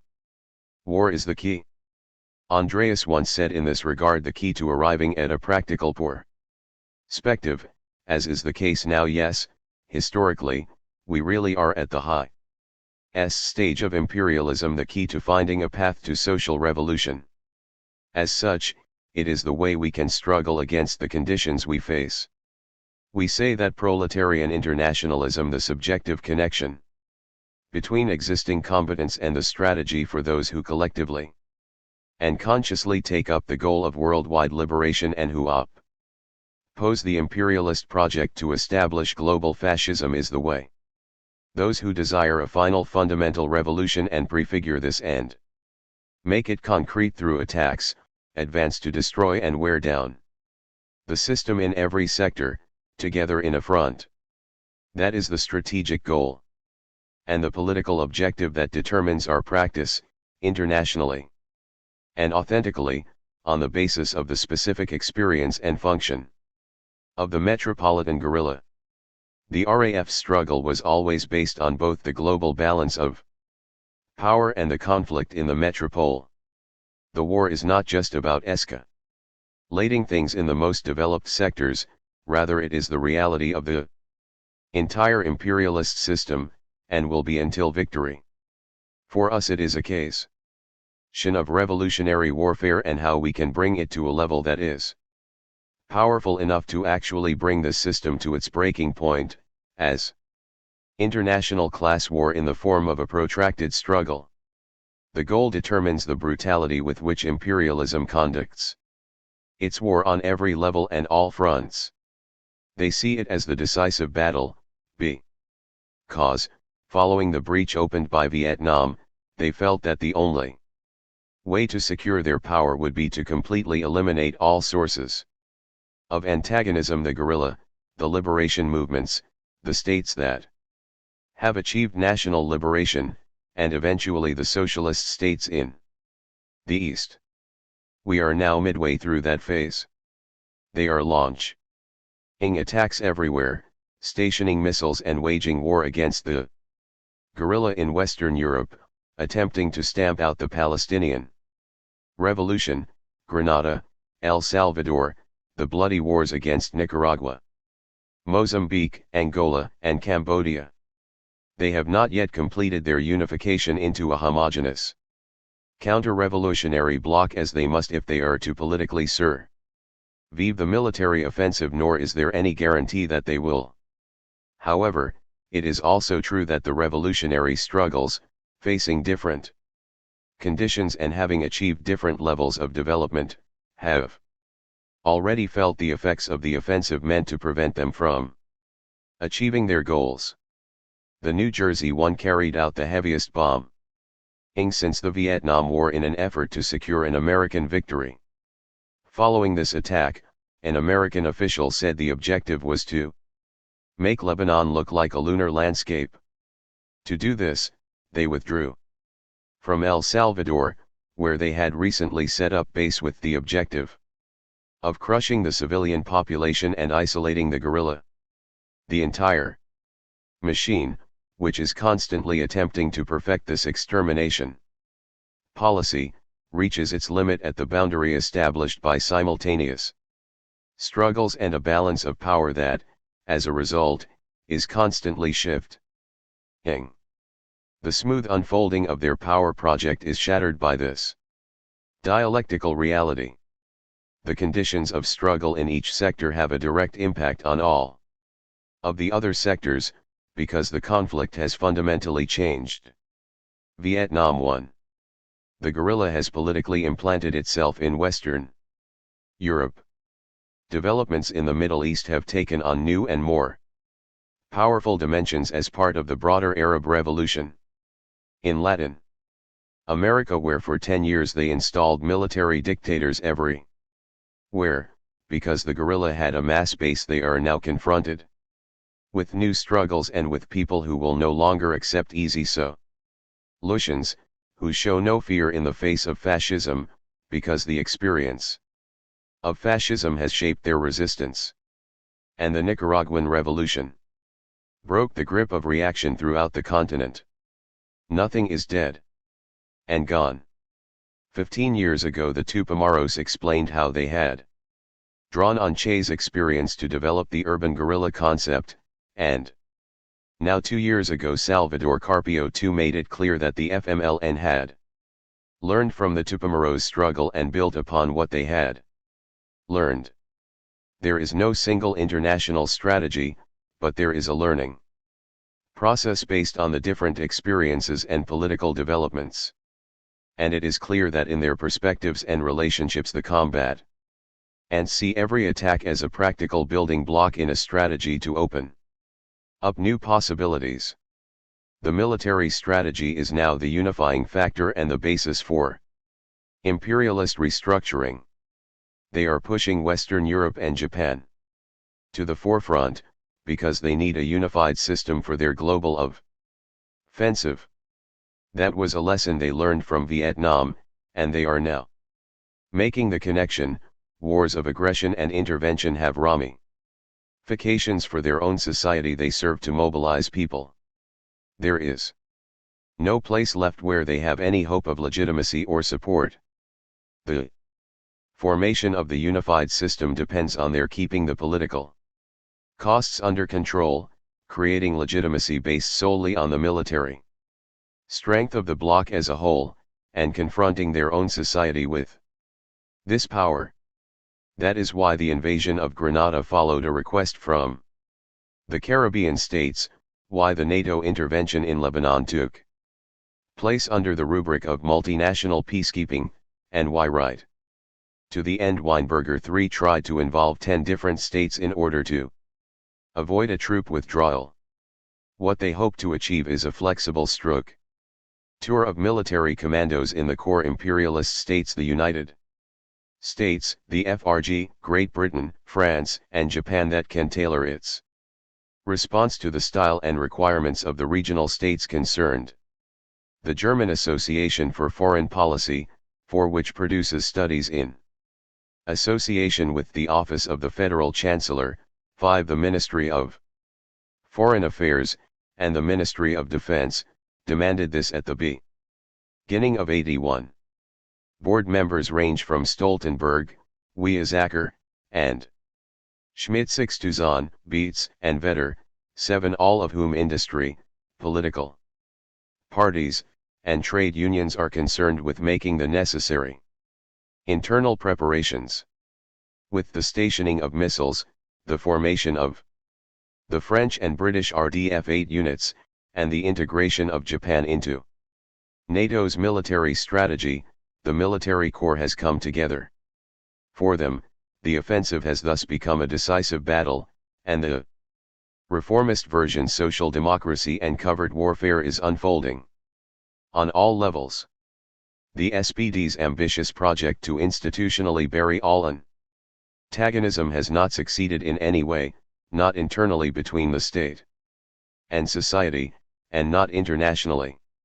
Having promised to guarantee the internal stability of model Germany by nationalizing the conflict between capital and labor, concerted action, intergroup mediation, the trade unions as equal members of economic associations, they found themselves confronted not only with an economic crisis, but also with the politics of class struggle, a result of the effects the national liberation struggles had on the metropole.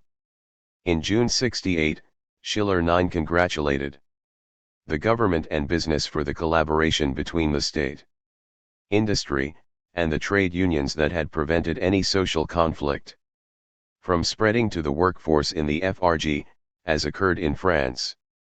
They thought that with Brandt and the amnesty they had succeeded in depoliticizing the working class and reintegrating the students who had been criminalized, bringing them back into the orbit of the state. 10. But the politicization achieved by the front struggle was stronger than that.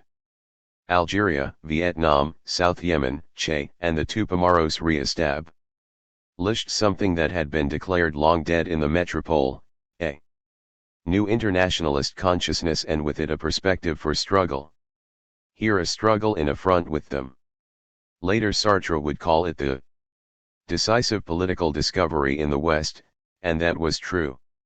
And so the armed struggle began in Germany, and under different conditions in Italy. Since that time, the social revolution has been taken up as part of the objective pursued by the movements for national autonomy, such as ETA and the IRA. More than anything, the first RAF action threatened the SPD's institutional strategy for domestic peace, and with it the political conditions for the smooth integration of the West European states. For this reason, as well as the fact that reformist politics in this state have only a very narrow field of maneuver, to get back on track the antagonism had to be liquidated. That is why the reaction against us sought to exterminate us. This contradiction eventually broke the SPD's back. They couldn't resolve it. The only way they could have had victory over the guerrilla would have been if we had given up the struggle. The confrontation with revolutionary politics made the reintegration and depoliticization of the 68 left irrelevant. It exposed the SPD's institutional strategy for what it was, war tailored to the metropole. It was not model Germany as the most advanced form of imperialist rule that was exported, but rather the brutality of the national security state.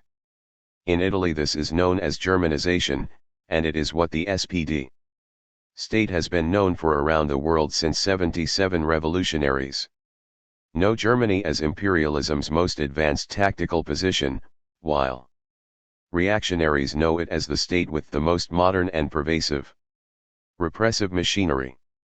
It is no longer the Israelis who are training anti-guerrilla units everywhere, but instructors from the GSG from Fort Bragg to Thailand. Their plan to impose peace along the north-south front line using money and counterinsurgency had just as little success in masking the contradictions. The hunger and hardship are too great, and the gap between rich and poor is too wide and too deep. Last year, when Kreisky 11 proposed a new Marshall Plan like the one after 45, Schulz 12 responded that he was naive, because the conditions that had existed in devastated Europe were in no way comparable to the poverty in the poor countries. The U.S. magazine Foreign Policy 13 wrote that the imperialist solution to the crisis, i.e., never-ending debt and dependency on the political dictates of the core states, has set the development of entire Tenants back 40 or 50 years. Brandt's North-South Commission no longer talks about a global partnership or a new world economic order to harmonize conflicting interests, but about the need to rescue the banking system. There is nothing left to harmonize between the different parties, because it is clear there can be no new world economic order without a worldwide revolution.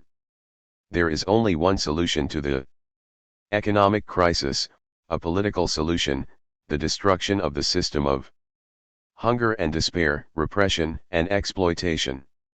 In the long run, social democratic intervention has been unable to establish a foothold anywhere, no matter what form it has taken. Bars 14 attempt in 76 to use cash payments to shift the liberation movements away from military struggle, or the attempt to use the Friedrich Ebert Stiftung 15 to build up figures who could emerge as the democratic opposition following a successful revolution, or else the pressure brought to bear on the new national states, i.e. financial aid in exchange for an anti-communist foreign policy.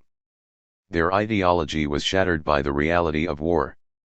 The conflict has spread too far. They also failed on the East-West front line. The United States experienced national revolutions in Southeast Asia, Latin America, and Africa in the 60s, and a quick victory against the USSR ceased to be possible because they too had the atom bomb, forcing another shift in US foreign policy. At first the objective was to defeat the liberation wars in order to get a free hand with which to force the USSR into a conventional war that would remain below the atomic threshold, so as not to provoke a counterattack. This gave rise to the policy of détente. And here the SPD was important. It was the SPD's job to implement the new line and to accept the borders established in 45, a line that the CDU at that time could neither enforce within their own party nor after 20 years of revanchism credibly present to the socialist states.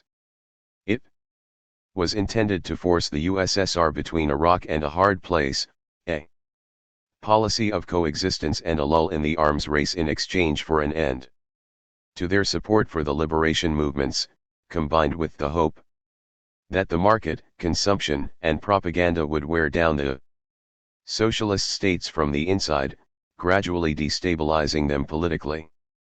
That didn't work either. Most importantly, they didn't develop anything capable of destroying the Vietnamese Revolution. Vietnam became the example of revolutionary war, protracted war, and the continuity of attacks through setbacks and victories. Since Vietnam, counterinsurgency strategists have been saying that the most important thing is the struggle against consciousness, because it is the strength of the people's consciousness that is decisive for victory in a protracted war, not the weapons. It is the method that works for us, because it is the process that advances the revolutionary cause and makes its necessity and reality both evident and understandable. That has been the objective of all national liberation struggles, and it can already be seen in the experiences of the West European guerrilla as well. Because they know that they have always lost, and must always lose. This struggle for consciousness against the liberation movements, the current military strategy accepts this as a fact and relies on the atomic blitzkrieg. The overall arms buildup is meant to gain absolute military superiority over the USSR.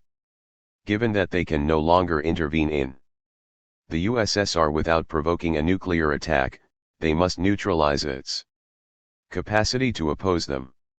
That is what is behind the global war on many fronts that Weinberger talks about, the medium-range missiles stationed here, and the RDF.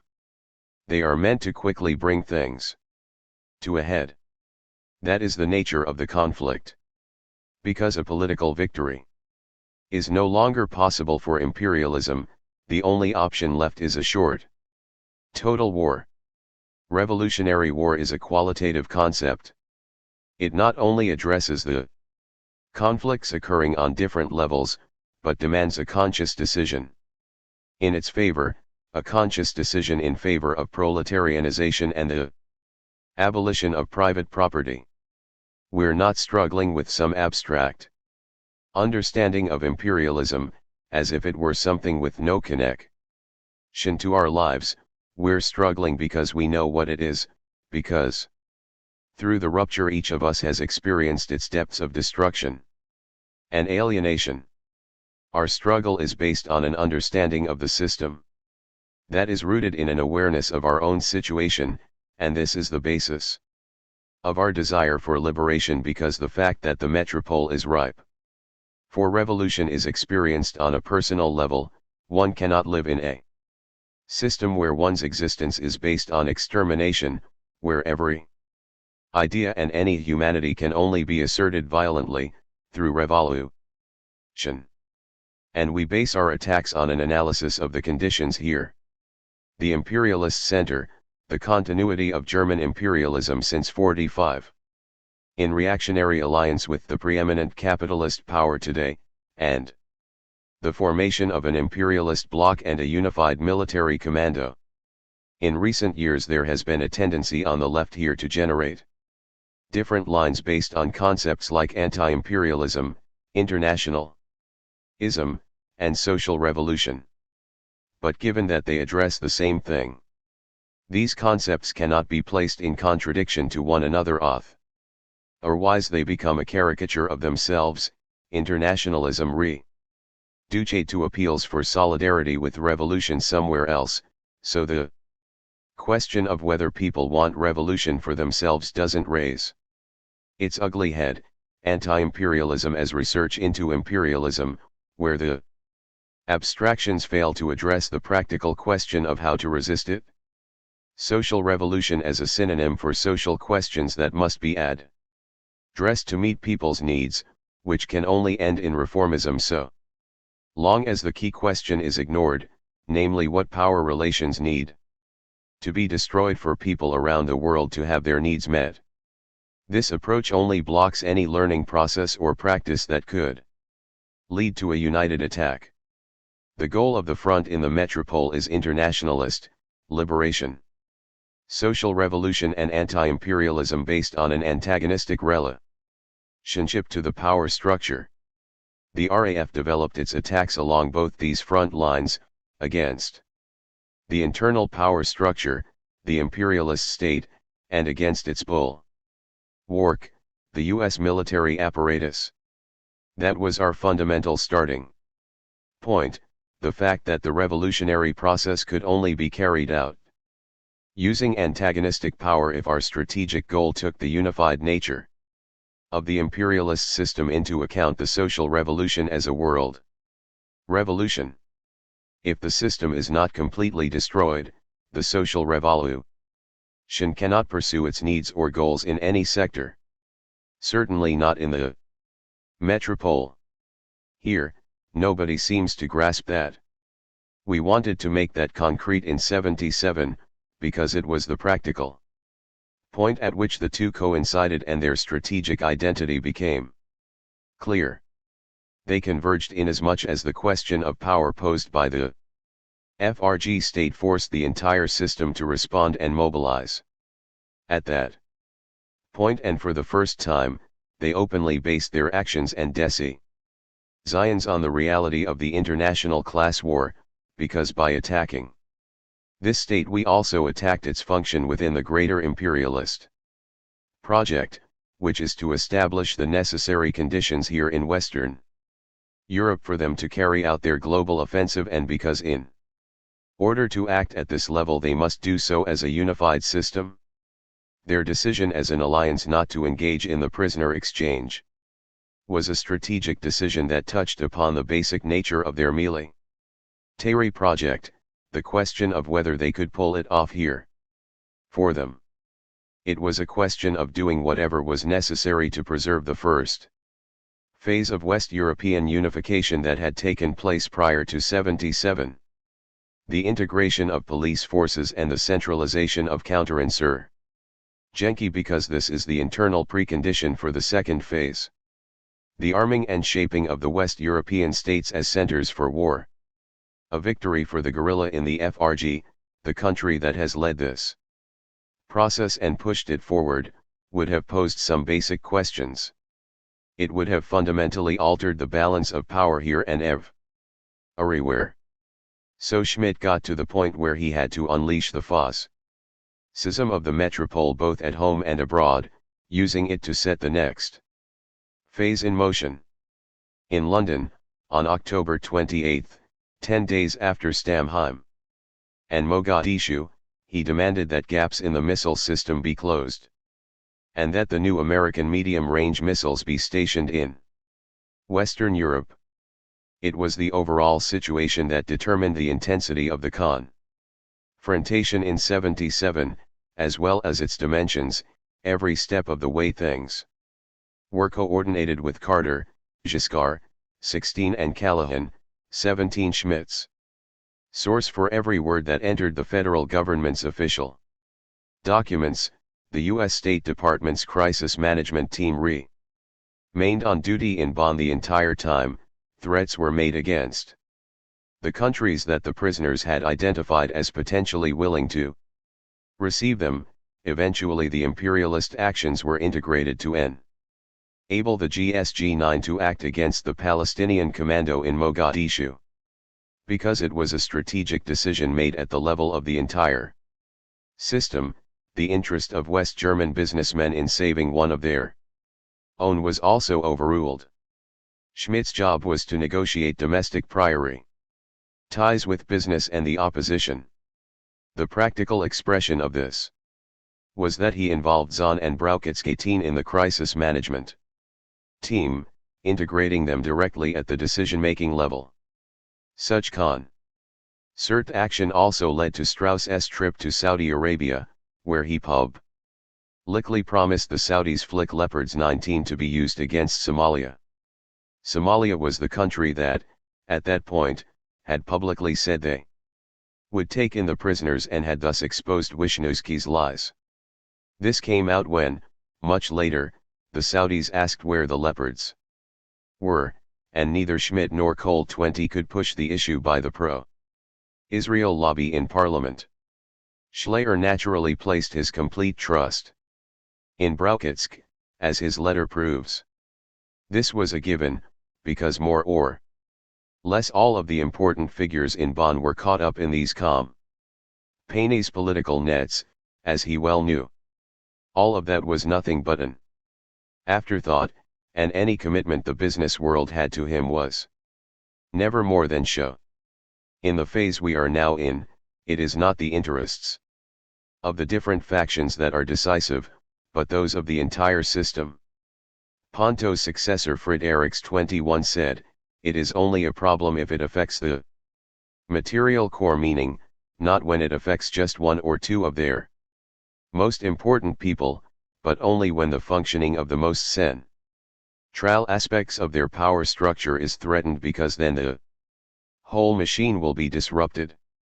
Similarly, Schmidt before Parliament, if either Herr Kohl or I ever found ourselves in a similar situation, we would be condemned to make the same sacrifice, as everyone here in the House knows. Elsewhere, Schmidt has said that this situation set the standard and that after 77 no NATO country could backtrack from that decision. With 77 it became a doctrine for Western Europe, as Kissinger had already declared it to be in 74. It has nothing to do with strength. The entire hard line comes from their need to do everything they can to prevent a revolutionary breakthrough in the metropole. Countering this possibility and using the state of emergency laws against the guerrilla as they did here in 77, and in Italy in 78 and 82, 22 strikes them as the lesser of two evils. The real problem is not the prisoners being freed, it is that freeing them would mean acknowledging the revolutionary process in the metropole as a political fact. Kupperman, 23 Who is an advisor for emergency plan? Ning and fighting terrorism at the U.S. Arms Control and Disarmament Agency, told an anti-terrorism conference in Hamburg shortly after the Schleyer action, I think that what the question of negotiations involves, and how it unfolds at a political level requires that we be incredibly firm, at least from a strategic point of view. Governments can't react in such a way that they surrender their sovereignty to a swarm of bees, which is what terrorists are when compared to the armed state. But that is completely relative, because it always depends on what the concrete conditions are, that is to say, how relevant an action is and how long it lasts, what the action can hope to mobilize and what friction and long-term political effect it creates. The decisive aspect of an action, which is not limited to the military attack, is what new level of action it will make possible. This begins with and develops out of the question of power. So, determining the next step on the basis of the new political quality not in the military sense, but rather overall, in anticipation of a new phase is the only way a military attack can have political significance. That is the most important lesson we have drawn from the Schleyer action. Because the military strategy has become the linchpin, politics are now dead, or perhaps they have achieved their pure expression. 22 On March 16, 1978, the Red Brigades kidnapped Italy's Christian Democratic leader and former Prime Minister Aldo Moro, demanding the release of imprisoned members of their organization.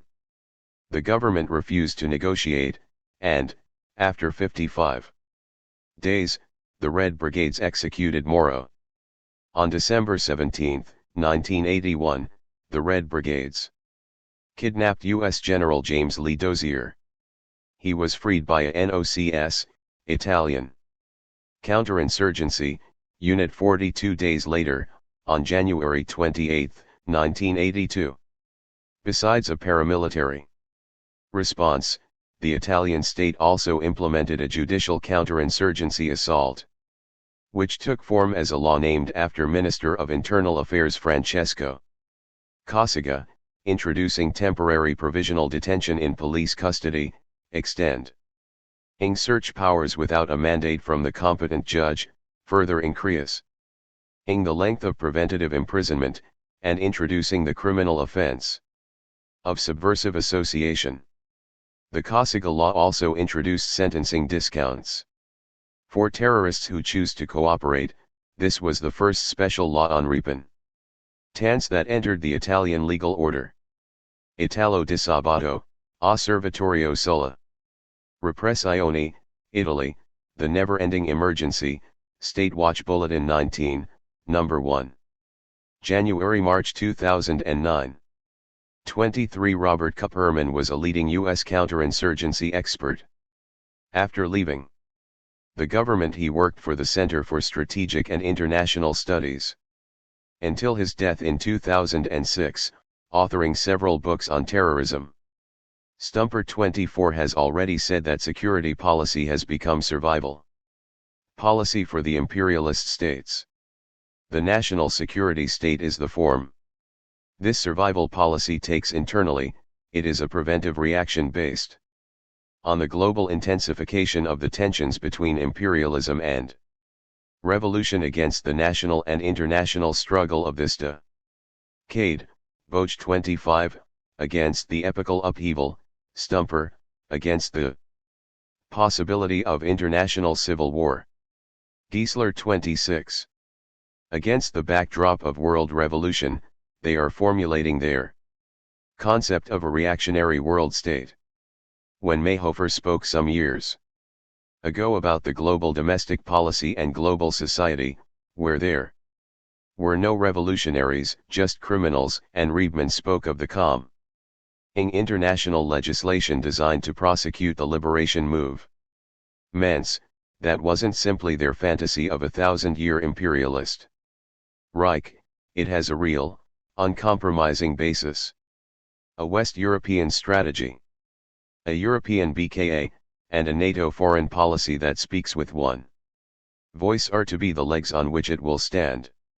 It is part and cell of the overall offensive, the cutting edge of which is the military strategy. It also represents the sordid nature of reformists.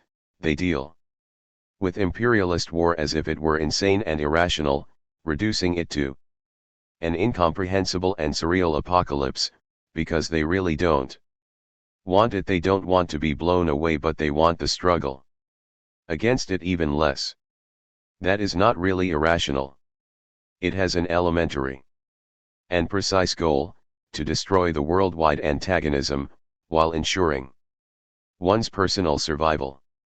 And whether or not that is unrealistic can only be answered through struggle.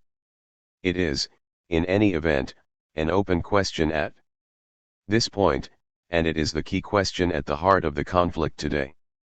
The West European guerrilla is simultaneously facing complex strategic possibilities and especially difficult conditions. We face a tremendously intense military presence with unimaginable firepower at its disposal. A heavily armed police apparatus which is attempting to dominate the entire society, a well-integrated media etc., and the fight starts from a situation of mass casualties and critical defeats for the revolution. Airy struggles. The proletariat here has always been confronted by two kinds of enemies, counter-revolution, war, and fascism, on the one hand, and the different methods of social democracy, consumption, and the state, on the other. They get nothing out of any of this, but the history and experience of the metropole does however provide them with a school where they can learn everything they need to know to understand the enemy. The West European guerrilla groups began their struggles under different conditions and with different perspectives. Over the past 15 years, they have moved closer to each other as a result of a practical process of learning from developments and from each other. An identity across differences, Jan once called it, and that must be the case. Now if we hope to make this phase the second phase for the guerrilla in the metropole and establish the strategy in the metropole as the West European strategy that underlies every step we take. Brigitte Moncourt. Stamheim, December 4, 1984. APPENDX. Conclusions of the Third Russell Tribunal. The Third Russell Tribunal on Human Rights in West Germany completed its work with a second session held in Cologne on January 3 to 9, 1979. Its judgment on questions of censorship, the rights of defense, and the activities of the domestic secret service, the Verfassungsschutz, were presented at a press conference in Bonn on January 10. Preamble. The primary characteristic of a free democracy is the existence of an unrestrained exchange of information and ideas, regardless of the nature or popularity of the latter. The history of the past 200 years teaches that democracy thrives on popular vigilance. Such a society has unlimited potential for change and growth in conformity with mankind's continuously evolving understanding of itself and the world in which it lives, subject only to one restriction: democratic means. The way a society organizes its restrictive apparatus determines the degree of freedom in a given society. This is especially true for the organization of the police in general, and the secret services. An additional indicator of the freedom in a society is the state of criminal justice, which is an exclusive concern of the state. Because criminal laws have traditionally been tools of repression, and because successful prosecution results in a deprivation of a person's liberty, every free society requires that the criminal laws be applied universally, impartially and publicly. These principles are reflected in the Constitution of the Federal Republic of Germany. All state authority emanates from the people. Art. 22. The dignity of man shall be inviolable. Art. 1. 1. The liberty of the individual shall be inviolable. These rights may only be encroached upon pursuant to law. Art. 2. All persons shall be equal before the law. Art. 3. 1. Everyone shall have the right freely to express and disseminate his opinion, there shall be no censorship. Art. 5. 1. It is axiomatic that any effort, particularly by government, to restrict or inhibit public debate or to further strengthen the power of the state vis-a-vis the accused in a criminal case is antithetical to the notion of a free and democratic society. Because of the leadership role of the Federal Republic of Germany, and the influence its policies have on governments in other countries in Western Europe and elsewhere, any signs that there is, within the Federal Republic, a slippage from a liberal democratic state to a more authoritarian or repressive country, should be of concern to us all. Censorship. Conclusions. The practices of censorship described below constitute, among other things, the objective conditions to which individuals and groups react in anticipation, by exercising self-censorship. In this respect, self-censorship is not at all an overreaction of some intimidated people. It is rather the appropriate reaction to measures of censorship of those who wish to keep their jobs, gain promotion, or simply find employment. As measures of censorship threaten to narrow increasingly the range of officially and semi-officially permitted expression of opinion, the danger of a further division of society emerges. The normal, dominant part conforms. The minorities are marginalized. In view of this situation, it is not surprising that escapist responses are ever more frequent, particularly in the younger generation, ranging from drug addicts, who, in their helplessness exercise terror against themselves, to those who take refuge in terrorist acts against others. The social background of this escapism can be clearly defined. Censorship has an essential part in it. If one is talking about censorship, this normally means encroachment upon the freedom to express oneself in speech and in writing, and to divulge one's opinion in print. But there are two sides of censorship: a positive and a negative one. A positive censorship, which serves to protect minorities from discrimination, is not at all directed against democracy, rather, it serves to create and maintain it. Negative censorship, however, consists in measures, by public and private bodies, which drastically curtail the right of freedom of expression, especially with respect to minorities, and render them powerless vis-a-vis powerful authorities. This shows that censorship in the negative sense of the word aims at preventing the criticism which groups and individuals of all kinds must be allowed to exercise among each other. To condemn censorship is not to condemn criticism. We must rather attack the authorities who prevent those in a less powerful position expressing their opinion. There is no censorship, or so it is stated on the Basic Law. And indeed, there is no official instance of censorship in the Federal Republic. Nevertheless, censorship is daily exercised in many areas. An important tool of the state in practicing this unofficial censorship is the new laws enacted in the 1970s, for instance Para 88A and Para 130 of the Criminal Code, which were intended to serve public order, but in fact allow even scientific and literary statements about violence to be considered criminal. But not only are these recently enacted laws an invitation to abuse by the state. An additional way to suppress is based on a special German characteristic, holding the state to be the first and supreme individual person, who is permanently sensitive and vulnerable to slander, Para 90 of the Criminal Code. Other paragraphs of the Criminal Code, which primarily threaten to penalize use of journalistic freedoms, have a similar function of suppressing criticism. See Para 353C of the Criminal Code. Facts. Censorship is practiced in the following manner. 1. In the sphere of technical media. Through political influence exercised by the supervisory boards, which have been conceived for the purpose of control and not for actual influence over the programs themselves.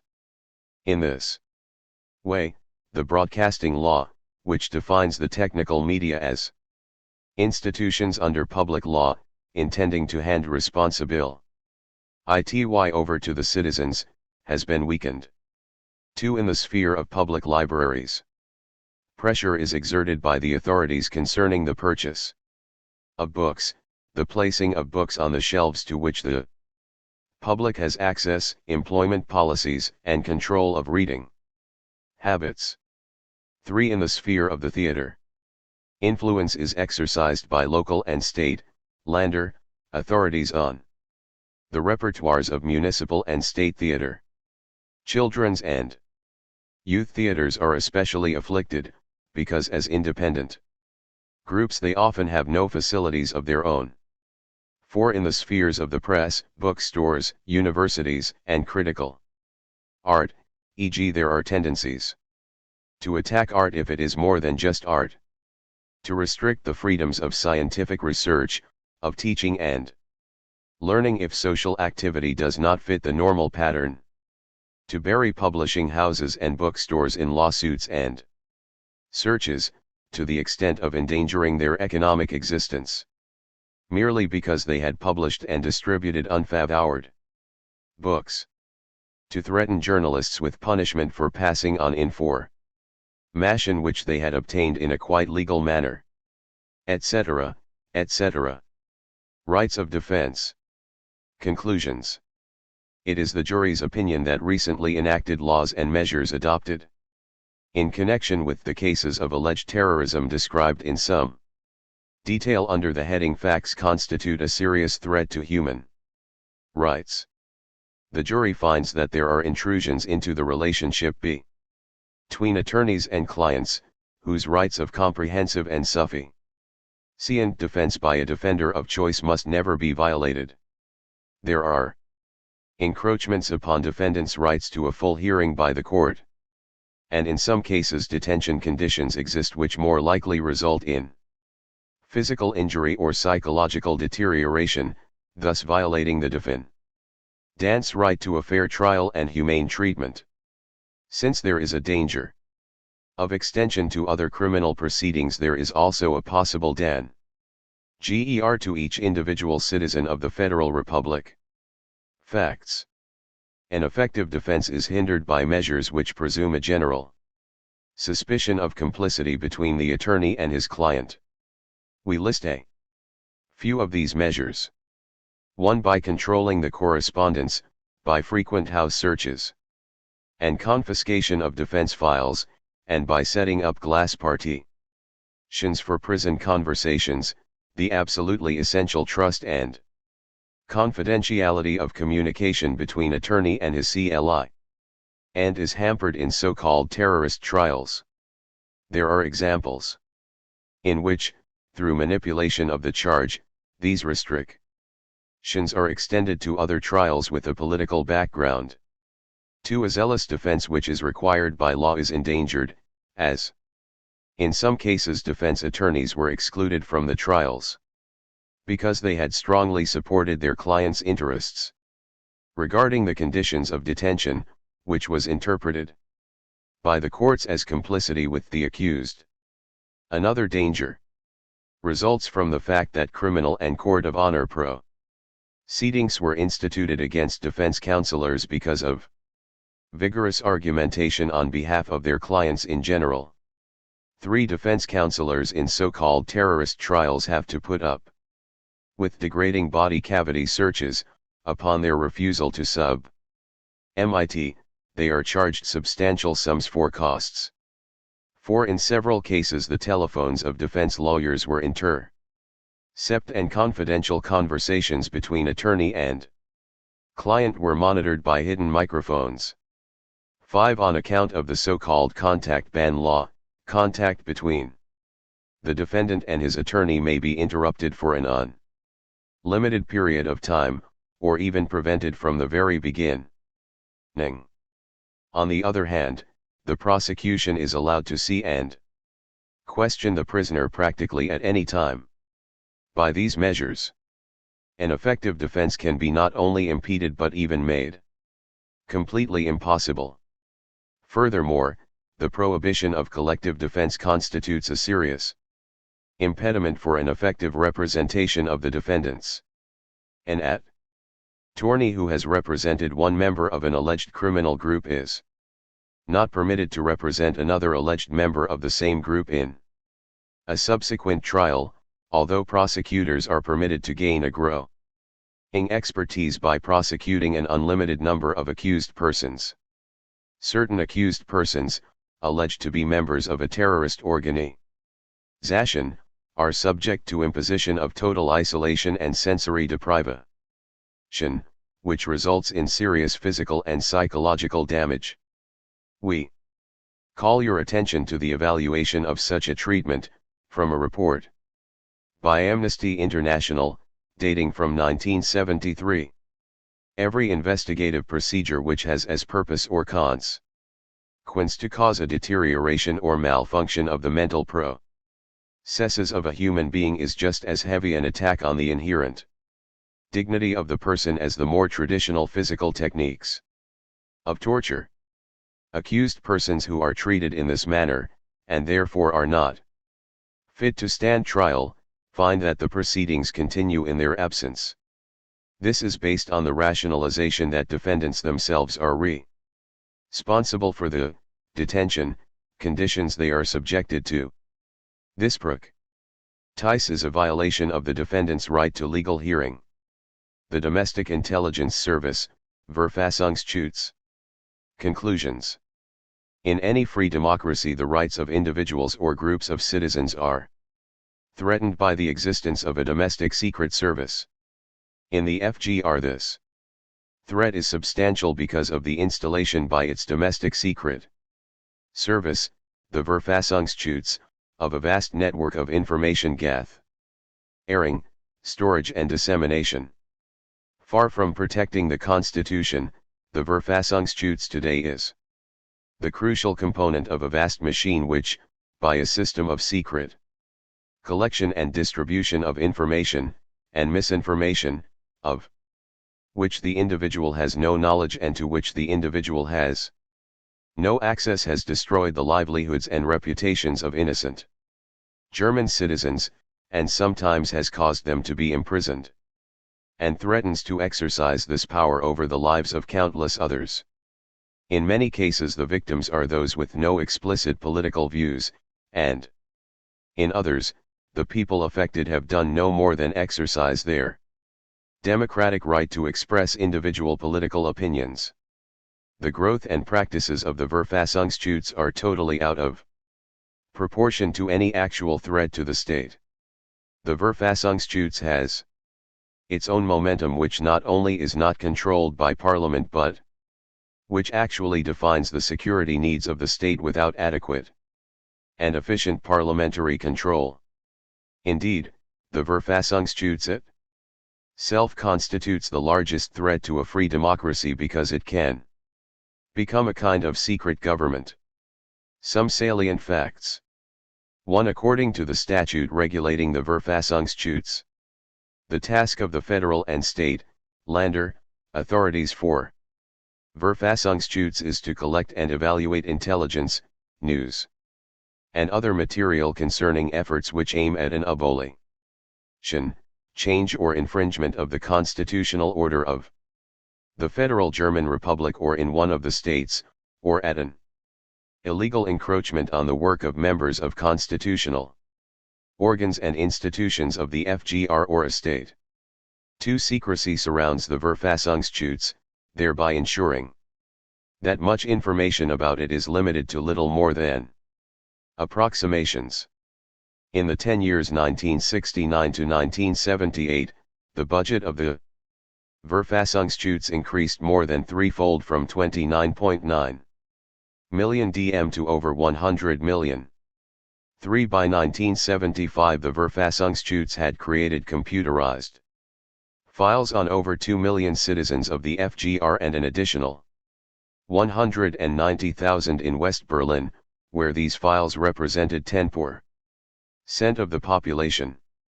4. In 1972 the Verfassungsschutz installed an integrated system to collect information, NADIS, which is also at the disposal of the Federal Office of Investigation, BKA, the Foreign Intelligence Service, BND, and the Military Counterintelligence Service, MAD. This latter service has stored information on more than 3 million citizens.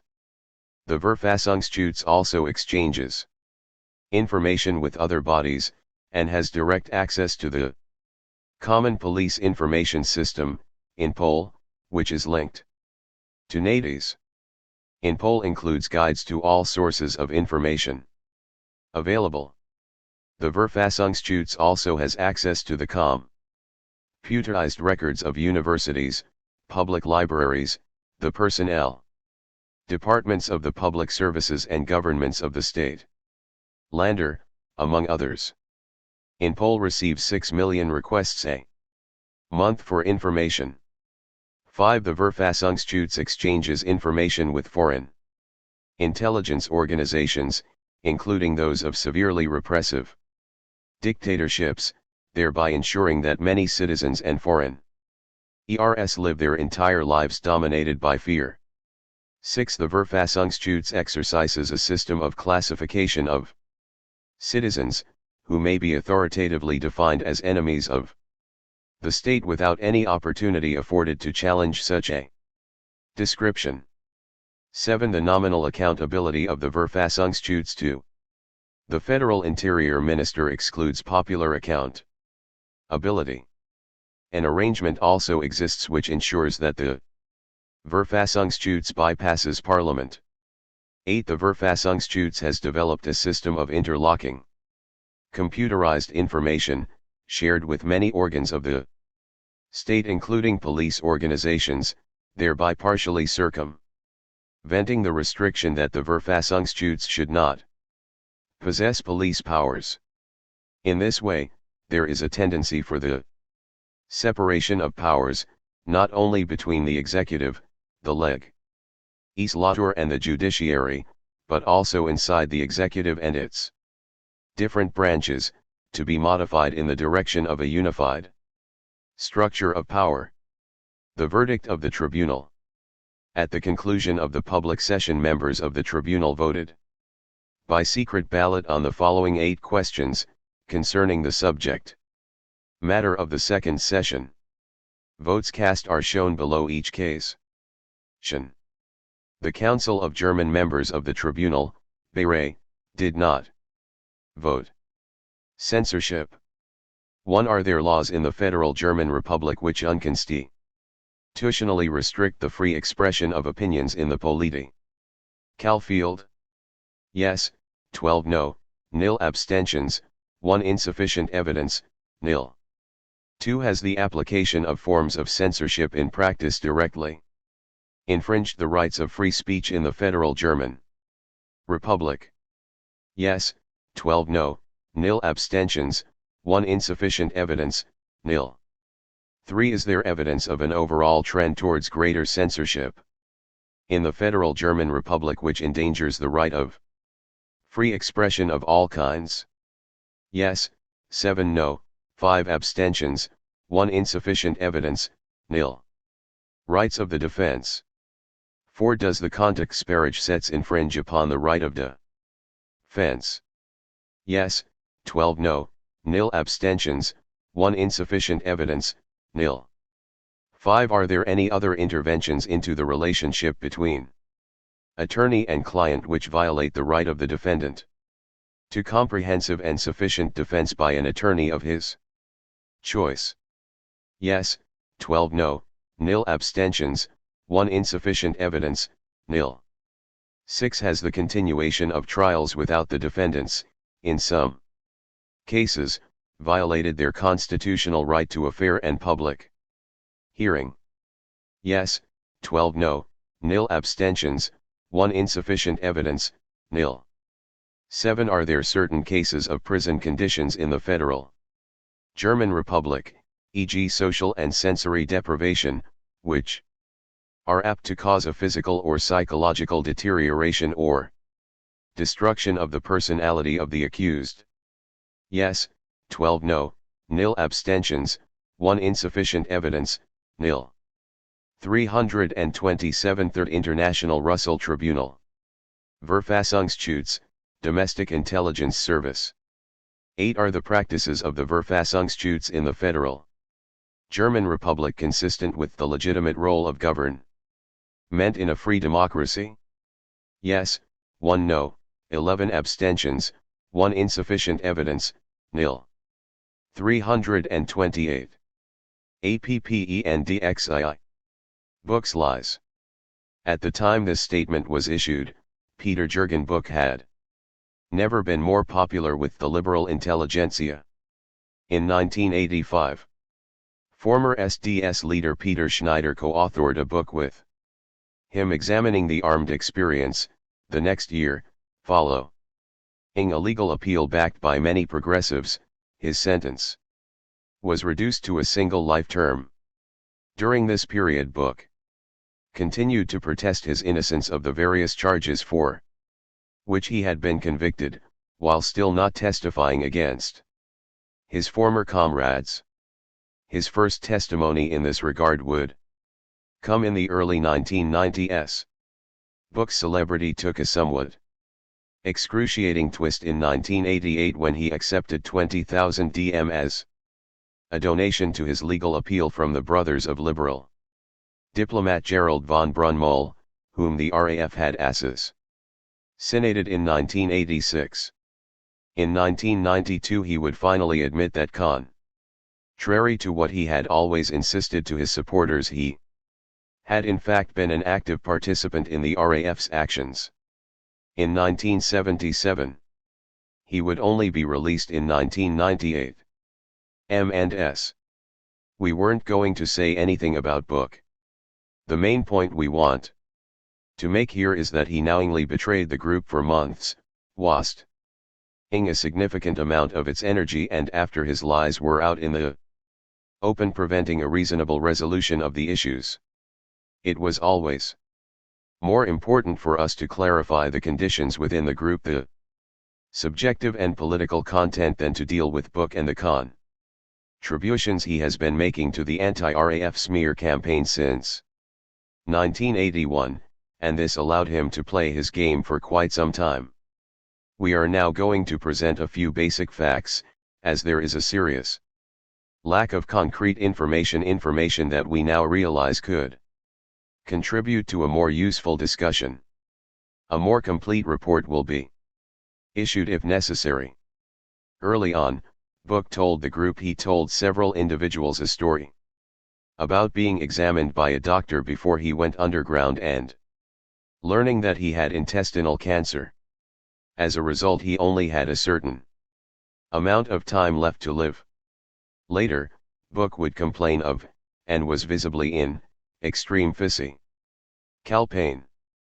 The painkillers that he wanted at first were relatively easy to acquire. His pain got steadily worse. He doubled over from the cramps and screamed at first every few days, then daily. Now it was a case of specific painkillers, which were hard to come by, especially for people in an underground organization. It was dangerous. A comrade found herself on her own, taken prisoner as a result, because she had to use an uncool prescription to try to get more dope for Buch. 1. He pressured people. He wanted larger and larger quantities to deal with unbearable bouts of pain, which inevitably made acquiring the drugs more risky. We quickly considered the obvious options. We needed to organize a decent and safe hospice. By decent we mean a place that would allow Book to remain in contact with the group and with doctors who understood the situation. And this obviously meant a place where the imperialist apparatus had no power. He didn't want to be examined. Because, he said, he only had a few months left to live and wanted to spend them with the people he had struggled alongside, and because even doctors who were comrades were bourgeois and objectified the ill. At one point doctors came to the house, but were unable to examine him, though he did accept the painkillers they gave him. His greatest fear was to be examined, because then it would have been clear that he was healthy. The situation got increasingly serious, and we were arranging over Book's objections for a hospice that met the necessary criteria. Nobody thought that his story was simply an invention, it was convincing, and it made sense. Eventually, everything was ready. Book didn't want his lies to fall apart, so he had to make the trip. In transit through Yugoslavia, the 4 were arrested. 2 so now there were arrests the comrades had to deal with. They struggled desperately to convince the authorities that Book was seriously ill and needed immediate medical attention. Now, there was no way left for him to avoid an examination. And it showed that Book was completely healthy. After being released, the 4 went together to a safe country. One important thing that came out of this was the clarification. The issues were very simple, the lies that had cost the group so much energy and so many arrests, the reasons why Book had lied, as well as his future relationship to the group. All of this would have to be clarified through further discussion. He had got caught up in a form of politics in which he was always the tough guy, and his cunning led him to make up stories and develop an all-encompassing political rationalization for his drug use. It was a dynamic in which he was a rat in a maze of consumption, drugs, lies, and the exploitation of his comrades. What had happened became increasingly clear with time. The first question was how he and the group would carry on. This was at a time when we were clarifying the 77 actions, their effects, the errors, and what to do next. In other words, the overall development of a new phase of struggle and a more clear-headed focus on strategy and planning. Obviously no one was willing to work with him after everything that had happened, which meant we had to set up a safe life for him, a viable long-term living situation. That soon became clear. There was one option, but Book still had not decided what to do. Book was only one factor in the overall clarification. In the following months, there was also the question of how to develop the next phase of struggle, and one after another, 8 people decided to leave the group. The reasons and routes that led to these departures varied, and the desire to clarify matters always came in part from the individuals themselves, but sometimes the initiative came from those who would later continue the politico-military project. For those who wanted to leave, we sought a place that would be more than just a safe hideout, something that would offer much more of a life and a future. We found a good solution, and Book could have chosen to accept it. This would have been possible, because the solidarity and the sense of responsibility within the group, and the political bonds, were more important than the personal and political differences about whether or not to continue the struggle here after 77. The group was soon deeply immersed in both the reflection and the practical steps required to carry on politically. At first, this was more focused on new, concrete actions than on fancy conceptual formulations. Soon, Book was insisting that he wanted to return to Western Europe with us to continue the struggle. There were many discussions about this. He didn't want the exile we had arranged and overcame the group's resistance to the idea of continuing to work with him. Book conducted multiple self-criticisms to achieve his goal, and, most importantly, he rejected exile. We couldn't jam up the comrades there with a guy who absolutely didn't want to be there. That would have been a disgraceful solution. They were already finding his demands difficult to bear. Eventually, we arranged for Book to travel back to Western Europe, and integrated him into a section of the new structure. It wasn't long before he began trying to acquire dope. That made it perfectly clear that a different decision was required, that we could no longer work together. Exile was the solution, and we weren't giving in this time. Book saw that this was now a clear group decision and that we were organizing his trip. That was when he ran for it. There was a reason he was so determined to return to Western Europe. The kind of drug consumption that is only possible in the metropole, and ultimately his confidence in his own cunning, which made him think he could deal with life in the underground, and that should he ever be arrested he could simply continue to make deals on a new terrain thanks to Baum's offer at that time. 3. This was the basis for the deal he tried to make with Riebman, which proved that his cunning was nothing more than political idiocy. In this way, Book eventually defected with the support of some public figures and everyone who wanted dirt on the RAF. That was the road that lay before him, and it is along that road that he has foraged ever since. It is unclear whether or not Book is connected to the state security apparatus, but it is obvious that he is managed for journalistic purposes. Among the defectors, Book holds a special place. In pursuing his charade, he has become morally bankrupt. That makes him particularly useful to state security propaganda. He is an empty vessel that can be filled with anything. His claim to fame in this regard, insider, but not too far inside. Even a section of the left, with its consumerist and voyeuristic mentality, sits at home believing that there is much in Book's many stories that is true. But there isn't. His story is a house of cards. It's nothing more than his trip. With spite and projections he rejected everything in his own life in exchange for a pardon. This is what his cunning really amounts to. The most important thing is the campaign he is engaging in. It always includes the tried and true model of the state security campaign, the campaign to politically and morally discredit the guerrilla and all other decisive efforts for liberation in the metropole. Book's fabrications, an underdog's special relationship with the original Stammheim prison. ERS, the early RAF was still political.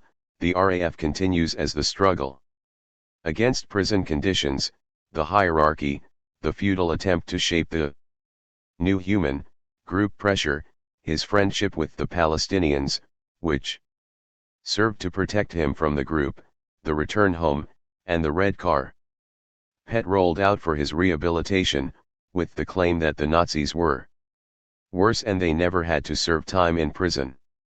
This has created a feeding frenzy within the deflated German left-wing intelligentsia. They aren't victims of Book's lies.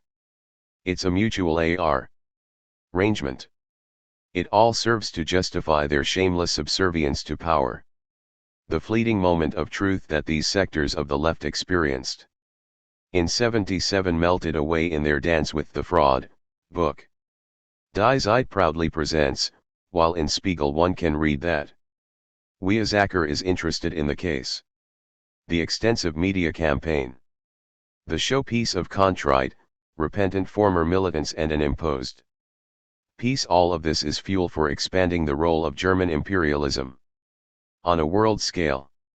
Knut Folkerts, Rolf Heisler, Sieglinde Hoffmann, Christian Klar, Christine Kuby, Roland Meyer, Brigitte Moncourt, Adelheid Schultz, Günter Sonnenberg, Rolf Clemens Wagner.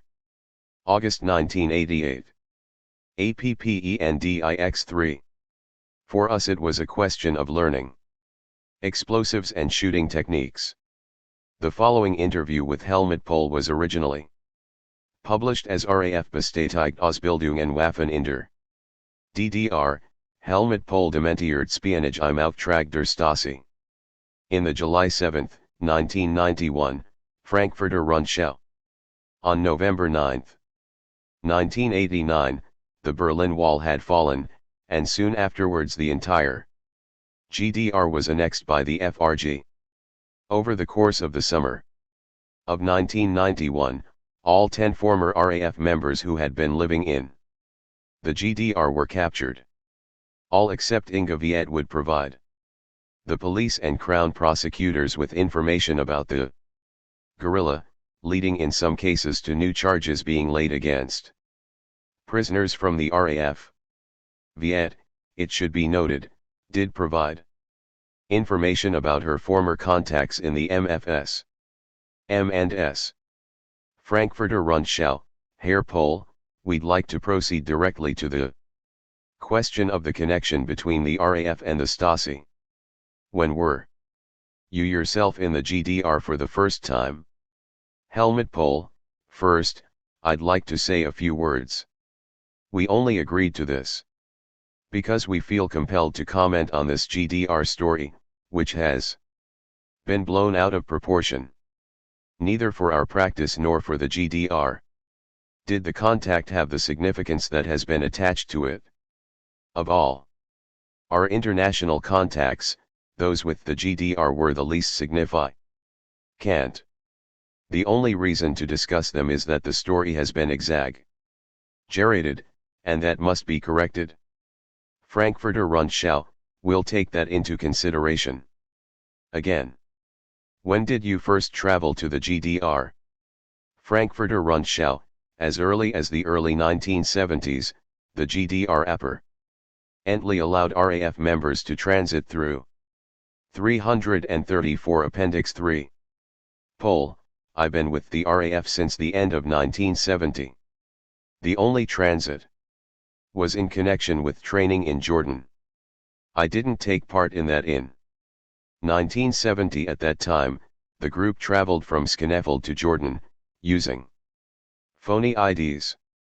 Incidentally, in 1973, I traveled to the Middle East in a way that had nothing to do with the GDR. Frankfurter Rundschau, are we going to address the question of Pohl? The GDR story is connected to the fact that the 8 went there. As I understand it, the contact was established by Inga Viet. A year had been spent looking for somewhere for the 8 to go. I got out of prison in the autumn of 1979. I don't know anything about the nature of the meetings before that. I went to the GDR in the autumn of 1980. There was a house there, managed by an older married couple. For the life of me, I can't remember where it was. The question for us was whether we'd continue to go there or not. That was clarified in the autumn. I estimate that I remained there for about 14 days. That was my longest visit. Apart from that, there were short discussions. We didn't know what they had in mind. Frankfurter Rundschau, which Stasi associates did you personally meet? Pohl, we addressed each other by our first names. Helmut, Gunther, and Gerd were the names I knew them by.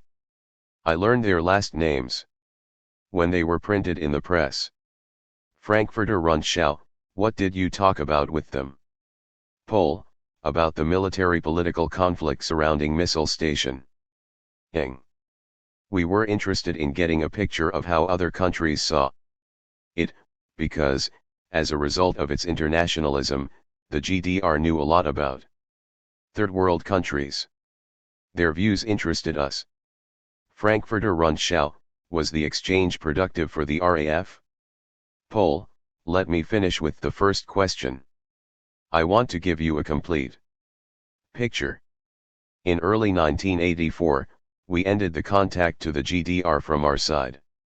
After the second to last discussion in the autumn of 1983, we had Akshu. Ally decided to break it off, because the discussions were always unpleasant. And in early 1984, our members Ingrid Jacobsmeyer and Krista X. went there for the last visit. Krista because she had never been, and she needed to get a sense of why we had ultimately come to this conclusion. Frankfurter Rundschau, the objective of the RAF in the 1970s was to provoke the state's repressive apparatus, to formulate it in the RAF's jargon, to expose the ugly face of capitalism. Was there even any debate within the RAF about the problem of cooperating with a repressive apparatus like the Stasi? Poll, we wanted contact with the GDR. The Ministry for State Security was simply the appropriate agency for such contact. The trainers did not, in any case, come from the MFS, but from the National People's Army. Now, all of that was structurally interlocked. In the beginning, the contact occurred in the limited context of finding a place for the 8 people, which created a basis for further discussion, out of which came the training. Beyond that, there was no cooperation. Frankfurter Rundschau, what was the political significance of these discussions for the RAF? Poll, starting in 1980, our politics changed conceptually from what they had previously been. After 1977, we arrived at a point where we were restructuring. Part of the organization broke away, and the remainder wanted to do things differently.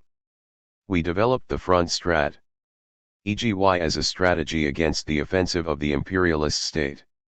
At the time, all politics were closely tied to and defined by the rearmament debate, the Reagan policies, and the military strategy. These were the main issues we discussed. These discussions helped us to clarify our concept, and we hope to learn as much as possible about the actual nature of NATO policies. Frankfurter Rundschau, what did the GDR hope to learn from the RAF? Poll, they wanted to know about political developments in the FRG. We absolutely never talked about our structure. They, of course, had numerous contacts in the FRG. They asked us, what do you think about this or that? What's your assessment? They showed us numerous leaflets and asked us about them. We thought about how we should talk to them. We had a very clear approach. We would talk to them like anyone here that came from one of the social movements or, in the same sense, like any international contact. We generally talked in the same way, extensively on a political level, while offering very limited concrete information. One Ministerium für Staatssicherheit, MFS, this is the official name of the Stasi. Frankfurter Rundschau, what price did the RAF pay for the GDR's help in solving the defector problem? Poll, there was no price. There was never, for example, any effort to find out about our plans for actions. For them, it was a question of understanding developments in the militant scene, as, for example, with the leaflets I mentioned. At the most, their interest included using our appeal, as they called it, to mobilize for the peace movement. They said things like, imagine if you said that all militants should get involved. That would have an impact. The most recent nonsense being spread by Spiegel TV is this espionage story. Frankfurter Rundschau, according to Spiegel, Helmut Voigt, a lieutenant and a section leader with the Stasi's Department XXII, claims otherwise. He spoke of shooting and explosives training for the RAF. In the GDR. Poll, certainly that was discussed during our conversations. But first a little more about this most recent espionage story. What Voigt now says is the exact opposite of what they said to us at the time. I clearly remember that we once addressed the issue more or less in this way, conversationally, not as an offer of whether they had any interest in our knowledge about military facilities, and they expressly said, no, any thing that could be construed as espionage should be avoided. Today, Voigt claims the opposite. This is a result of the Crown witness policy. He has to produce evidence of a legally useful offense. The goods must be delivered. Obviously, Crown witnesses were always called upon to comment on the RAF's actions and structures. As this failed to produce anything, an effort is being made using this alleged espionage. In fact, it's a joke. Everything we knew about military facilities, they, with their satellites, knew far better. That the opposite is now being advanced by an ex-MFS agent makes no sense to me, other than as an attempt to fabricate something so as to be able to make use of the Crown witness law.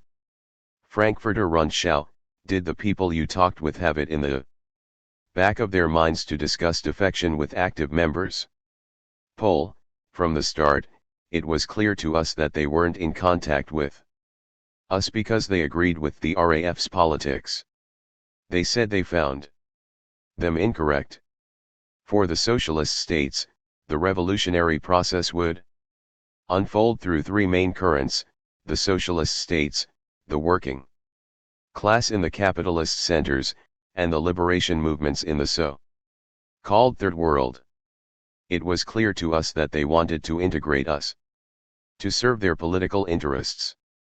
They said to us, any of you can come and live here. They would take care of it. But pushing us to defect? No. They didn't try to influence us in any way. It was clear that we would not let ourselves be dissuaded from anything by the GDR. Frankfurter Rundschau, Henning Beer, who participated in discussions with the Stasi and then defected, said during his trial that there were any negotiations about munitions and similar things. Were you also involved in such things? Poll, no. There were no negotiations. In the beginning, when Wolfgang Beer and Christian Klar were in the GDR, everything imaginable was discussed. Those things may have been discussed. By 1980, it was clear that they wouldn't agree to that. Frankfurter Rundschau, they did, however, train RAF members. How did that come about? Poll, the training took place in the spring of 1982. I don't know who besides the BAW today claims that this took place before the actions against the U.S. Air Base in Ramstein and the U.S. General, Croezen, in Heidelberg in 1981. After the Croezen and Ramstein actions, we had a few concrete, very specific questions about explosives and shooting techniques. We addressed this during our subsequent visit. Then, the GDR proposed comprehensive training. They prepared a SCHED. Yule. 3 people attended: Inga Viet, Adelheid Schultz, and myself. Christian Klar, who is always mentioned in this context, wasn't there. On one occasion, he came with us to the shooting range. He visited us there for 3 days, because he was on his way to meet another international contact and was bringing a few pages of a paper that others who were not in the GDR were working on. So there can be no talk of the RAF having been trained there. It was 3 people. We consciously limited it. The GDR said that more of us could come, 10 people or more. However, for us, the goal was to get clear answers to our questions about weapons and explosives techniques. We could share what we learned there with the others. For us, the significance of the whole thing was to create the conditions for the others to train themselves. The program simply and exclusively included explosives and shooting techniques. Frankfurter Rundschau, where did it take place? Pole, in different locations. We were brought to a forester's lodge on the water near Briesen. I've already said that in published material. Theoretical classes were held there.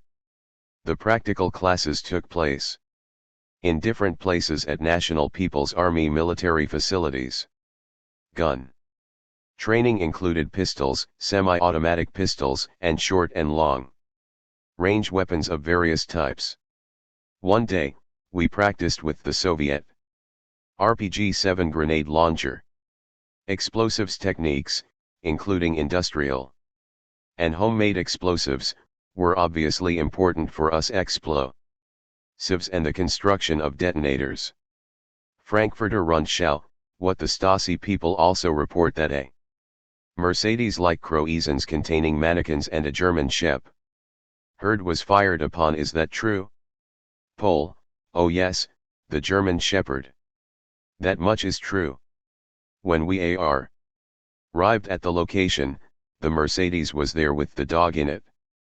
The GDR people wanted to recreate the action against Croizen to test its deadly effect. The trainer shot once, and it was a bullseye. The dog was hit, and he then shot it with a pistol. After that we engaged in target practice. This training early in the year was the only one that occurred. Later on, Christian Klar once had the opportunity to practice with a pistol, because at the time training was underway. However, he only emptied a couple of magazines. Frankfurter Rundschau, so the reason for the whole thing was, in this case, to test why the attack against Croizen hadn't succeeded. Pole, the questions we had came more from Ramstein, because we had made very poor quality explosives in that case. We weren't satisfied. As far as firing the RPG goes, it is foolish to believe that any of us learned that there. We had long since known how to do that. However, you don't often get a chance to practice, and it's a difficult weapon to handle. Therefore, we were interested. The GDR handled the training in a very traditional military way. When the Palestinians train you, they do it entirely differently. The training was interesting and important for us. Frankfurter Rundschau, how did the contact with the GDR end? When did the relationship between the West German guerrilla and East German real existing socialism cool down and why? Pole, in the 2 years that followed, there were 4 or 5 visits, 2 of which I was part of. During these, the discussions continued. As far as the training goes, we had the most intensive contact in that context. We also did other things. We were once driven to Buchenwald and Sachsenhausen to visit the concentration camps. I once said that I wanted to go to the German Historical Museum in Berlin, so we did that too. The longer the contact lasted, the more difficult it became. Toward the end, there wasn't much left in it for us except the risk involved in traveling back and forth.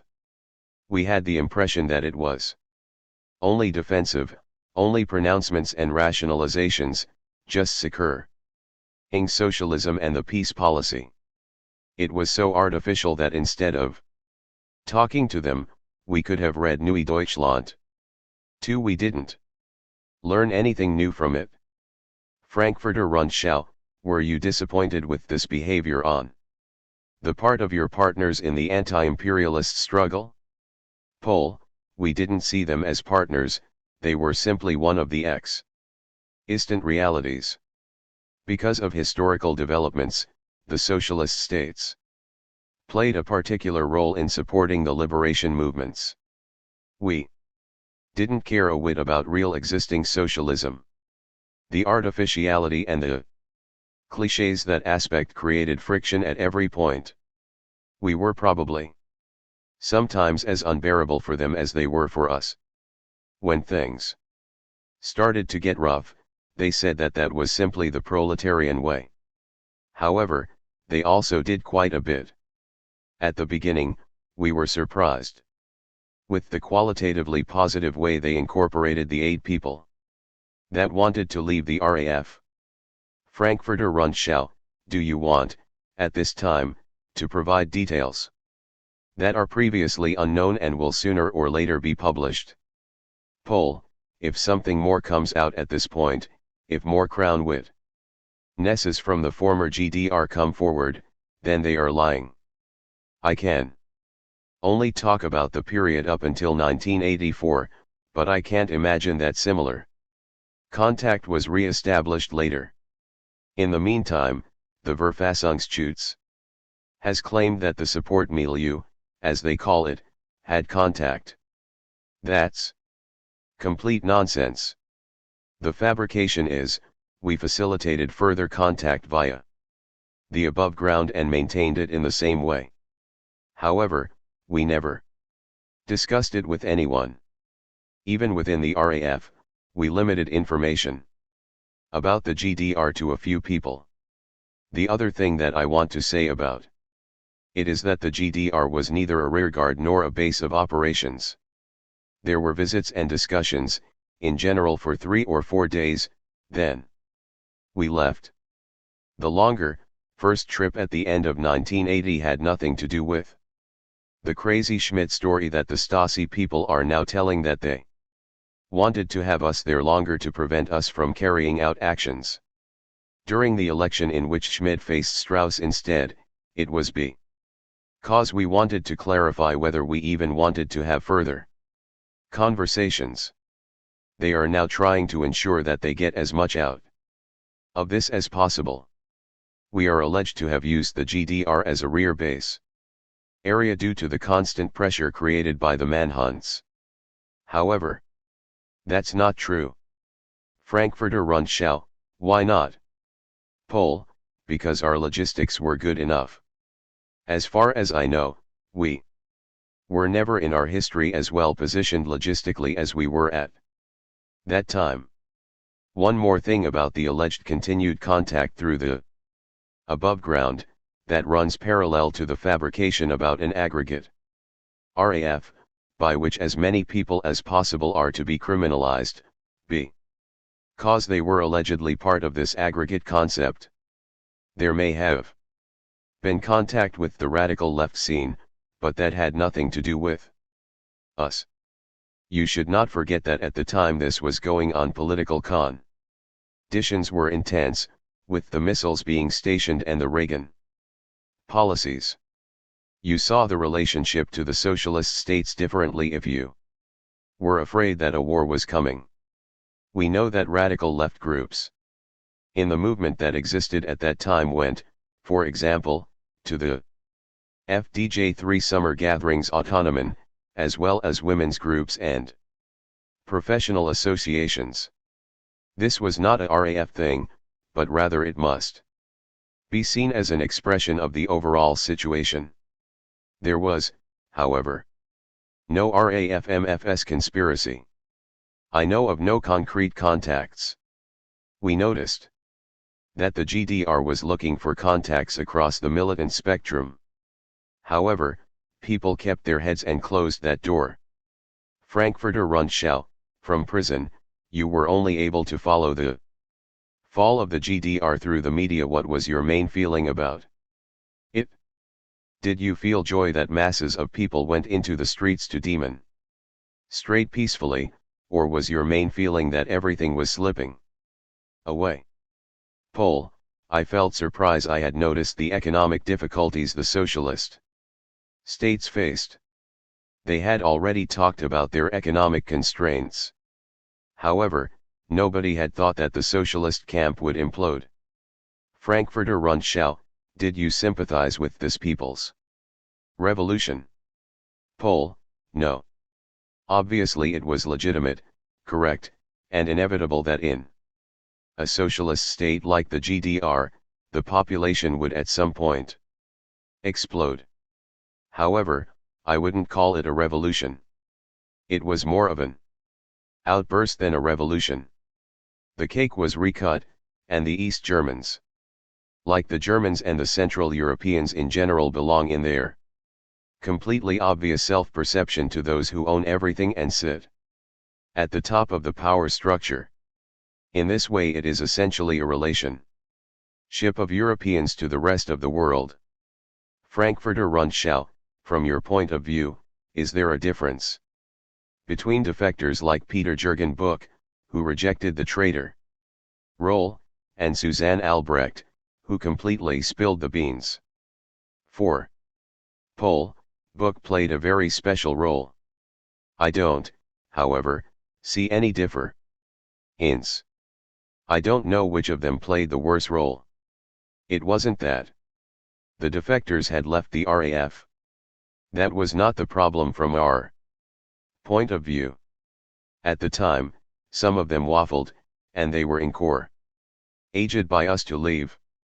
The problem is that they later allowed themselves to be used by the state as crown witnesses. Frankfurter Rundschau, should the defectors now fear for their physical safety? More to the point, should they anticipate the RAF's revenge? Pole, nonsense. Frankfurter Rundschau, why do you want to talk now?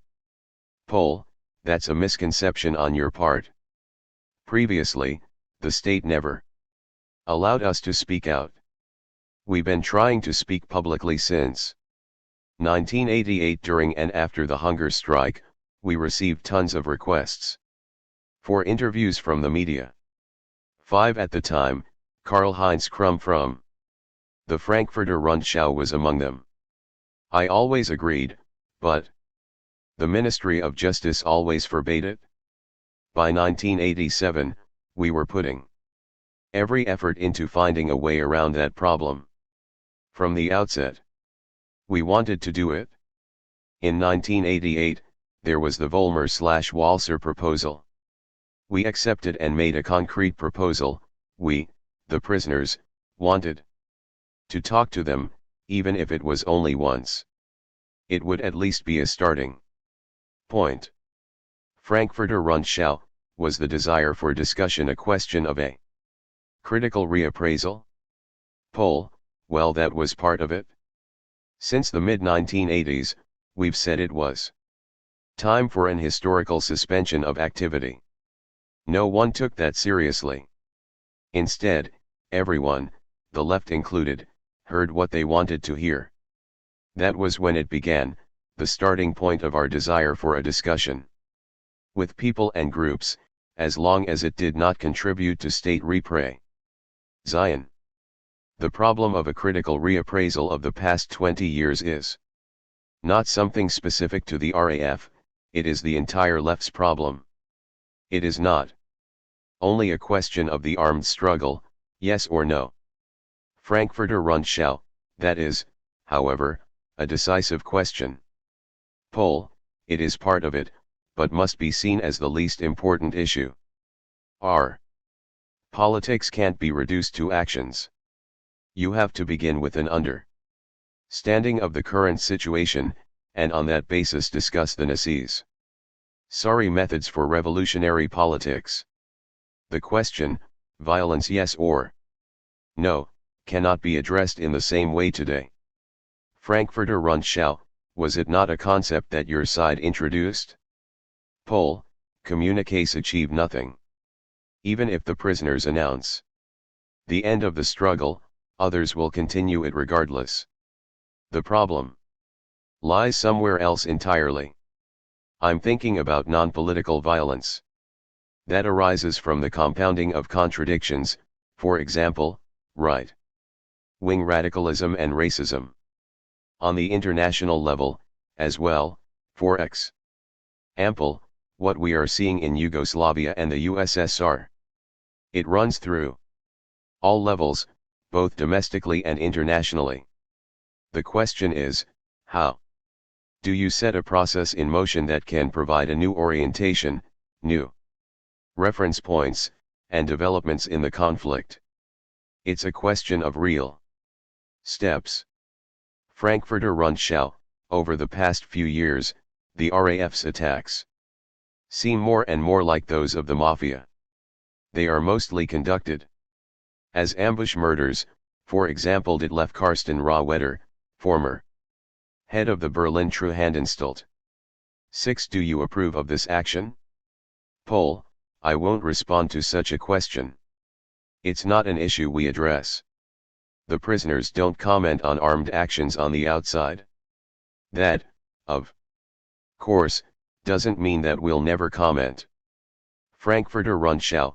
Recently, in various media, the BAW has portrayed you and others of the so-called hardcore of the RAF as still active cadre of the armed struggle. Do you give orders to those on the outside? Poll: there is no control from within the prison cells. We have nothing to do with the actions on the outside. At this point the LKA agent present terminated the interview, but permitted it to resume at the Frankfurter Rundschau's request. So, they are trying to pin something on me, for example, that I had something to do with Herrhausen, and then I'm not allowed to comment on it. It's an absurd idea that the prisoners can call for or actually order actions. We deny that assertion. In our texts we have always said that it is part of our basic politics that those who carry out the practice also determine the concrete policy. Frankfurter Rundschau. The published quotes from the pages seized from the prison cells, apparently 7,000, make it sound otherwise. Poll: they conducted 3 or 4 cell searches, and in this context tracked individual sentences to construct what they needed. Certainly, none of us had any knowledge of the preparations, nor did we guide any of those underground in their actions. All of this propaganda stands things on their head. That the prisoners took control of the initiative during the 1989 hunger strike was an exceptional situation. It was completely clear to those outside that no militant or military actions were to be undertaken. Everybody understood this. But it was equally clear that when the hunger strike was over, this role of the prisoners in relation to the outside would also come to an end. Frankfurter Rundschau. It was in this context that letters written by you were published. Poll: having seen what was published, I don't know what the significance could be. There is nothing that could be called an info system. Unfortunately, we consider it legitimate to discuss things with each other. That has nothing to do with the people underground.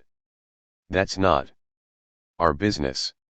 It should have been obvious to everyone that there would be actions if the hunger strike failed to yield anything. However, we had no idea what they would be. We would really like to get past all of this criminological bullshit, such as the RAF-MFS connection and control from within the prison cells, and finally get down to business, to political discussions, to association, and to a development that would lead to freedom for the political prisoners. Dramatis Personae. Akake, Zohair Youssef, 1954–1977, PFLP, EO, member, killed during the Mogadishu action. Alamet, Hind, 1955–1977, PFLP, EO, member, killed during the Mogadishu action. Albrecht, Suzanne, B. 1951–1977, joined the RAF, 1980, left the RAF, and received asylum in the GDR, 1990, arrested and cooperated with police and prosecutors, 1996, released from prison. Alexa, Peter, B. 1955–1978, participated in the DPA occupation. Arrested and sentenced to 1 year in prison, 1982, arrested in the wake of the arrests of RAF members Brigitte Moncourt, Heidi Schultz, and Christian Klar when his fingerprints were found on items. In RAF depots, 2007, publicly distanced himself from his past politics. Andraz, Suhaila, B. 1953, PFLP, EO, member, 1977, injured and arrested during the Mogadishu action, 1978, sentenced to 20 years. In prison in Somalia, 1980, pardoned, 1991, moved to Norway, 1994. Arrested, 1995, extradited to the FRG and sentenced to 12 years in prison, 1997, transferred to Norway to complete her sentence, 1999. Released from prison on grounds of ill health. Asdonk, Bridget, B. 1947, 1970, founding member of the RAF, arrested. The same year, 1982, released from prison. Augustin, Barbara, alleged RZ member, 1981, arrested at the Swiss border attempting to smuggle explosives and munitions into the FRG. Augustin, Ronald, B. 1949, 1971, joined the RAF, 1973, arrested. 1980, released from prison. Bader, Andreas, 1943 to 1977, 1968, participated in the Frankfurt department store arsons, 1970, founding member of the RAF, 1972. Arrested following the May Offensive, 1977, sentenced to life in prison. Killed in prison during the events of the German Autumn. Bar, Agon, B. 1922, SPD politician, crafted Ostpolitik to normalize relations with the Soviet Union in the early 1970s. Bakkerskud, Peter, 1941 to 2007, Dutch lawyer, 1974, began representing Ronald Augustin and other RAF members, author and editor of several books related to the prisoners from the RAF and the Stamheim trial. Barabas, Ingrid, B. 1952, alleged guerrilla supporter, 1980, arrested. In Paris, 1985, arrested in Frankfurt and charged with being a RAF member living above ground. Baum, Gerhard, B. 1932, FDP politician, 1978, Federal Minister of the Interior, 1982, stepped down, active at the UN thereafter. Baumann, Jürgen, 1922 to 2003, FDP politician, 1976, West Berlin. Minister of Justice, 1978, stepped down following the prison liberation. Of 2JM member Tillmeyer, withdrew from politics. Becker, Verena, B. 1952, 2JM member, 1974, sentenced to 6 years. In prison, 1975, joined the RAF after release from prison as part of a prisoner exchange for CDU politician Peter Lorenz, who had been kidnapped by the 2JM, 1977, arrested, 1982, cooperated with Verfassungsschutz, 1989, pardoned, 2009, arrested in connection with the 1977 assassination of Attorney General Siegfried Buebach, 2012. Sentenced to 4 years in prison. Beer, Henning, B. 1959, brother of Wolfgang Beer, 1979, joined the RAF, 1982, left the RAF and received asylum in the GDR, 1990. Arrested and cooperated with police and prosecutors, 1995, released from prison. Beer, Wolfgang, 1953 to 1980, brother of Henning Beer, 1973, joined the RAF, 1974, arrested, 1978, released from prison, participated in the DPA occupation, arrested and sentenced to 1 year in prison, 1979. Released from prison and went back underground with the RAF, 1980. Died in a car accident while living underground. Berberic, Monica, b. 1942, 1970, founding member of the RAF. Arrested the same year, 1976, escaped from prison, recaptured 2 weeks later, 1988, released from prison. Berger, Manfred, career criminal who cooperated with the Verfassungsschutz in what became known as the Zelle Hole, a police action meant to free guerrilla prisoner Sigurd die Bus in the hope he would lead police to underground members of the RAF. Boge, Heinrich, b. 1929, 1981–1990, President of the BKA. Book, Peter Jürgen, b. 1951, 1974, went underground to form a guerrilla group with Waltraud Lewald and Klaus Dorf, ex-husband of Waltraud Lewald, 1976, joined the RAF, 1980, broke with the RAF. 1981, arrested, cooperated with police and prosecutors, 1984, received 3 life sentences plus 15 years, 1986, on appeal his sentence is reduced to a single life term, 1991, new charges against Book. On the basis of information provided by the defectors to the GDR. 1992, Book publicly admits his part in the shooting deaths of the bodyguards during the Schleyer kidnapping, 1998, pardoned.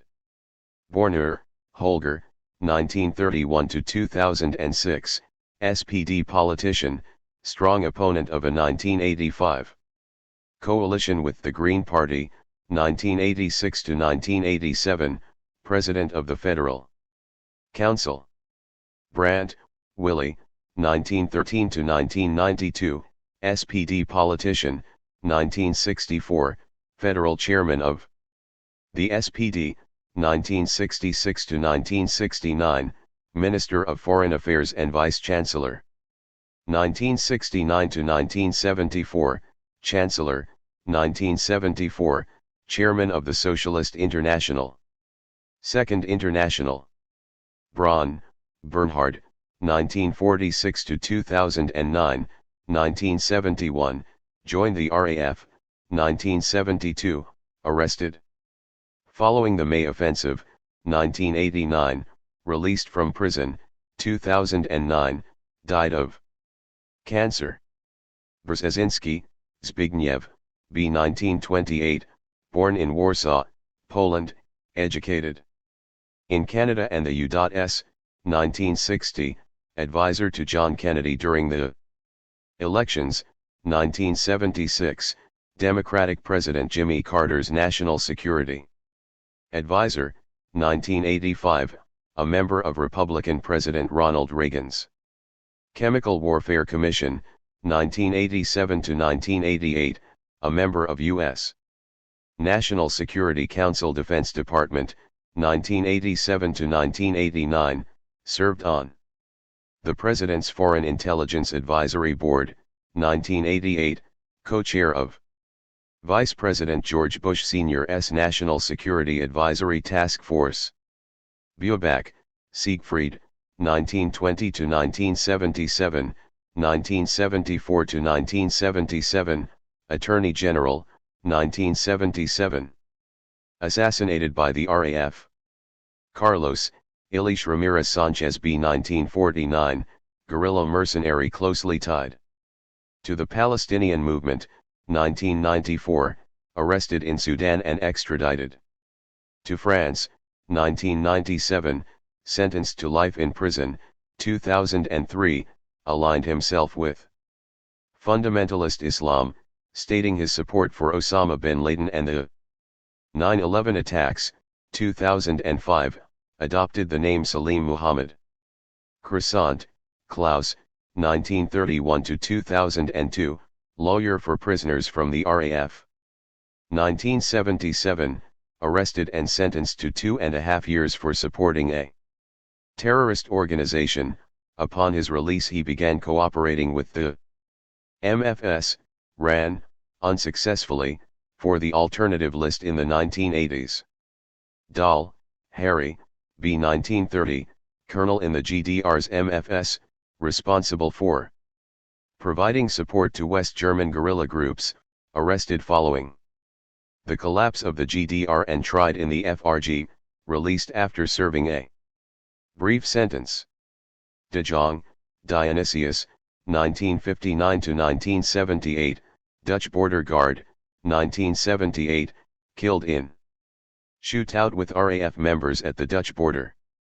De Bus, Sigurd, 1942–1981, active in the KPD in the 1960s, 1969. Joined the KPD/ML, 1971, joined the Hamburger Aktionszentrum.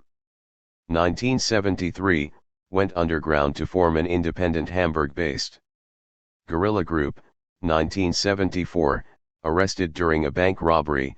1975, sentenced to 12 years. 1981, died participating in the RAF's 8th collective hunger strike. Delvaux, Hans Joachim, B. 1955, brother of Karl-Heinz Delvaux, 1977. Arrested on charges of supporting a criminal organization, cooperated with police and prosecutors, relocated to Canada upon his release from prison. Delvaux, Karl-Heinz, B. 1952, 1975, joined the RAF and participated in the Holger Mainz Commandos hostage-taking at the West German Embassy in Stockholm, where he was arrested. 1977, received 2 life sentences. 1995, released from prison. Dorf, Klaus, B. 1949, 1974, went underground to form a guerrilla group with Peter Jürgen Buch and Waltraud Lewald. 1976, arrested. 1978, sentenced to 13 years in prison for an alleged bank robbery. Drenkman, Günter von, 1910–1974, Social Democratic President of West Berlin Supreme Court, killed during an attempted kidnapping by the 2JM men to avenge the death of Holger Mainz. Shihad, Khalid, PFLP, SC, member, 1979, began providing the BND with information about the West German guerrilla. 1983, disappeared. Presumed dead.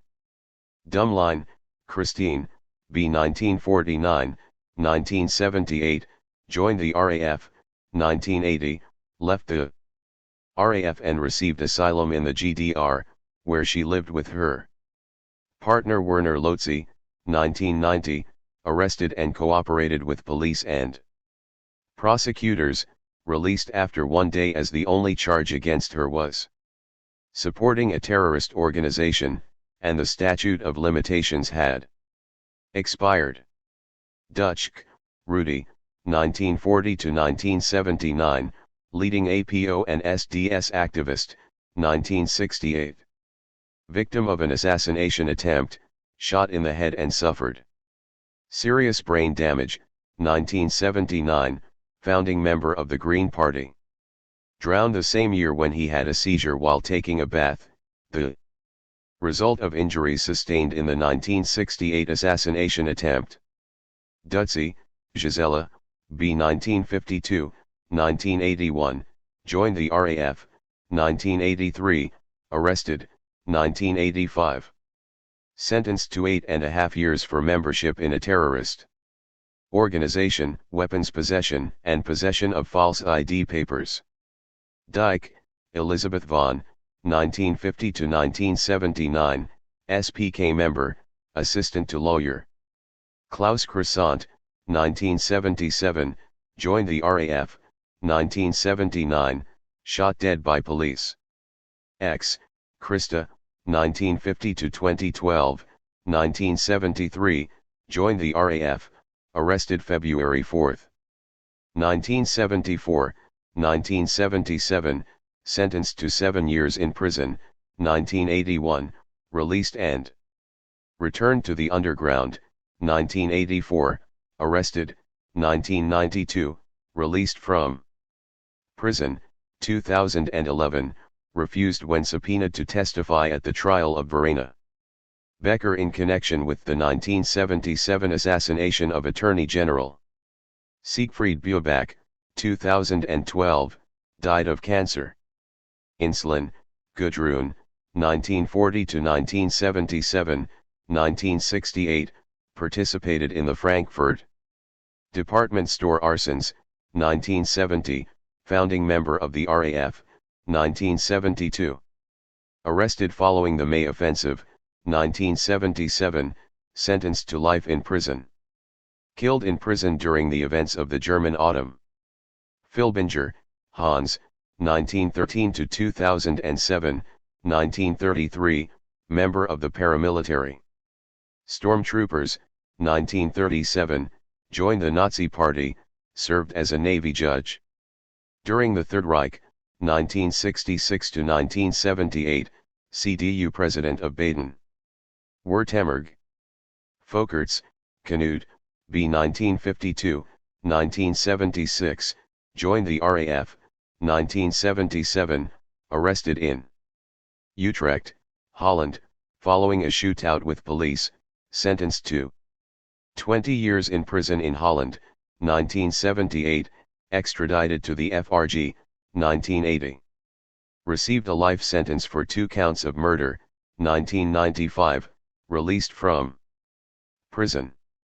Friedrich, Ralph Baptist, B. 1946, 1977, joined the RAF, 1980, left the RAF and received asylum in the GDR, where he married fellow RAF defector Sigrid Sternebeck, 1990, arrested and cooperated with police and prosecutors, 1992, sentenced to 6.5 years in prison. Fritzsch, Ronald, B. 1951, 2JM member, 1975, arrested, 1989, released from prison. Genscher, Hans Dietrich, B. 1927, FDP politician, 1969 to 1974, Federal Minister of the Interior, 1974 to 1992, Federal Minister for Foreign Affairs.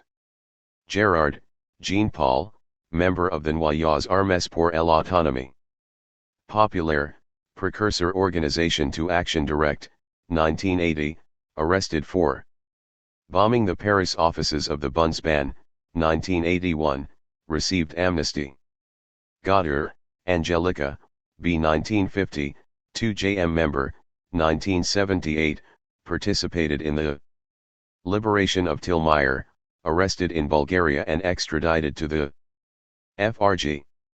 Gomans, Johannes, 1954 to 1978, Dutch border guard, 1978, killed in shootout with RAF members at the Dutch border. Grams, Wolfgang, 1953 to 1993, 1978, RAF supporter, arrested in the aftermath of the shooting of RAF member Willy Peter Stahl, held for 153 days, 1980, received remuneration for the time he had been held in prison, 1984, joined RAF, 1993, set up by a movement infiltrator and killed in shootout with GSG-9 agents in Bad Kleinen. Grashof, Manfred, B. 1946, 1970, founding member of the RAF, 1972. Arrested prior to the May Offensive, 1977, sentenced to life in prison. 1988, pardoned. Groth, Thomas, 1956 to 2006, Austrian supporter of West German. Political prisoners, 1977, participated in the 2JM kidnapping of businessman Walter Pommers in Vienna, arrested in possession of weapons and ransom money at the Italian border, 1979, sentenced to 15 years in prison in Austria, pardoned and released after 13 years, 2006, committed suicide. Grenwold, Kurt, B. 1937, lawyer for prisoners from the RAF, 1975. Subjected to the Berufsverbot, 1979, received 2-year suspended. Sentence for having facilitated info system, between 1973 and 76. Berufsverbot lifted except for criminal cases, 1981, Berufsverbot. Completely lifted.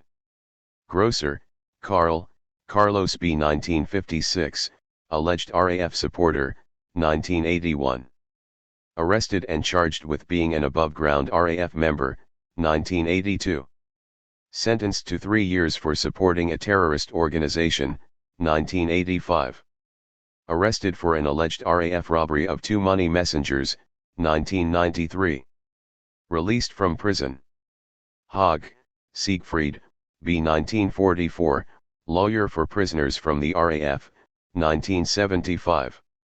Joined the RAF, 1976, arrested, 1979, sentenced to 15 years in prison, broke with the RAF in prison, 1987, released from prison.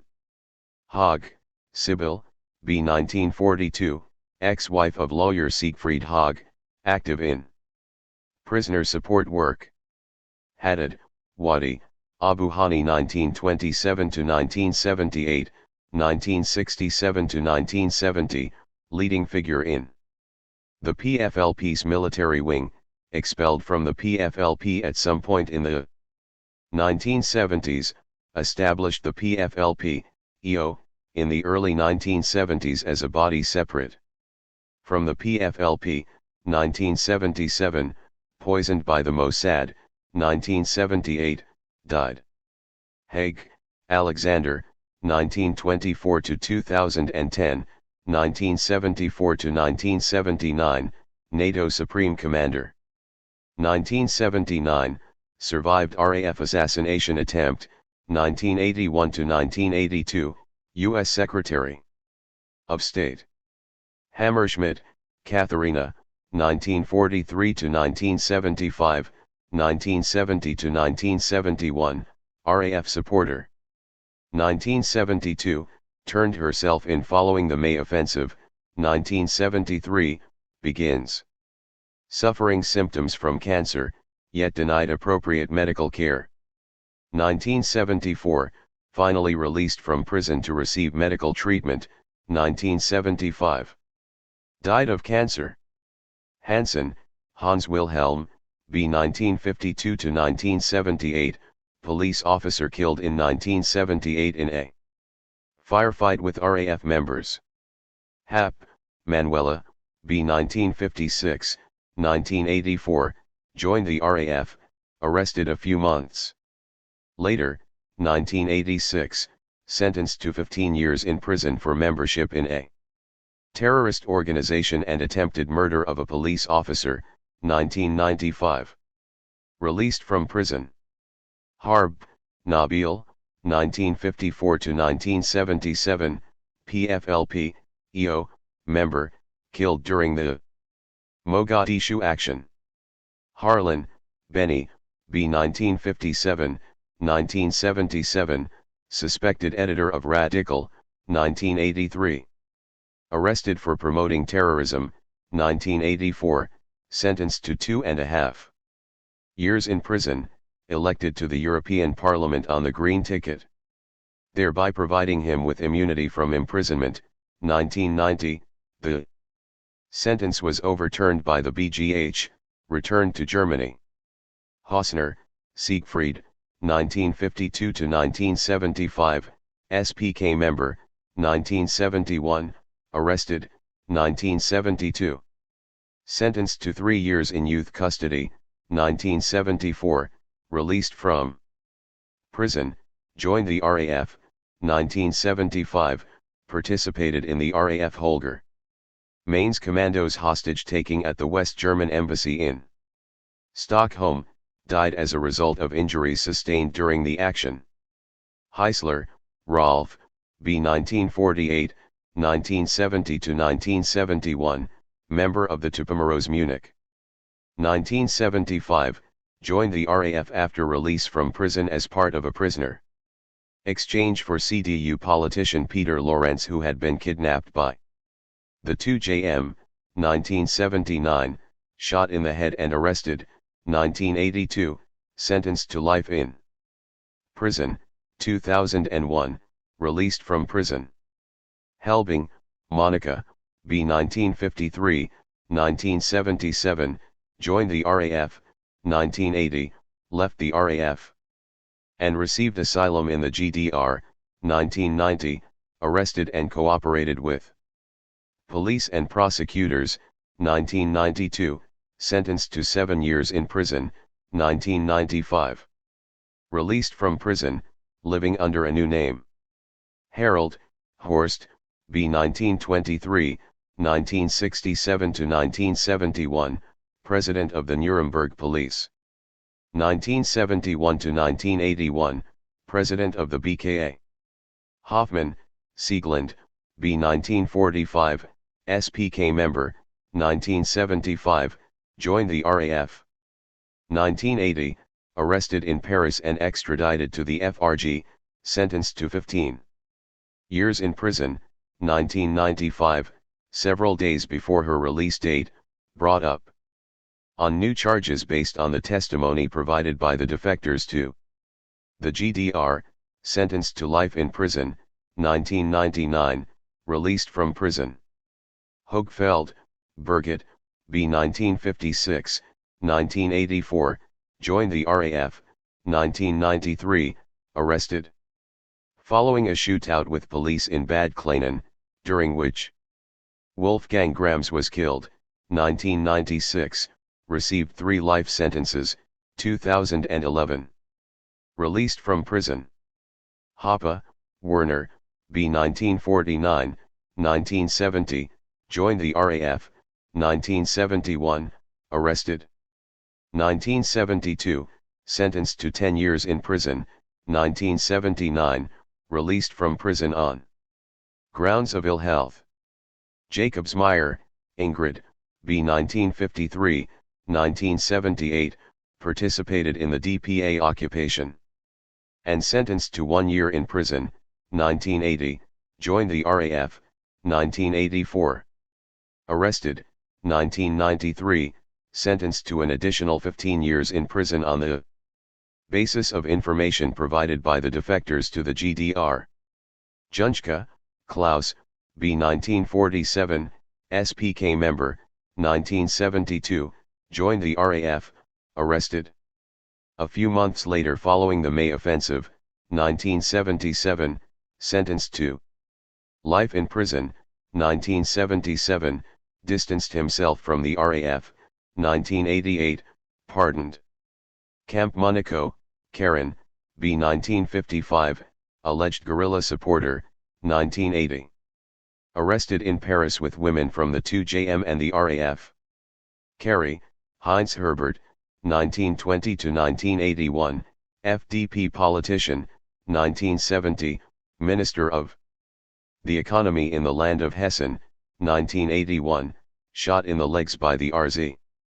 For his role in Startbahn West, died as a result of a severed artery. Keplinger, Othmar, Austrian supporter of West German political prisoners, 1977, participated in the 2JM kidnapping of businessman Walter Pommers in Vienna, arrested in possession of weapons and ransom money at the Italian border, 1979, sentenced to 5 years in prison, later reduced to 4 years. Kadov, Muammar, 1942 to 2011, 1969, seized control of Libya in a bloodless coup, regularly accused of masterminding or supporting terrorist attacks in the West, 2011, killed during a civil war that erupted in Libya following the events of the Arab Spring. Klar, Christian, B. 1952, 1976, joined the RAF, 1982, arrested, 1985. Received 5 life sentences plus 15 years in prison, 2007, denied. Clemency, 2008, released from prison. Klein, Hans Joachim, B. 1947, 1974, joined the RZ, 1975, seriously injured participating in the Vienna OPEC action, 1977, left the guerrilla. Issuing a critical assessment and mailing it with his gun to Spiegel. 1979, released a book critically assessing the guerrilla struggle, 1998. Arrested in France and extradited to the FRG, acted as a Crown witness. To avoid a life sentence and was sentenced to 9 years in prison. 2003, pardoned. Kletzandler, Edith, 1923–1979, 1979, killed by a ricocheting bullet. During a shootout between police and RAF members in a shopping mall in Zurich, Switzerland. Klockner, Michael, B. 1955, suspected editor of Radical, 1983, arrested. For promoting terrorism, 1984, sentenced to 2.5 years. In prison, elected to the European Parliament on the Green Ticket. Providing him with immunity from imprisonment, 1990, the sentence was overturned by the BGH, returned to Germany. Klopper, Gerald, B. 1954, 2JM member, 1975, arrested, 1980. Sentenced to 11 years and 2 months in prison. Klump, Andrea, B. 1957, 1978, worked on the Russell Tribunal, 1984. Went underground to avoid arrest, 1987, sought refuge in Syria, then Lebanon, with Horst Meyer, Barbara Meyer, and Simon Thomas, all of whom were being sought by the West German police in connection with RAF activities, 1988, involved in an attempt to bomb a disco pop. Uller with U.S. military personnel in Rota, Spain, 1989, incorrectly identified as one of the people involved in the RAF assassination of Alfred Herrhausen, 1991, involved in a bombing in Budapest of a busload of Russian Jewish immigrants transiting Hungary to Israel, claimed by the Movement to Free Jerusalem, 1995, began living with Horst Meyer under an assumed name in Vienna, Austria, 1999, arrested following a shootout with police in Vienna, in which Horst Meyer was killed, 2001, sentenced to 9 years in prison in connection with the attempted bombing in Rota, Spain, 2004, sentenced to an additional 12 years in connection with the Budapest, Hungary bombing. Knoll, Michael, 1949–1978, 1977, joined the RAF, 1978, killed in an exchange of fire with the police. Cole, Helmut, B. 1930, CDU politician, 1969–1976, President of Rhineland-Palatinate, 1976–1982, head of CDU/CSU parliamentary faction, 1982–1998, Chancellor. Crabbe, Hannah, B. 1945, SPK member, 1975, joined the RAF and participated in the Holger Mainz Commandos hostage-taking at the West German Embassy in Stockholm, where she was captured, 1977. Received 2 life sentences, 1996, pardoned and released from prison. Kreisky, Bruno, 1911–1990, Socialist Party of Austria member, 1959. 1966, Minister of Foreign Affairs, 1970–1983, Chancellor. Croscher Tiedemann, Gabrielle, 1951–1995, 1972, joined 2JM, 1973. Arrested, 1975, released from prison as part of a prisoner exchange.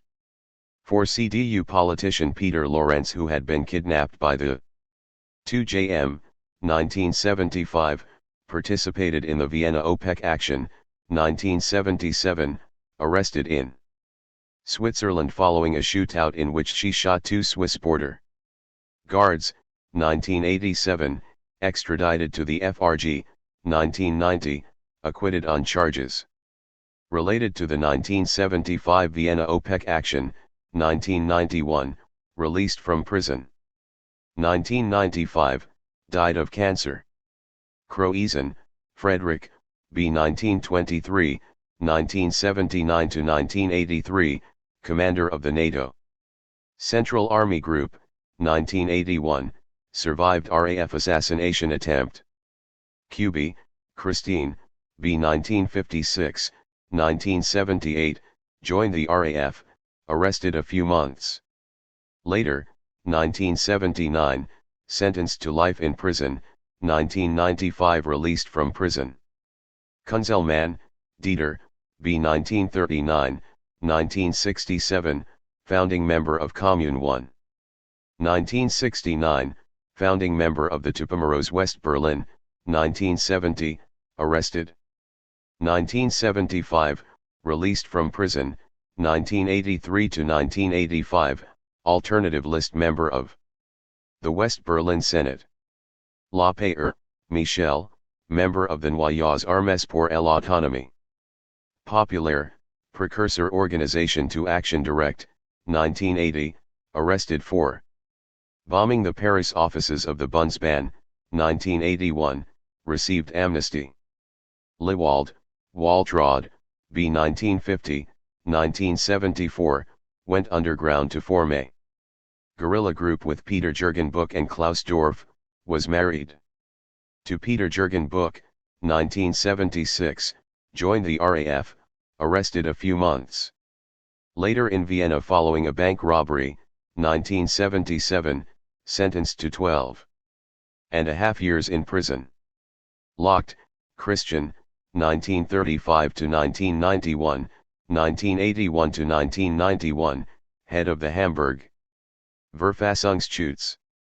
Lorenz, Peter, 1922 to 1987, 1969 to 1981, chairman of the West Berlin CDU, 1975, kidnapped by the 2JM and exchanged for 5 political prisoners. Lotze, Werner, B. 1952, 1978, joined the RAF, 1980, left the RAF and received asylum in the GDR, where he lived with his partner Christine. Dummlein, 1990, arrested and cooperated with police and prosecutors. 1991, sentenced to 12 years in prison, reduced on appeal.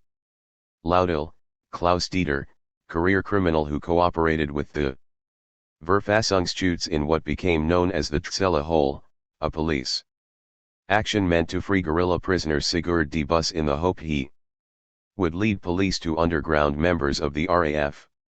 Ludwig, Karl-Heinz, B. 1943, taxi driver, arrested with Sigurd die Bus in connection with an underground group. Lummer, Heinrich, B. 1932, CDU politician, 1981 to 1986, mayor and Minister of the Interior in West Berlin. Mack, Carola, B. 1949, alleged guerrilla supporter, 1980, arrested in Paris with women from the 2JM and the RAF. Mahler, Horst, B. 1936, 1964, began acting as lawyer for the SDS and the APO, 1969, co-founded the Socialist Lawyers Collective, 1970. Founding member of the RAF, arrested the same year, 1974, formally expelled from the RAF, affiliated himself with the KPD/AO, 1975. Refused to leave prison as part of the Lorentz Exchange, 1980, released from prison, 1997, publicly acknowledged his support for the neo Nazi Nationaldemokratische Partei Deutschlands, 2000, joined the NPD, 2003, founded the Holocaust denial organization, the Verein zur Rehabilitierung der Wegenbestreitens des Holocaust-Verfolgten. Meyerwitt, Silke, B. 1950, 1977, joined the RAF, 1980, left the RAF, and received asylum in the GDR, 1990, arrested and cooperated with police and prosecutors, 1991, sentenced to 10 years in prison, 1995. Released from prison.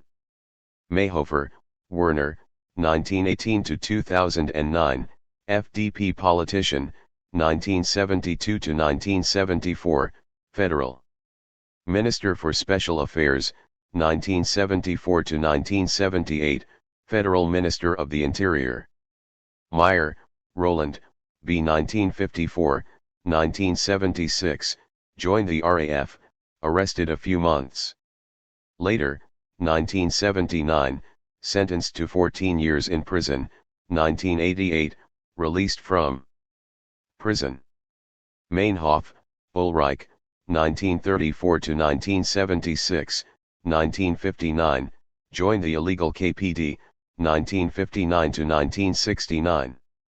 Concrete journalist, 1960 to 1964, editor-in-chief of Concrete, 1964, left the KPD, 1970, founding member of the RAF, 1972, arrested following the May Offensive, 1974, sentenced to 8 years in prison, 1976, killed in prison.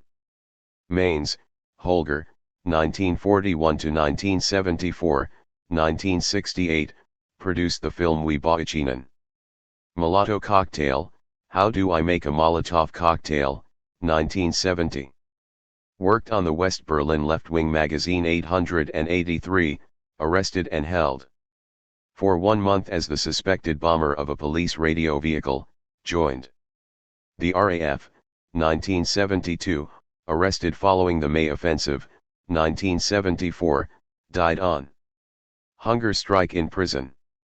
Meyer, Till, B. 1944, 1972, founding member of the 2JM, arrested the same year, 1973, escaped from prison, 1975, arrested, 1978, broken out of prison, arrested by West German police in Bulgaria shortly thereafter, 1986, released from prison, 1992, exposed as having been an informant for the MFS.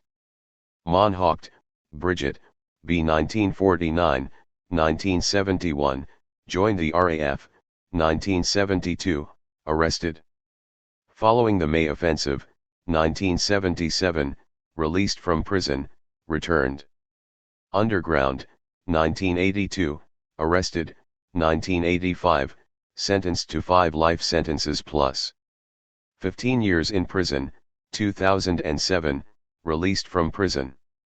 Mahler, Christian, alleged member of the RZ and the Carlos Group. 1977, arrested with Gabriel Crocher Tiedemann after a shootout with border guards at the Swiss border, in possession of phony ID papers, weapons, and money from the Palmer's ransom, sentenced to 11 years in prison. Mahler, Irmgard, B. 1947, 1971, joined the RAF, 1972, arrested following the May Offensive, 1976, sentenced to 4.5 years in prison for membership in a terrorist organization, 1977, the only survivor of the Stammheim killings, 1979, sentenced to life in prison for 2 bombings during the May Offensive and for shooting at police. At the time of her capture, 1994, released from prison. Muller, Arndt, B. 1942, lawyer for prisoners from the RAF, 1977. Arrested and charged with supporting a terrorist organization, 1980. Sentenced to 4 years and 8 months in prison. Muller, Gerhard, B. 1948, SPK member, 1971, joined the RAF, 1972. Arrested following the May Offensive, 1974, served as a Crown witness. Against prisoners from the RAF, served a 6.5-year sentence. Upon his release was relocated to the USA. 357 Dramatis Personae, Pauli, Walter. Neuer Law, Armin, lawyer for prisoners from the RAF, 1977, arrested.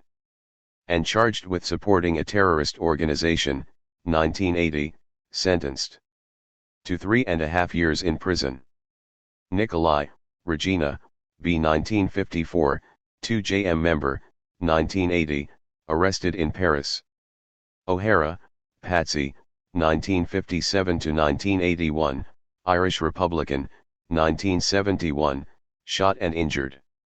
Manning a Republican barricade, 1974, interned in Longcash, 1975.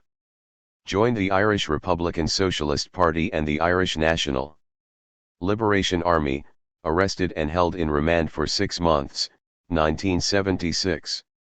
Arrested and held in remand for 4 months, 1979, arrested for possession of a hand grenade, 1980, sentenced to 8 years in prison.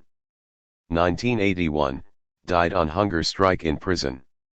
Onazorg, Benno, 1940 to 1967, shot dead by undercover police officer.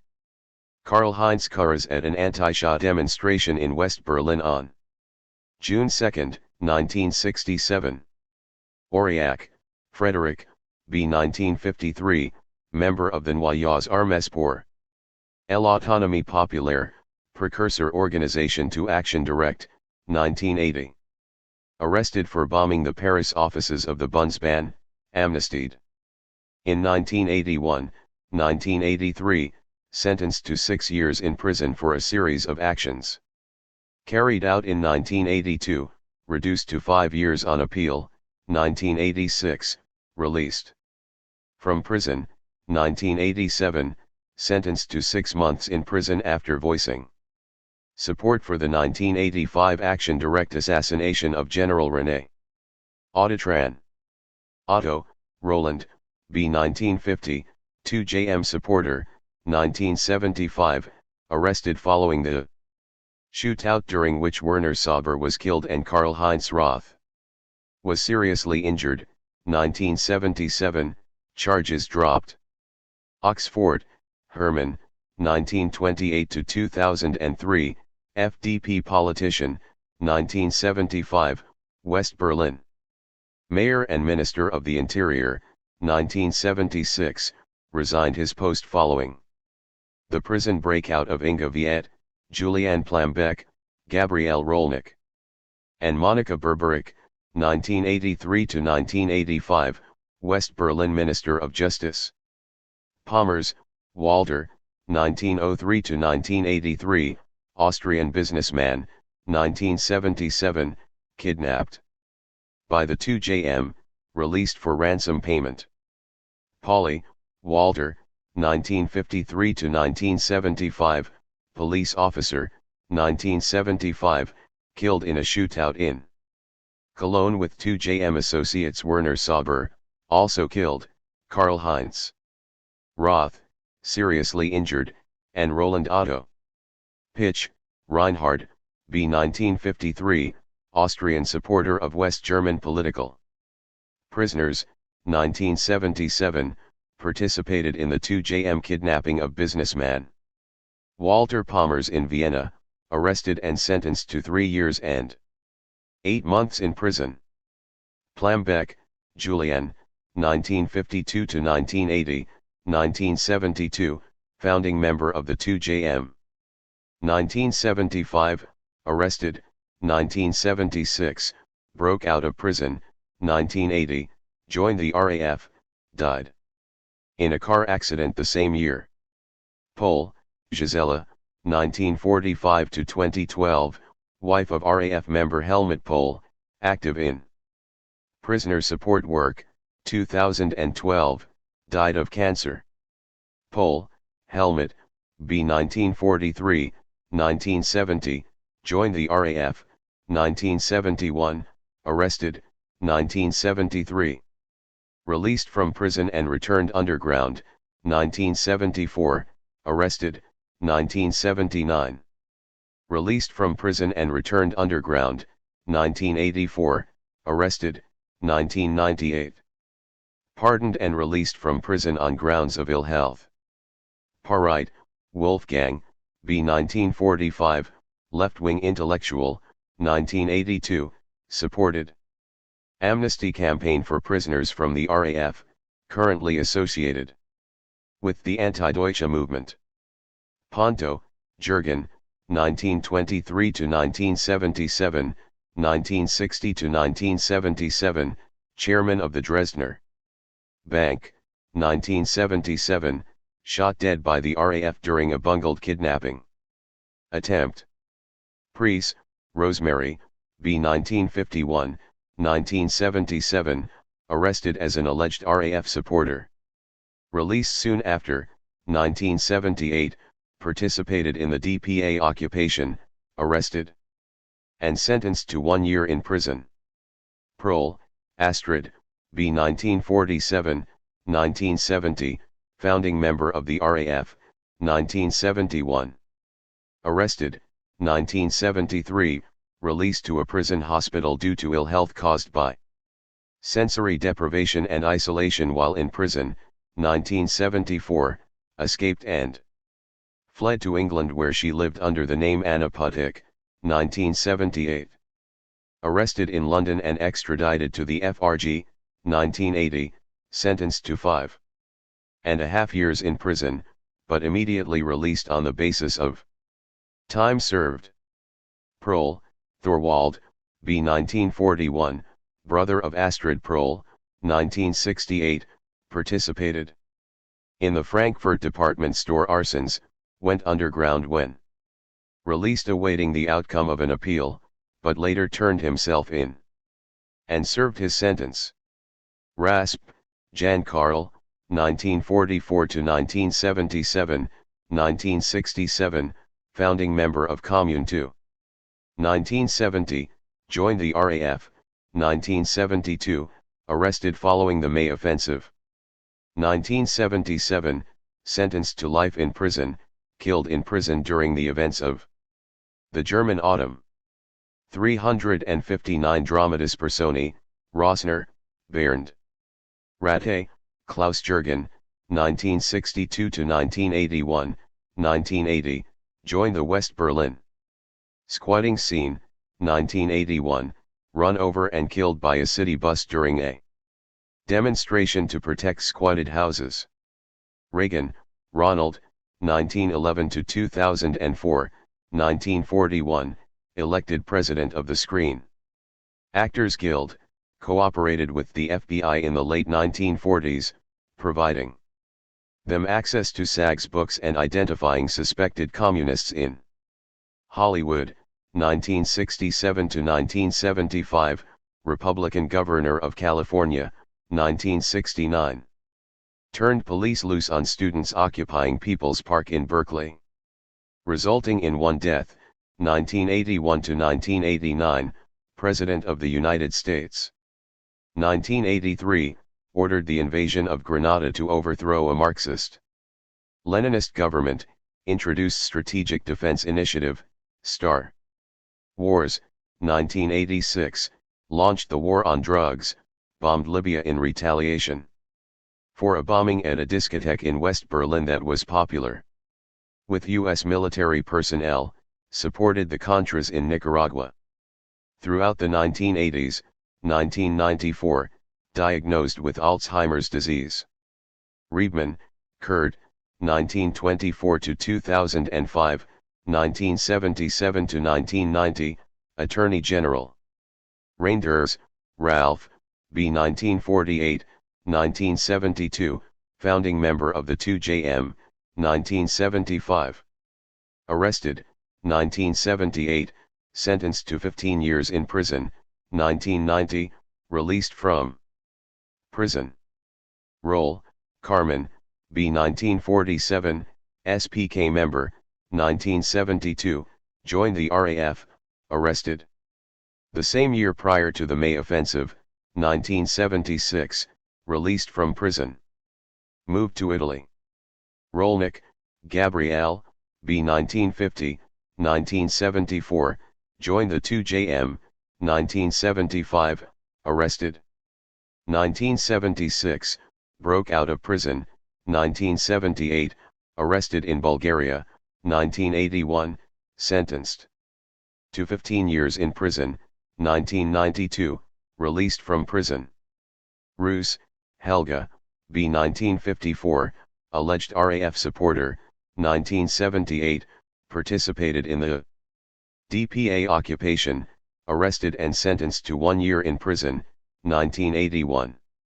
Arrested following the RAF's attempted assassination of U.S. General Frederick Croizon and charged with being an above-ground RAF member, 1983, sentenced to 4 years and 9 months in prison. Rosner, Bernd, B. 1946, 1975, joined the RAF and participated in the Holger Mainz Commandos hostage-taking at the West German Embassy in Stockholm, where he was captured, 1977, received 2 life sentences, 1992, released from prison on grounds of ill health, 1994. Pardoned. Roth, Karl-Heinz, B. 1942, SDS member in the 1960s, 1975, co-founder of the theoretical journal Autonomy, seriously injured and arrested in a shootout with police in Cologne during which Werner Sauber was killed, 1977, acquitted and released from prison, remains active as a left communist intellectual. Roland, Karl-Heinz, B. 1938, 1970, RAF supporter, arrested the same year, soon became the first RAF associate to serve as a Crown witness. Salamet, Ali Hassan, Abu Hassan 1940–1979, Chief of Al-Fatah's security organization, a leading figure in the Black September organization, 1975, becomes PLO's liaison to the CIA, 1979. Assassinated by the Mossad. Sauber, Werner, 1947–1975, 2JM member, 1974, moved to Cologne to work as a factory organizer under a false name, 1975, died in a shootout with police in Cologne. Schiele, Walter, B. 1919, 1968–1974, chairman of the FDP, 1969–1974. Vice-Chancellor and Minister of Foreign Affairs during Willy Brandt's Social Liberal Coalition, 1974–1979, President during the first 5 years of Helmut Schmidt's administration. Skelm, Petra, 1951–1971, 1970, founding member of the RAF, 1971. Killed in an exchange of fire with the police.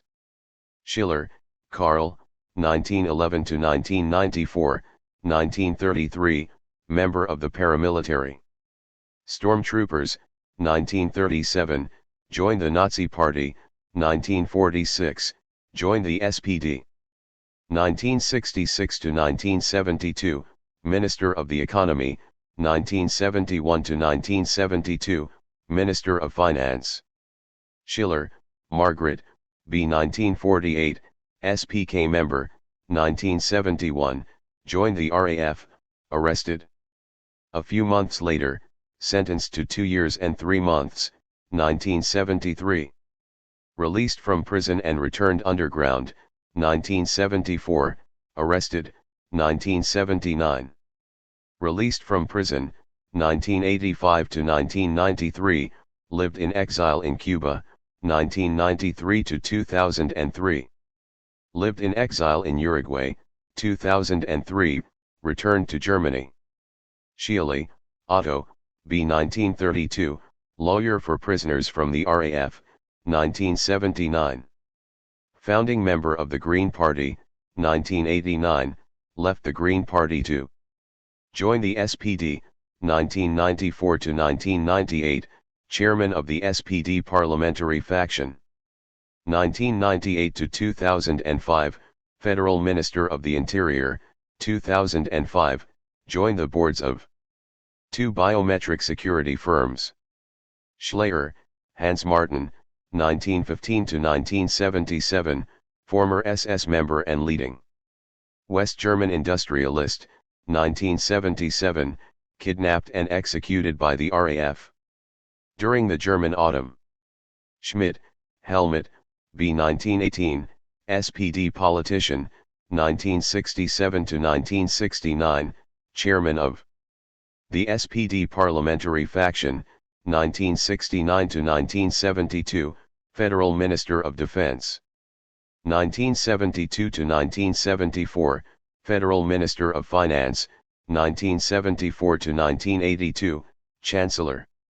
Schmitz, Sabina, B. 1955, alleged RAF supporter, 1976, arrested and charged under 129.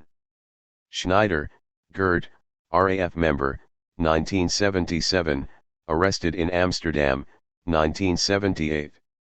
Extradited to the FRG, 1980, sentenced to 15 years in prison, 1983. Broke with the RAF, 1987, released from prison. Schneider, Jürgen, alleged RAF supporter, 1981, arrested and charged with supporting a terrorist organization, 1982, sentenced to 2.5 years in prison. Schroeder, Gerhard, B. 1944, lawyer and SPD member, 1978 to 1980. Represented former RAF member Horst Mahler, winning his freedom from prison, 1988, successfully represented Mahler in his effort to regain the right to practice law in the FRG, 1990 to 1998, President of Lower Saxony, 1998 to 2005, Chancellor of the FRG. Schubert, Ingrid, 1944 to 1977, 1970, founding member of the RAF. Arrested the same year, sentenced to 13 years in prison, 1977. Killed in prison. Schultz, Adelheid, B. 1955, 1976, joined the RAF, 1982, arrested. 1985, received 3 life sentences, 1994, charged with the 1978 shooting death of a Dutch border guard on the basis of information provided by the defectors to the GDR, 1998, released from prison on grounds of ill health, 2002, pardoned. Seckendorf Gudent, Ekkehard von, B. 1940, physician, RAF. Supporter, 1980, received asylum in the GDR, 1990, arrested and cooperated with police and prosecutors, released after 1 day as the only crime he was charged with was support for a terrorist organization, and the statute of limitations had expired. Schultz, George, B. 1920, 1969 to 1970, U.S. Secretary of Labor, 1972. 1974, U.S. Secretary of the Treasury, 1982 to 1989, U.S. Secretary of State. Siepman, Ina, B. 1944, nurse, alleged 2JM supporter, 1974, arrested. 1975, released from prison as part of a prisoner exchange for CDU. Politician Peter Lorenz, who had been kidnapped by the 2JM, 1978. Following the Tilmeyer breakout, she relocated permanently to the Middle East, 1982, killed in Lebanon by an Israeli airstrike during the Sabra and Shatila massacre. Solnlein, Horst, B. 1943, 1968, participated in the Frankfurt department store arsons, released while awaiting an appeal, 1969. Turned himself in and served his sentence when the appeal was denied. Sonnenberg, Günther, B. 1954, 1976, joined the RAF, 1977, shot in the head and arrested, 1978, received 2 life sentences, 1992, released from prison. Spittel, Angelika, B. 1952, ex-wife of Volker Spittel, 1977, joined the RAF, 1978, shot and arrested, 1979, sentenced to life in prison, 1990. Pardoned. Spittel, Volker, B. 1950, ex-husband of Angelika Spittel, assistant to lawyers representing prisoners from the RAF, 1977, arrested.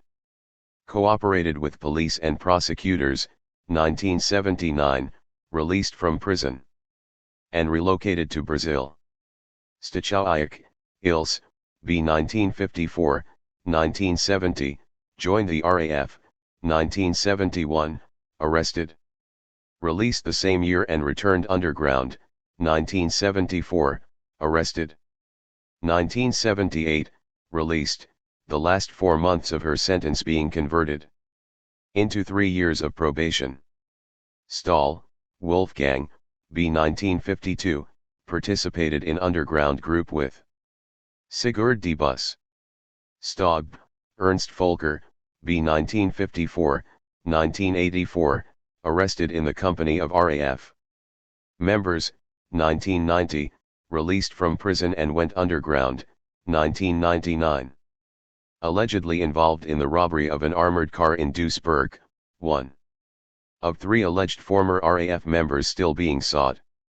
Sternebeck, Sigrid, B. 1949, 1977, joined the RAF, 1980, left the RAF, and received asylum in the GDR, where she married fellow RAF defector Ralph Baptist Friedrich, 1990, arrested and cooperated with police and prosecutors, 1992, sentenced to 8.5 years.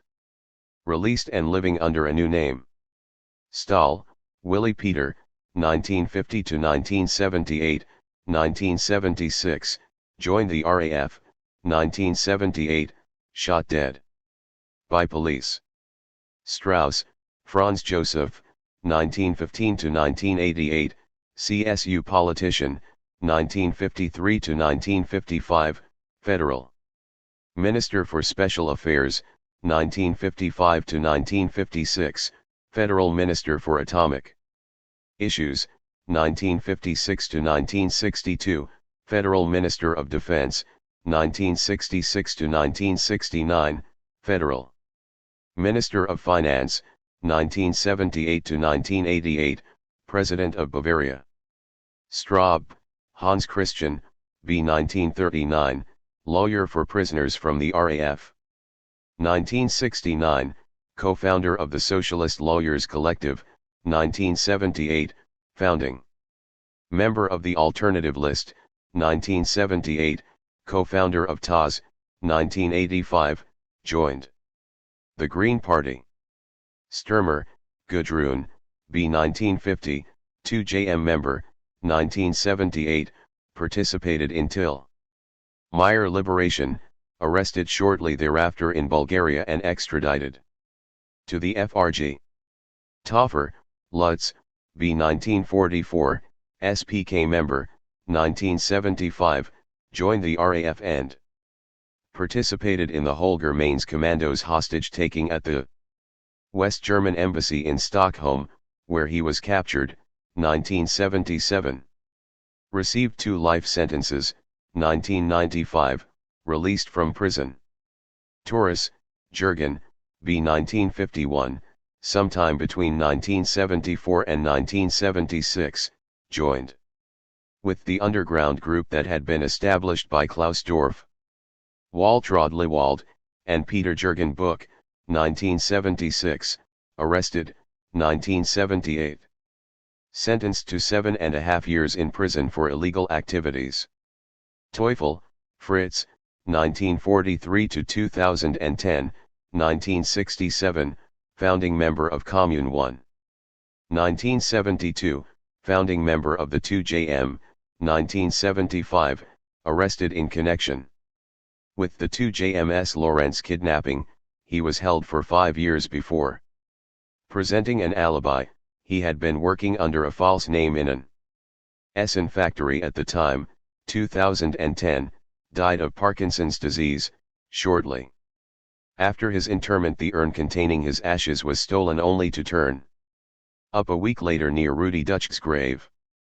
Thatcher, Margaret, B. 1925 to 2013, 1959 to 1970, British Conservative Party Member of Parliament, 1961, Parliamentary Under Secretary at the Ministry of Pensions and National Insurance, 1967, selected for the U.S. Foreign Leader Program, joined the Shadow Cabinet as Fuel Spokesperson, 1970, Secretary of State for Education and Science. 1975 to 1979, Leader of the Opposition, 1979 to 1990, Prime Minister, 1982. Launched Malvinas War in response to the Argentine invasion of the British-controlled South Georgia and Falkland Islands, 1984, survived. IRA assassination attempt, 1990, forced to resign over her opposition to joining a single currency European community, 2013, died of a stroke, occasioning spontaneous street parties and celebrations across the UK.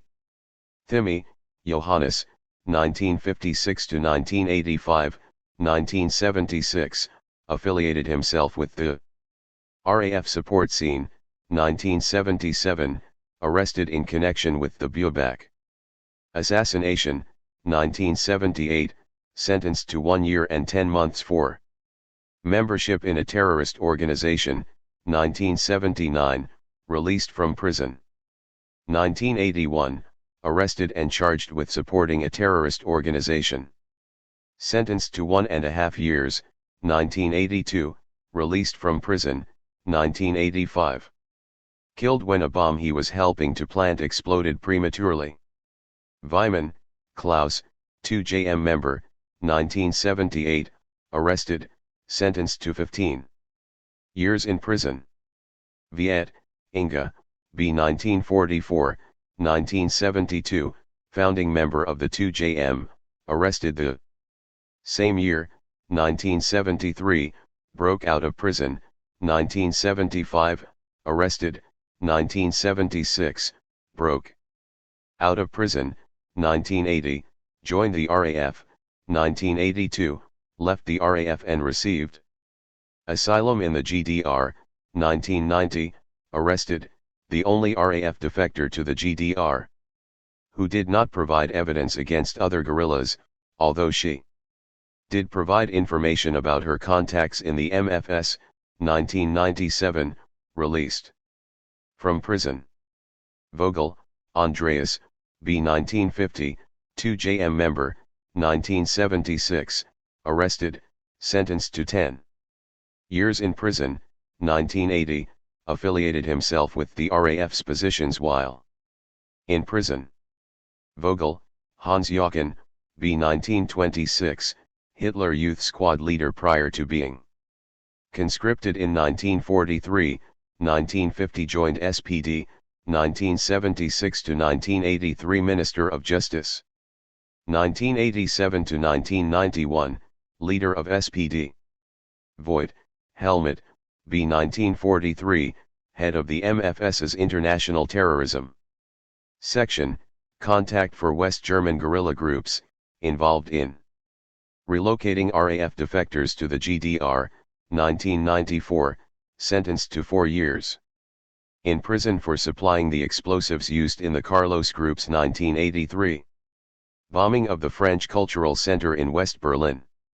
Vollmer, Ange, B. 1943, Green Party member elected to Parliament in 1983, 1987, and 1994, 1988, with left-wing novelist Martin Walser. Launched an initiative for dialogue with prisoners from the RAF. Consistent supporter of amnesty for prisoners from the RAF. Wackernagel, Christoph, B. 1951, 1977, joined the RAF, arrested in Holland, 1978, extradited to the FRG, 1980, sentenced to 15 years. In prison, 1983, broke with the RAF, 1987, released from prison. Relocated to Mali. Wagner, Rolf Clemens, B. 1944, 1975, joined with the Underground group that had been established by Klaus Dorf, Waltraud Lewald and Peter Jürgen Buch, 1976, joined the RAF, 1979, arrested in the aftermath of a bank robbery in Zurich, Switzerland, and extradited to the FRG, 1985, received 2 life sentences, 1993, sentenced to 12 additional years in prison on the basis of testimony provided by former defector to the GDR Werner Lotze, 2003, pardoned on grounds of ill health, 2007, briefly threatened with re-imprisonment after stating in an interview that the Schleyer kidnapping was a legitimate action. Walser, Martin, B. 1927, Grupp 47 novelist, 1988, with Green Party member Ange Vollmer launched an initiative for a dialogue with prisoners from the RAF. Wessel, Ulrich, 1946-1975, SPK member, 1975, joined the RAF, killed during the Holger Mainz Commandos hostage-taking at the West German Embassy in Stockholm. Wieland, Gert Jürgen, B. 1943, participated in underground group with Sigurd Debus. Wisniewski, Hans Jürgen, 1922-2005, SPD member, 1959. 1961, Chairman of the Jusos, 1966, Federal Minister for Economic Cooperation, 1970, member of the SPD's Executive Committee, 1974. Secretary of State, 1974-1976, Minister of State at the Department of Foreign Affairs, 1976-1979, Minister of State at the Federal Chancellery, 1977, Government Envoy to Third World countries during the German Autumn, 1979-1982, Deputy Chairman of the SPD, 1982. Minister of State at the Federal Chancellery. Wisniewski, Stefan, B. 1953, 1975 or 1976, joined the RAF, 1978. Arrested at Orly Airport in Paris, 1981, sentenced to life in prison. 1999, released from prison, 2007, Peter Jürgen Buch claimed that Wisniewski was the shooter in the 1977 assassination of Attorney General Siegfried Buebach. Verena Becker is alleged to have made similar claims. No charges were ever laid as these claims were not considered credible. Zayes, Peter, BAW prosecutor involved in numerous RAF-related trials, including the Stammheim trial of Andreas Bader, Gudrun Inslin, Ulrich Meinhof, and Jan Karl Rasp. Zimmermann, Friedrich, 1925-2012, 1943, joined the Nazi Party. 1948, joined the CSU, 1982-1989 Minister of the Interior. Zitzlaff, Wink, B. 1931, RAF member Ulrich Meinhof's sister, active in prisoner support work. Armed struggle in West Germany. A chronology. With the police. Demonstrations and clashes occur for the rest of the Month in cities throughout West Germany. October 31st, 1968.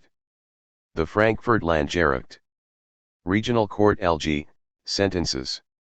Andreas Bader, Gudrun Inslen, Thorwald Prohl, and Horst Sohnlein.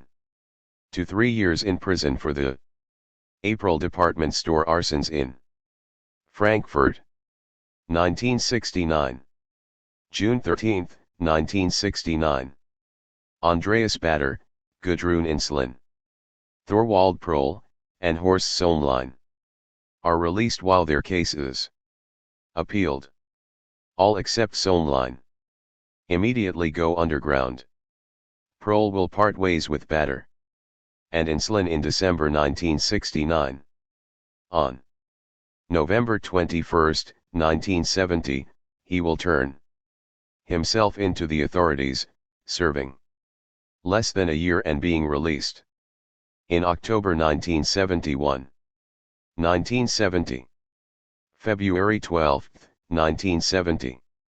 52 psychiatric patients form the Sozialistischer Patientenkollektiv, SPK Socialist Patients Collective, in Heidelberg. The group's motto is, "Turn illness into a weapon." 1967. June 2, 1967. Student Benno Ohnesorg is shot and killed by undercover police officer Karl-Heinz Kurz during a demonstration against a visit by the Shah of Iran to West Berlin. Initially acquitted, Kurz is retried, convicted and spends 4 months in jail. He is allowed to retain his job.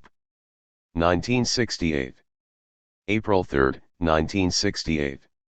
Andreas Bader, Gudrun Inslen, Thorwald Prohl, and Horst Sohnlein firebomb 2 Frankfurt department stores to protest the escalation of the Vietnam War.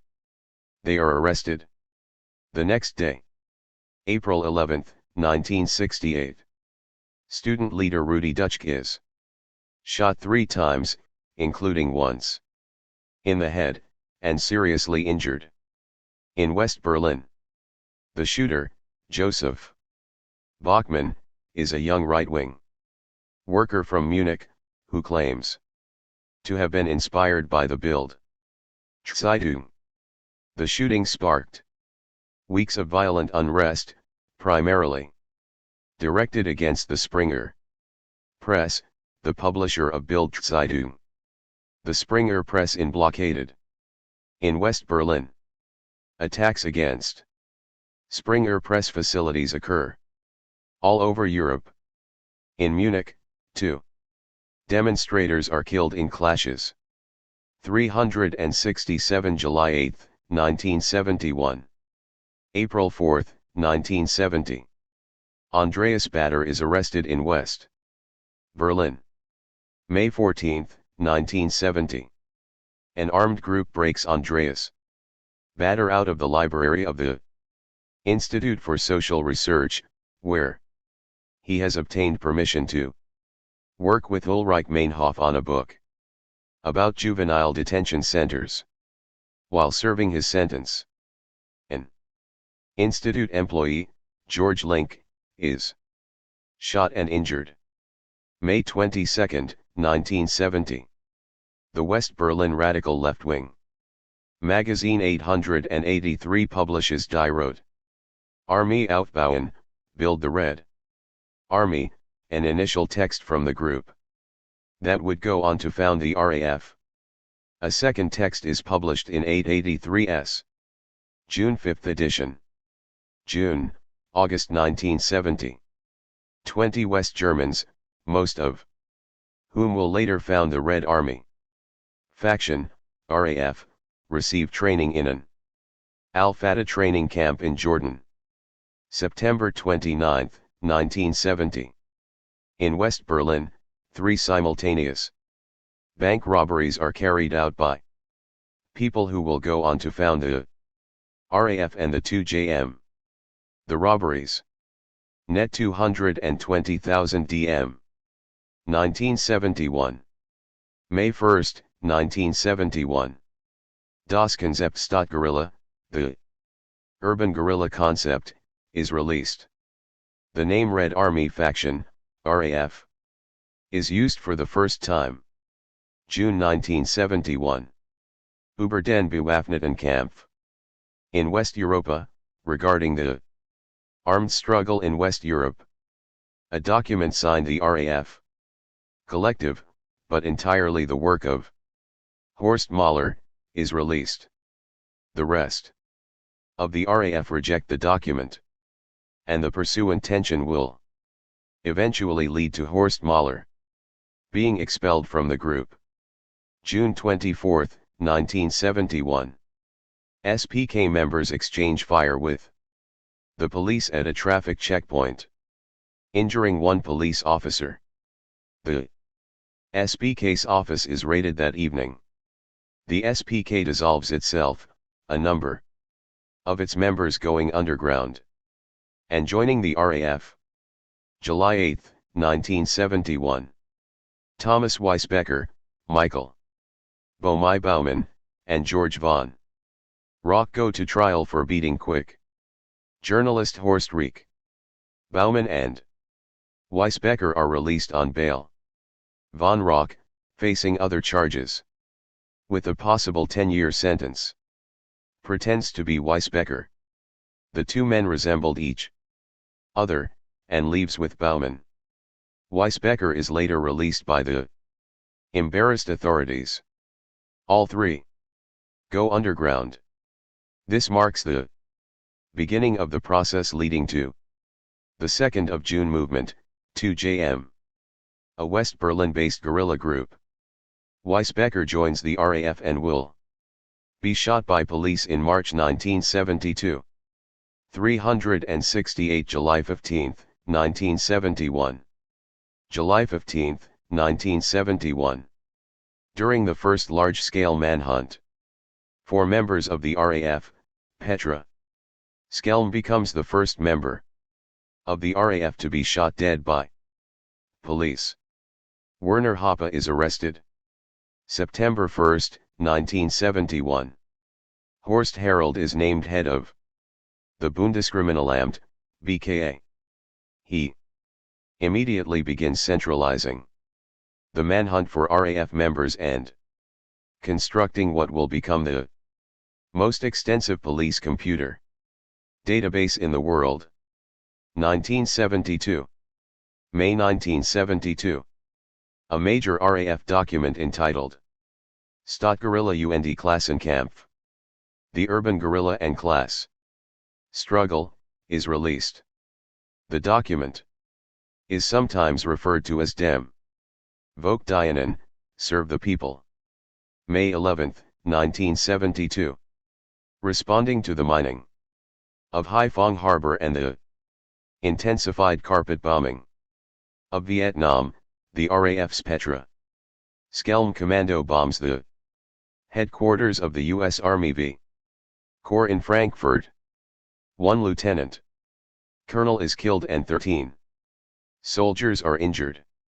May 13, 1972.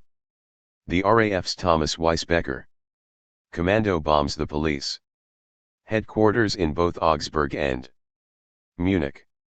May 15, 1972.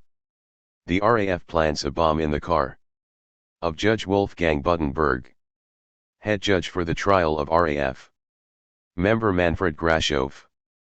The judge had ordered Grashof held in strict isolation despite the serious injuries he sustained during a shootout at the time of his arrest. Buttenberg's wife is seriously injured when she, instead of him, uses the car. May 19, 1972. The RAF's 2nd of June Commando bombs the Springer building in Hamburg. Despite 3 warnings, the building is not cleared and 17 workers are injured. May 24, 1972. The RAF's July 15 Commando bombs the headquarters of the U.S. Army in Europe in Heidelberg. 3 soldiers are killed. May 28, 1972. A false communiqué is issued, claiming that the RAF will place 3 random car bombs in Stuttgart on June 2, the anniversary of the killing of Benno Ohnesorg. May 29, 1972.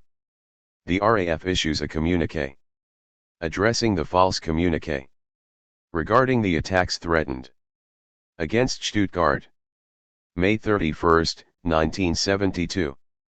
A recorded message from Ulrich Meinhof is played at a teach-in in Frankfurt organized by the prisoner support group Red Aid. 369 September 13, 1974. The BKA initiates a massive manhunt for RAF members, known as Operation Washout. June 1 to July 7, 1972. In the wake of the May offensive, numerous RAF members are arrested in a series of separate incidents. Andreas Bader, Gudrun Inslen, Holger Mainz, Jan Karl Rasp, Ulrich Meinhof, Klaus Junschke, Irmgard Mahler, Gerhard Müller, Brigitte Moncourt, and Bernhard Braun are all captured. And Katharina Hammerschmidt, a supporter being sought, turns herself in on her lawyer's advice. November 1972. The RAF releases a major document entitled Die Action des Schwarzen. September in München zur Strategie des anti-imperialistischen Kampfs, the Black September. Action in Munich, regarding the strategy for anti-imperialist struggle. In it, they use the Black September attack in Munich as a starting point for a sweeping discussion of anti-imperialist resistance in West Germany and throughout the world. 1973. January 17 to February 16, 1973. 40 prisoners from the RAF participate in the first collective hunger strike, demanding an end to isolation and the closing of the Dead Wing at Köln-Sendorf prison. May 8 to June 29, 1973. 80 prisoners from the RAF participate in the second collective hunger strike, demanding integration into the general prison population and free access to political information. November 16, 1973. The Revolutionary Cells, RZ, attacks ITT in West Berlin in response to the company's role in the September 11 Chilean coup. This is the first action by a new guerrilla group that will quickly take its place alongside the RAF and the 2JM as a force to be reckoned with. 1974. February 4, 1974. In simultaneous pre-dawn actions, RAF safe houses in Hamburg, Frankfurt, and the Netherlands are raided. RAF members Helmut Pohl, Ilse Stachowik, Christa X, and Eberhard Becker are arrested in Hamburg, while Margaret Schiller, K. Werner Allnach, and Wolfgang Beer are arrested in Frankfurt. September 13, 1974. Ulrich Meinhof announces the third collective hunger strike of the prisoners from the RAF while testifying at Andreas Bader's trial. For the first time, the prisoners demand association with one another rather than integration into the general prison population. Meinhof releases a provisorisches Kampfprogramm für den Kampf die politischen Richter Gefangenenarbeiter, provisional. 370 September 27, 1974. Program of Struggle for the Political Rights of Imprisoned Workers, the only RAF document ever issued, in which prisoners in general are addressed. September 27, 1974. Monika Berberic reads a statement expelling Horst Mahler from the RAF during a trial at which she is testifying. Mahler has by this time joined the Maoist KPD/AO. November 9, 1974. RAF member Holger Mainz dies. After 2 months on hunger strike. Demonstrations break out all over West Germany. November 10, 1974. Günter von Drenkmann, President of the West Berlin Supreme Court, is killed during an attempted kidnapping by the 2JM. A communiqué explains the action was in retaliation for the death of Holger Mainz. November 11, 1974. In Berlin, a mass demonstration to support the prisoners and protest the death of Holger Mainz draws 15,000 people. November 18, 1974. Holger Mainz is buried in the family grave in Hamburg. 5,000 people attend the funeral. As Mainz's coffin is lowered into the ground, student leader Rudi Dutschke, in what will become an iconic moment in West German left history, steps forward, and standing over the grave, gives the clenched fist salute, shouting, "Holger." The struggle continues. December 7, 1974. A bomb explodes in Bremen Central Station, and 5 people are injured. December 9, 1974. The RAF issues a communiqué denouncing the Bremen bombing as a police action. 1975. January 1975. The Internationales Committee zur Verteidigung politischer Gefangener in Europa, IVK, is founded by lawyers of political prisoners. January 1, 1975. The Lex Baader-Meinhof, Baader-Meinhof laws, come into effect. Among other things, the laws allow the court to exclude defense attorneys who are suspected of forming a criminal association with their clients and allows trials to continue without the accused present if the reason for the absence is deemed to be the fault of the prisoner, example the result of illness due to hunger striking. January 20, 1975. Spiegel publishes an interview with prisoners from the RAF Andreas Baader, Gudrun Inslen, Ulrich Meinhof, and Jan Karl Rasp. 371 March 16, 1976. February 2, 1975. The RAF writes a letter to the hunger striking prisoners asking them to call off their hunger strike and promising to pursue the struggle from there on in. February 18, 1975. The construction site of the planned WYHL nuclear power plant is occupied in the opening salvo of what will become a powerful anti-nuclear movement in West Germany.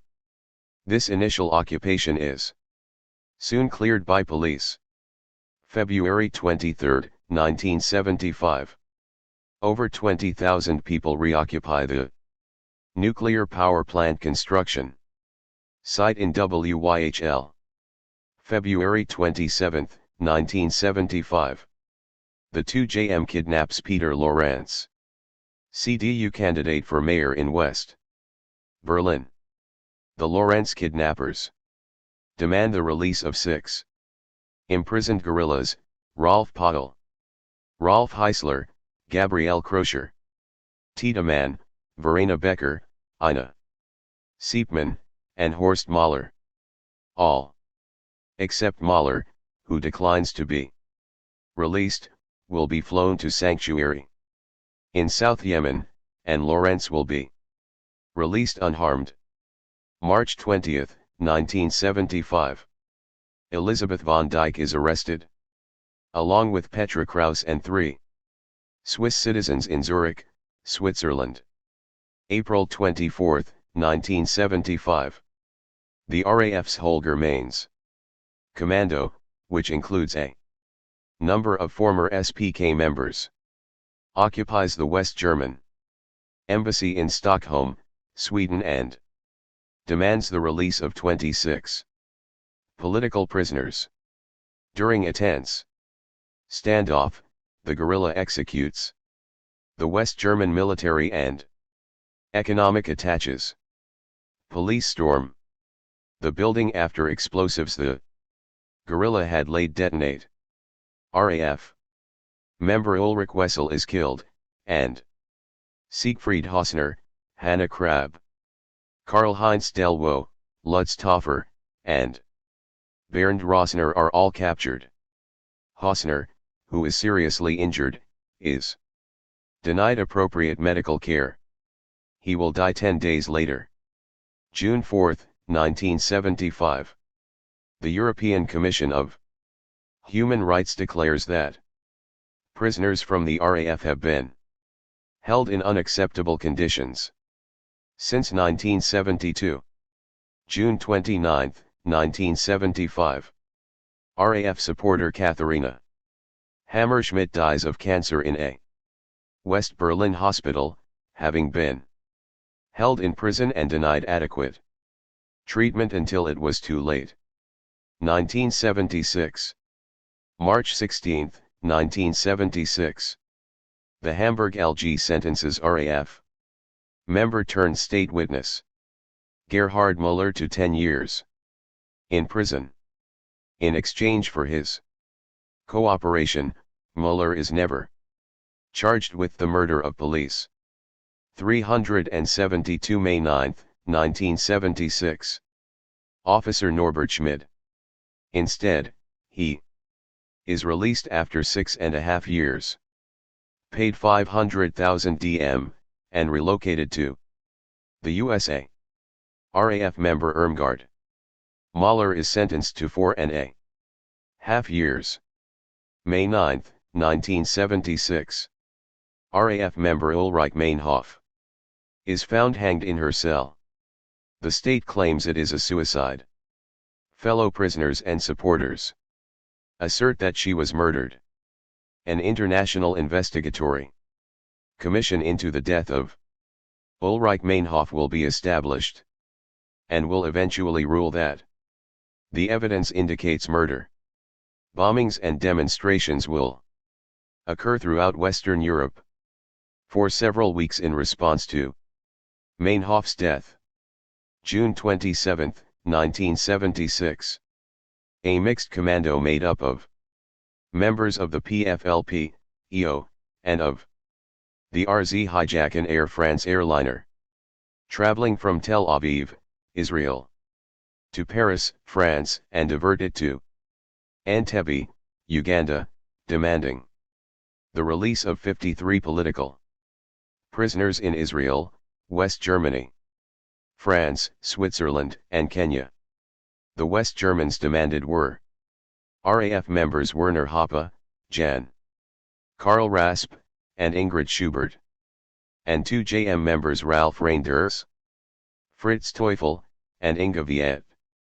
July 1976. The influential French newspaper Le Monde Diplomatique interviews prisoners from RAF and their attorneys. July 4, 1976. An Israeli Special Operations Force storms the airliner in Entebbe, killing the 4 guerrillas, 3 hostages, and a squad commander, as well as 45 Ugandan soldiers. RZ members Wilfred Bose and Bridget Coleman lose their lives in the action. July 7, 1976. RAF member Monica Berberick and 2 JM members Julianne Plambeck, Gabrielle Rolnick, and Inga Viet overpower a guard and escape from the Lehrterstrasse women's Prison in West Berlin. July 21, 1976. RAF member Monika Berberich, who escaped from a West Berlin prison with 3 other women on July 7, is rearrested. October 30, 1976. 8,000 people participate in the first occupation of the proposed nuclear power plant site in Brockdorf. The occupation is broken up with what the mainstream radio station NDR refers to as unbelievable brutality. November 13 to 14, 1976. 40,000 people participate in a renewed occupation of the proposed nuclear power plant site in Brockdorf. Approximately 1,000 people are injured by police clearing the site, some seriously. 373 July 30, 1977. 1977. February 8, 1977. RAF member Brigitte Moncourt is released from prison and immediately goes back underground. March 19, 1977. 20,000 people demonstrate against the construction of a nuclear power plant in Gronda. March 29 to April 30, 1977. Prisoners from the RAF begin their 4th collective hunger strike, demanding to be treated as guaranteed by the Geneva Convention, association in groups of no less than 15, abolition of isolation, and international investigation into the deaths of Holger Mainz, Siegfried Hausner, and Ulrich Meinhof, and an end to psychological warfare through false flag actions and communiques. April 7, 1977. The RAF's Ulrich Meinhof commando assassinates attorney General Siegfried Buebach, his driver Wolfgang Goebel, and a bodyguard, George Worcester. April 28, 1977. The Stuttgart Oberlandesgericht Land Court of Appeal OLG finds RAF members Gudrun Inslin, Jan Karl Rasp, and Andreas Bader guilty of 6 murders and 34 attempted murders in connection with 6 bomb attacks. Bader is sentenced to life plus 20 years, Rasp to life plus 10 years, and Inslin to life plus 6 years. April 30, 1977. The Minister of Justice for Baden-Württemberg agrees to meet the prisoners' demand for association. In response, the prisoners end their hunger strike. Shortly thereafter, work begins on the 7th floor of Stammheim to allow association with additional prisoners from the RAF. May 3, 1977. RAF members Günter Sonnenberg and Verena Becker, the latter a former 2JM member, are arrested in Singen following a firefight. Sonnenberg is shot in the head and Becker in the leg. July 8, 1977. Klaus Croissant, an attorney who has defended imprisoned RAF members, flees to Paris to escape increasingly threatening harassment. He holds a press conference at which he requests political asylum. July 30, 1977. Jürgen Ponto, the president of West Germany's largest bank, the Dresdner Bank, is shot and killed in his home. The RAF claims responsibility. Suzanne Albrecht, who is the sister of Ponto's goddaughter, was recognized, and so signs her name to the communique. 374 August 9, 1977. August 9, 1977. Prisoners from the RAF participate in their 5th collective hunger strike, in response to an attack on the Stammheim prisoners. Some of the prisoners escalate to a thirst strike almost immediately. August 22, 1977. The RZ attacks the Mann installation in Nuremberg in response to the company's role in the production of nuclear weapons, particularly in South Africa. August 30, 1977. The RZ carries out attacks against the Klein and Schanzlin and Becker AG installations in Frankenthal, in response to the role that both companies play in the production of nuclear weapons. August 25, 1977. A RAF commando carries out a failed missile attack against the BAW office in Karlsruhe. The missile failed to launch due to a technical error. September 2, 1977. Following the breakdown of negotiations between Amnesty International and the federal government, the prisoners break off their hunger and thirst strike. September 5, 1977. West Germany's top industrialist and former SS officer, Hans Martin Schleyer, is kidnapped from his limousine in Cologne by the RAF's Siegfried Hausner Commando. His chauffeur and 3 bodyguards are killed. September 22, 1977. RAF member Knud Folkerts, a suspect in the Buebach assassination, is arrested in Utrecht, Holland, following a shootout in which police officer Arie Kranenberg is killed. September 24, 1977. 50,000 people participate in an anti-nuclear demonstration against a fast breeder reactor in Cocker. October 2, 1977. Volker Spittel and Rosemary Preece, workers in Klaus Croissant's office, are arrested on a train in Puttgarden. October 13, 1977. A 4-person PFLP, EO, group, calling itself the Commando Martyr Halima of the Struggle Against World Imperialism Organization, hijacks a Lufthansa airliner en route from Majorca to Paris, taking it first to Rome, then to Cyprus. They issue a communiqué saying their action is meant to reinforce the demands of the Siegfried Hausner Commando. October 18, 1977. The Lufthansa airliner, which has made its way to Mogadishu, is stormed and 3 of the 4 hijackers are killed, the 4th is badly injured.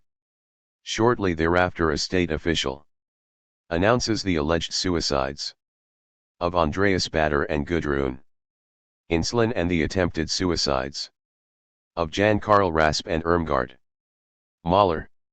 Rasp subsequently dies of 375 December 20, 1977. His injuries. Only Mahler survives, and she refutes the state's suicide contention. October 19, 1977. The Siegfried Hausner Commando issues a final communiqué, announcing that Schleyer has been executed. His body is found in the trunk of a green Audi 100 in the border town of Mulhausen, France. October 25, 1977.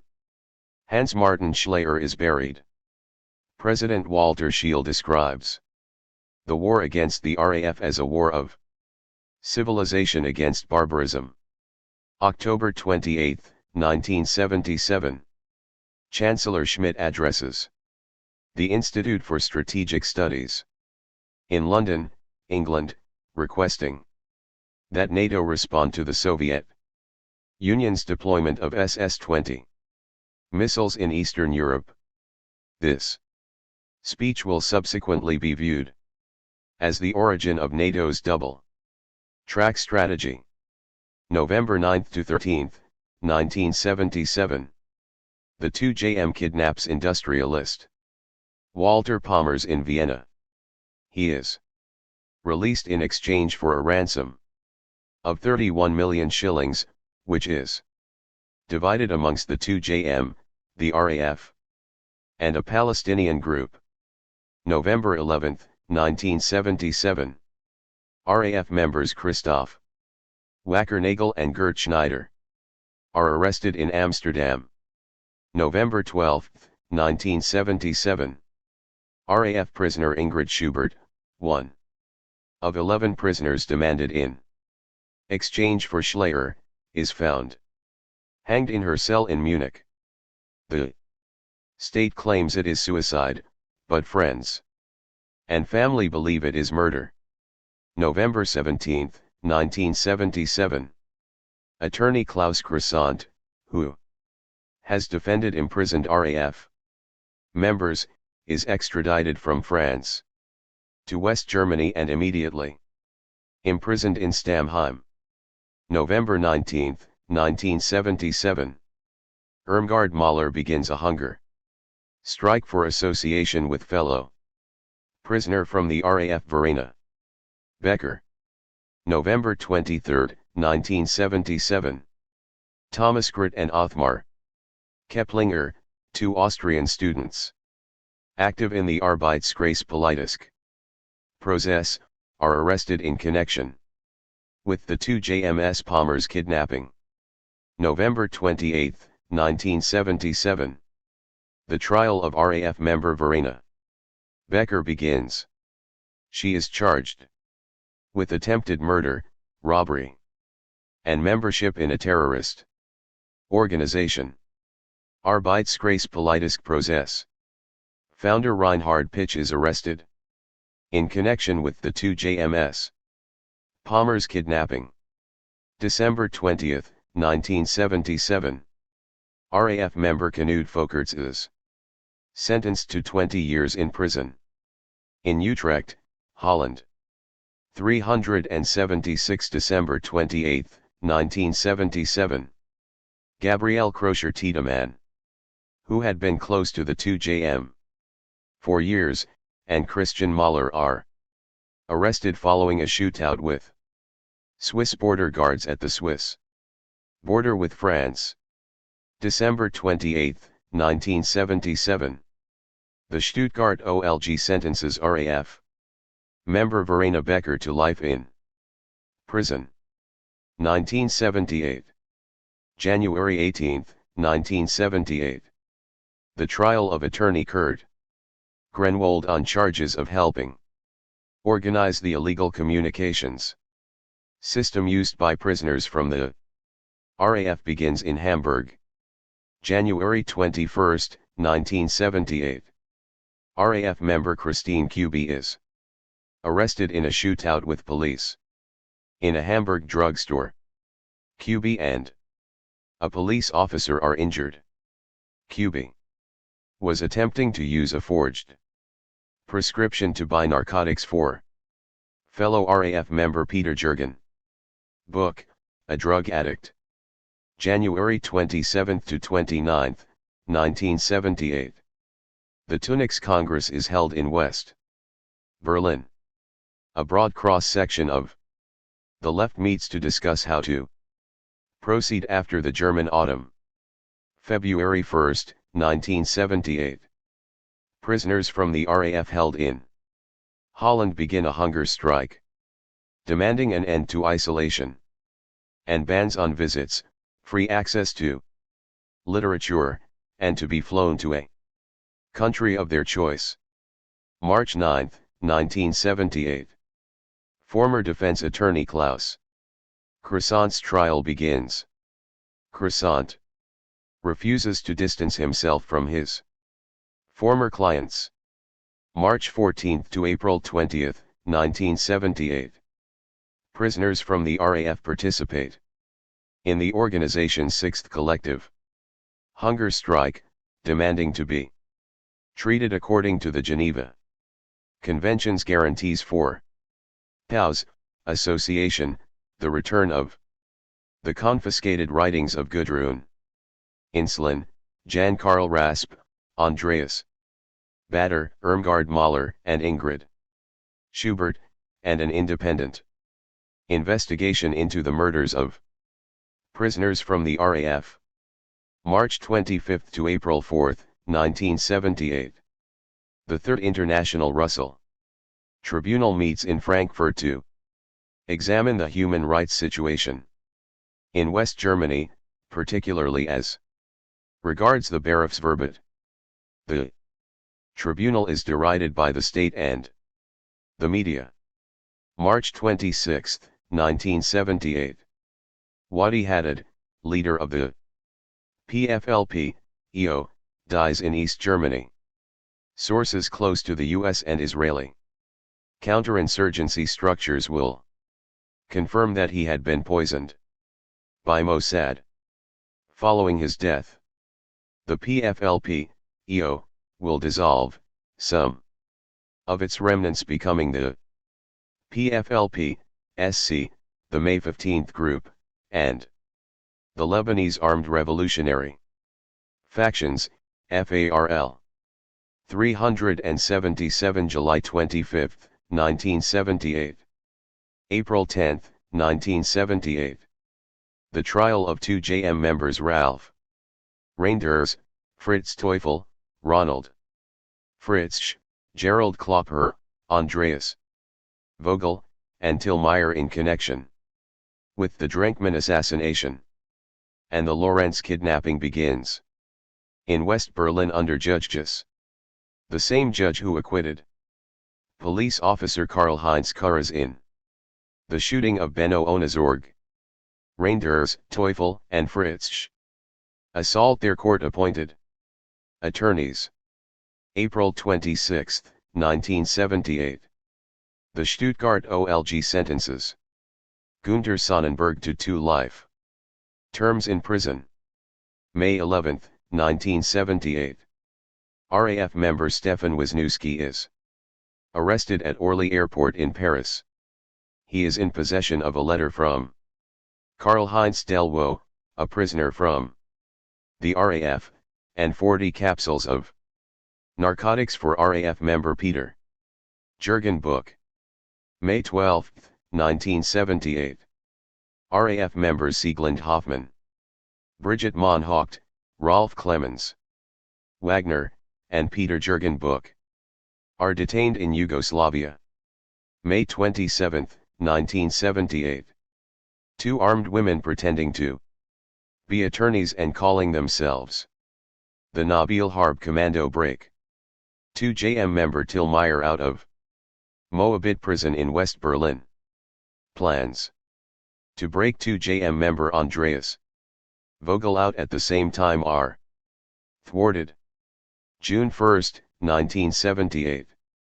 The law establishing that meetings between political prisoners and their attorneys will take place through a glass partition comes into force. June 5, 1978. 2 JM member Klaus Weimann is arrested in West Berlin. June 8, 1978. Gerhard Baum, FDP, replaces Werner Mayhofer as Minister of the Interior. June 21, 1978. 2 JM members Tillmeyer, Gabrielle Rolnick, Gudrun Strummer, and Angelika Gotter are arrested by heavily armed West German police in Varna, Bulgaria. Bulgarian police do not intervene and the 4 are flown back to West Germany. June 27, 1978. 2 JM members Inga Viet, Regina Nikolai, and Ina Siepman are detained in Prague, Czechoslovakia. After several days, the East German MFS intervenes to gain their release. July 10, 1978. The Hamburg OLG sentences Attorney Kurt Grenwold 2 years probation and a fine of 75,000 DM for supporting a criminal organization. July 25, 1978. In what will come to be known as the Churchill hole scandal, intelligence agents blow a hole in the wall of Churchill prison in an effort to 378 August 1978. Break Sigurd D. Bus, a captured guerrilla, but not a RAF member, out of prison in the hope that he will establish contact with the underground while under police surveillance. August 1978. Libyan leader Colonel Muammar Gaddafi travels to the FRG for medical treatment. He meets with Chancellor Helmut Schmidt and agrees to deny sanctuary to members of the West German guerrilla, and to pressure the PLO to do the same.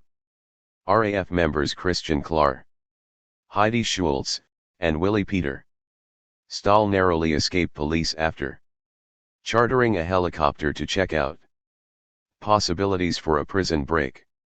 August 4, 1978. RAF member Wolfgang Beer is released from prison. September 6, 1978.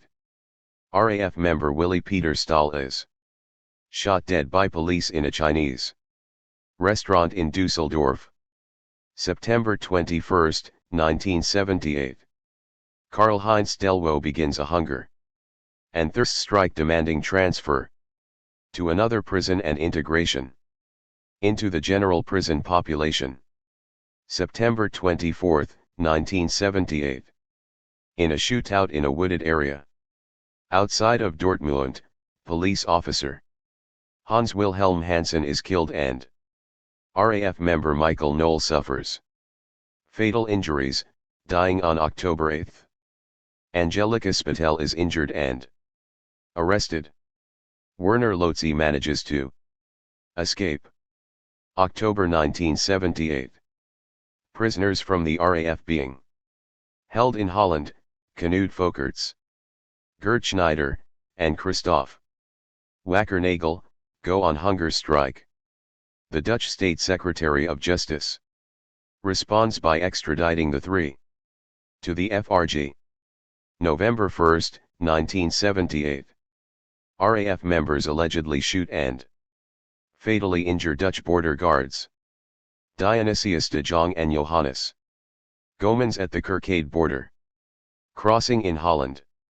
November 6, 1978. 11 people calling themselves the Willy Peter Stahl and Michael Knoll Commando are arrested after occupying the offices of the Deutsche Presseagentur, DPA, in Frankfurt in an attempt to send out a message about the prisoners' conditions, especially those of Werner Hoppe and Karl-Heinz Delwo. The 11 will receive 1-year prison sentences as a result of this occupation.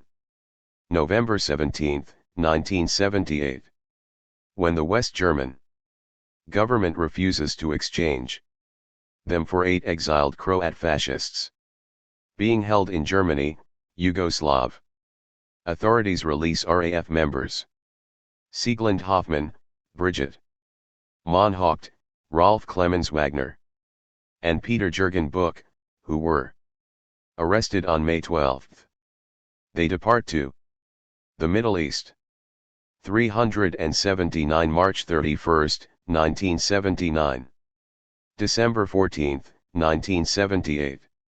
The Stuttgart OLG sentences Volker Spittel to 3 years and 2 months in prison and Hans Joachim Delwo to 2 years in prison for supporting a terrorist organization.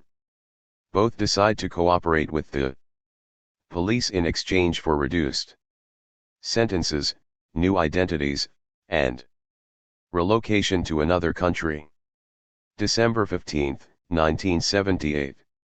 The International Investigatory Commission into the death of Ulrich Meinhof releases its findings.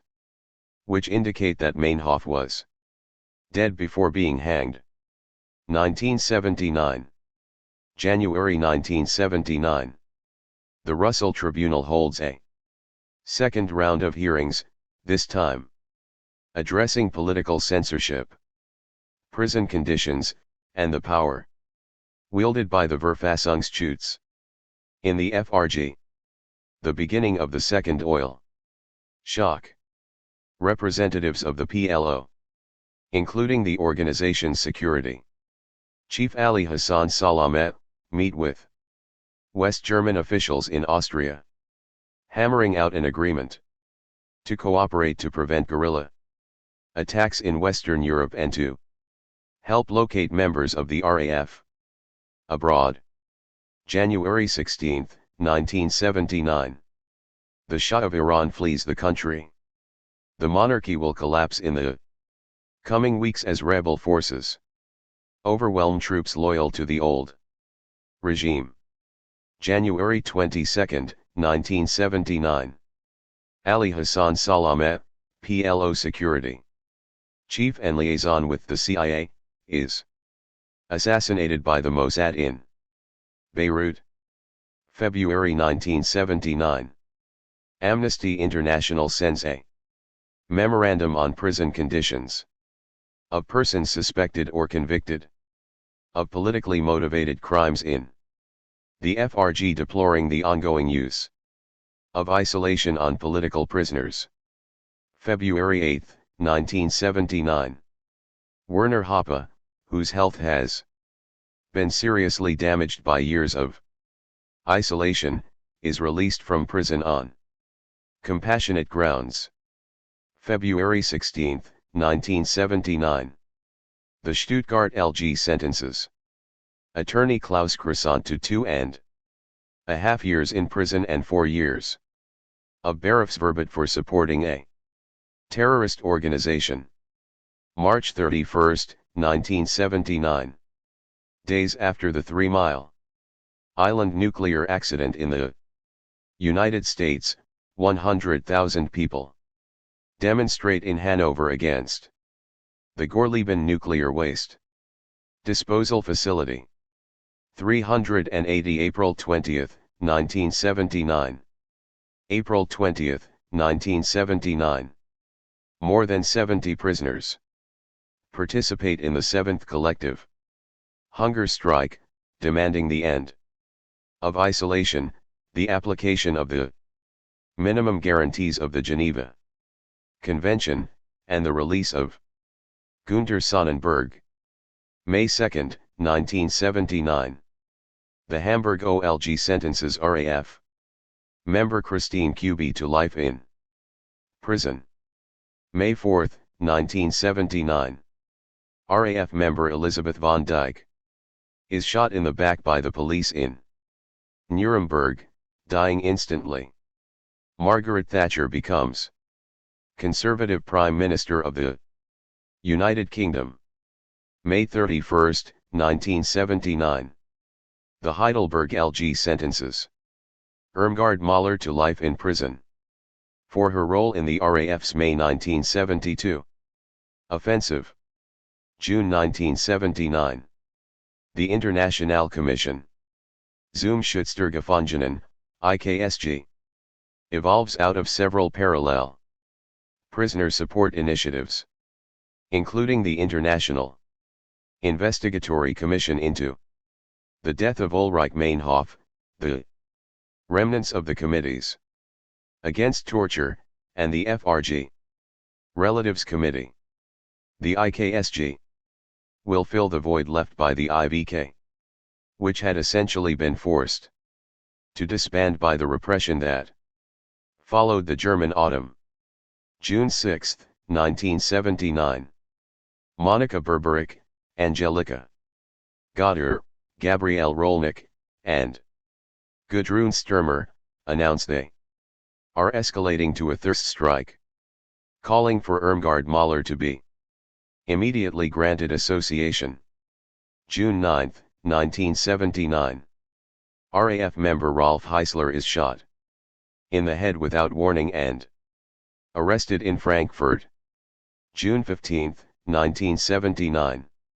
Amnesty International contacts the Baden-Württemberg and federal authorities about reports that the hunger strike has reached a critical stage for a number of prisoners, especially Irmgard Mahler. June 25, 1979. The RAF's Andreas Bader commando attempts to assassinate the NATO Supreme Allied Commander, U.S. General Alexander Haig. June 26, 1979. Prisoners from the RAF call off their hunger strike. July 17, 1979.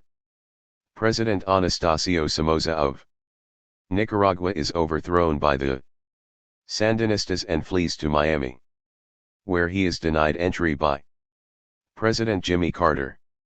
He finally receives asylum in Paraguay. September 25, 1979. RAF member Helmut Pohl is released from prison.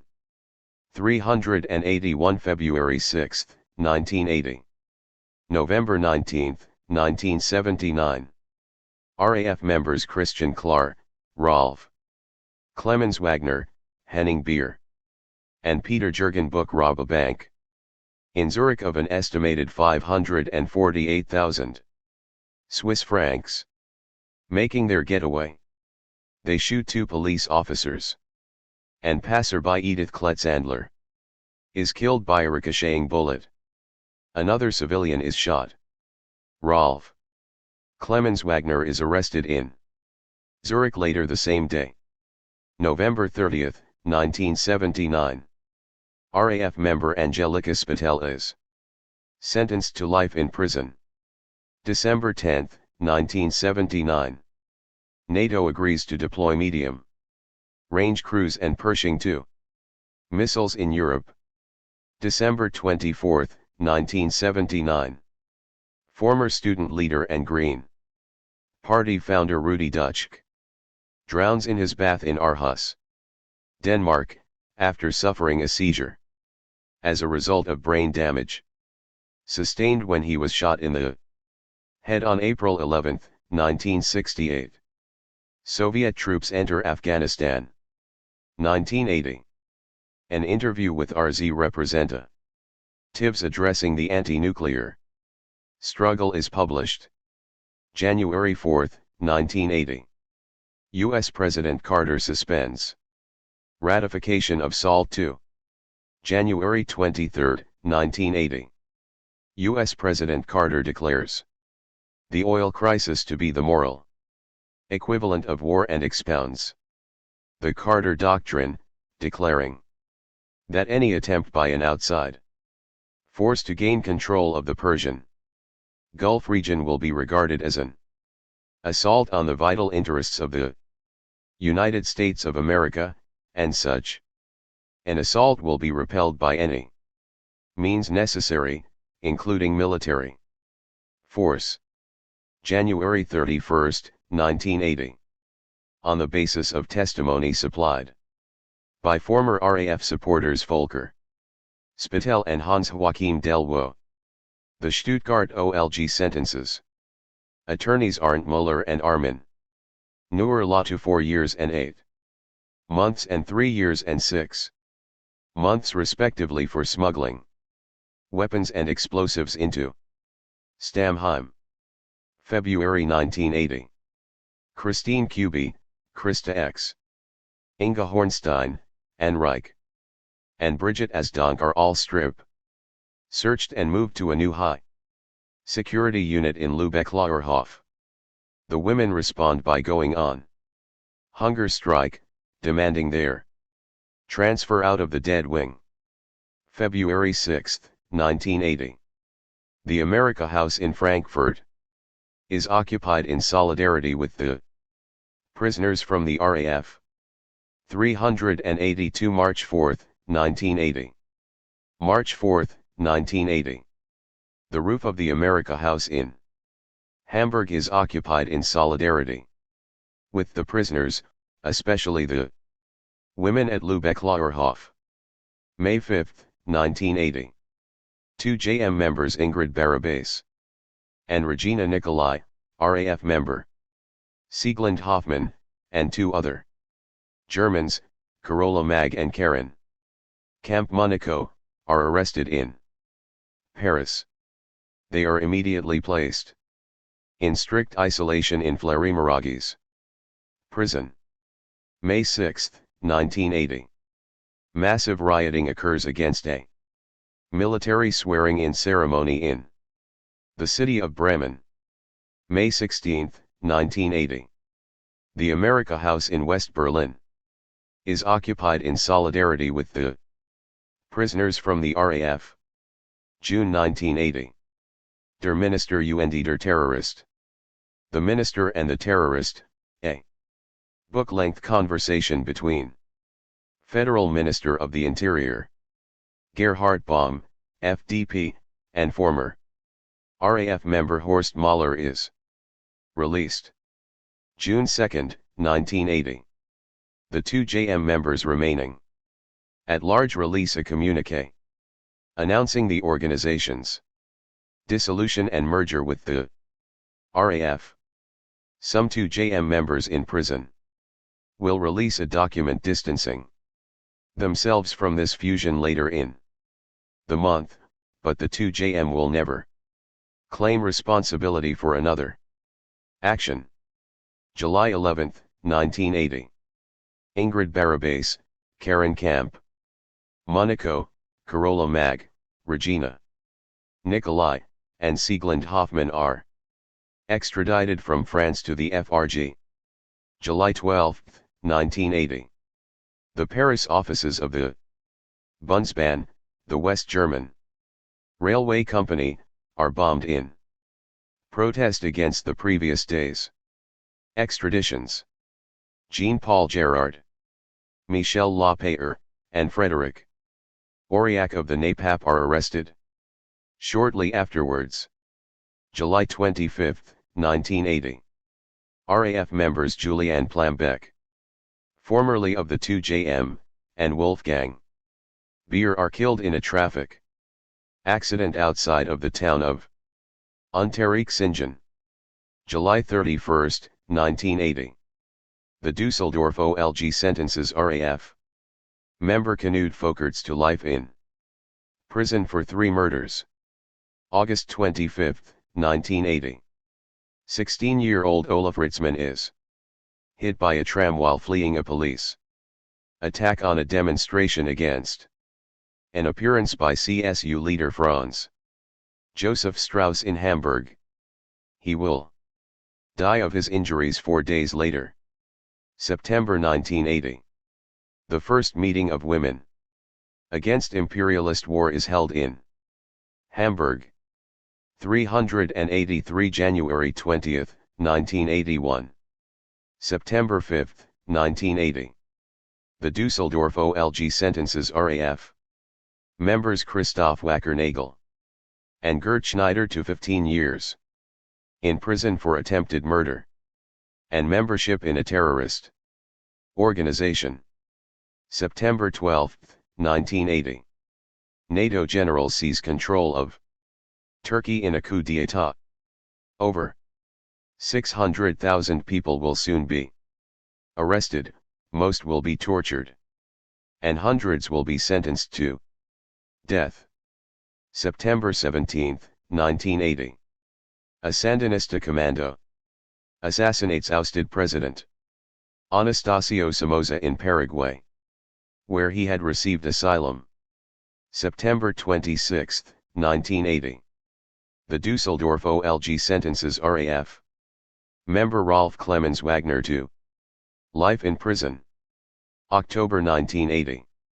Suzanne Albrecht, Werner Lotze, Christine Dummlein, Monika Helbing, Ekkehard von Seckendorf-Gudent, Sigrid Sternebeck, Ralph Baptist, Friedrich, and Silke Meyerwitt leave the RAF.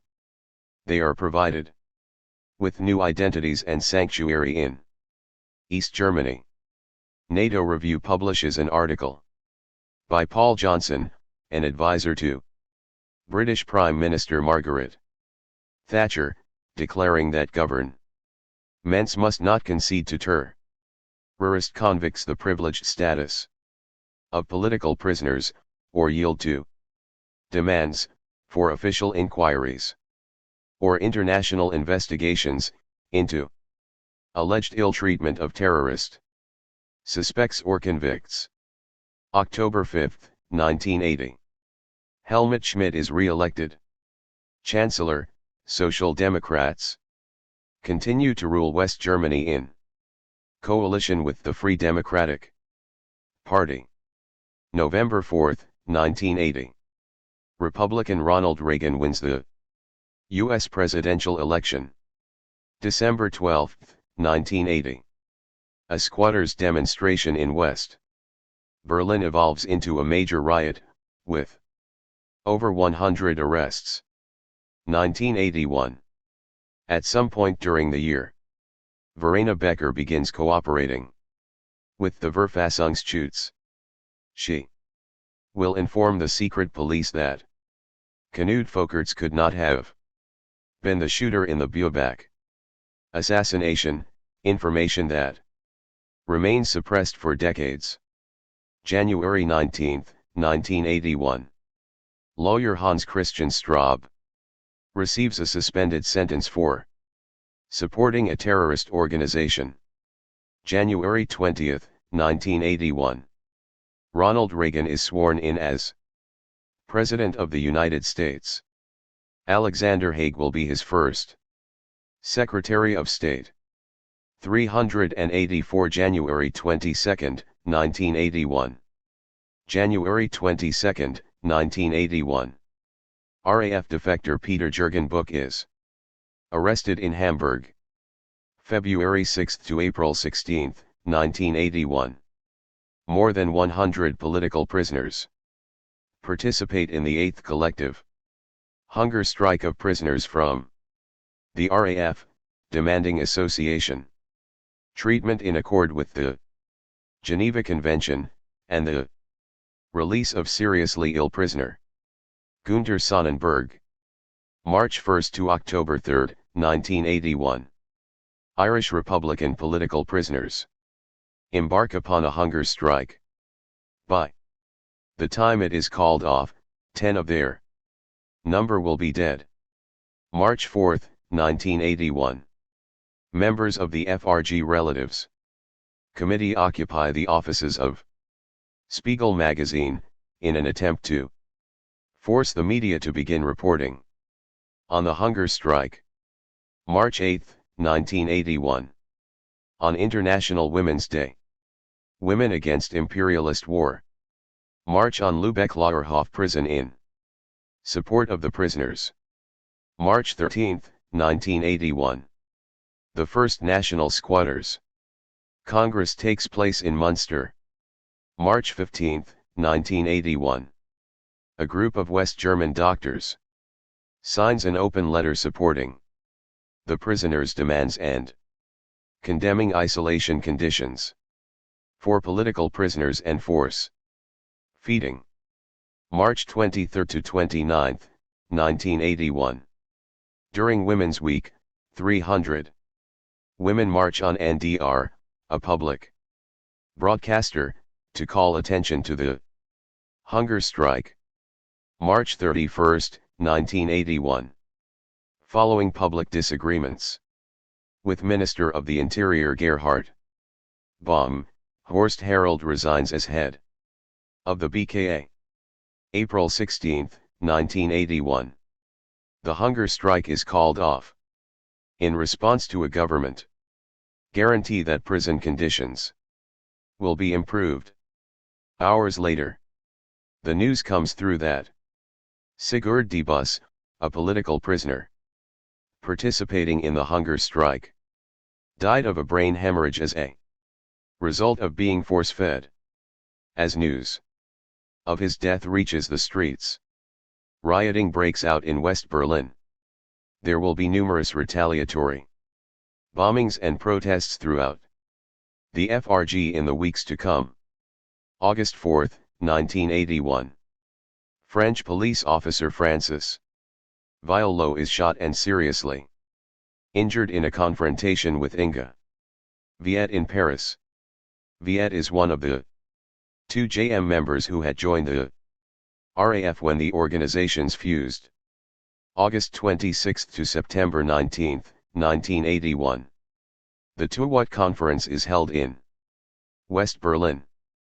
August 31, 1981. The RAF Sigurd-Bus Commando bombs the headquarters of the U.S. Air Force. 385 May 1982. In Ramstein, injuring 20 people and causing 7.2 million DM in damage. September 13, 1981. A demonstration against Alexander Haig in West Berlin escalates to serious rioting. September 15, 1981.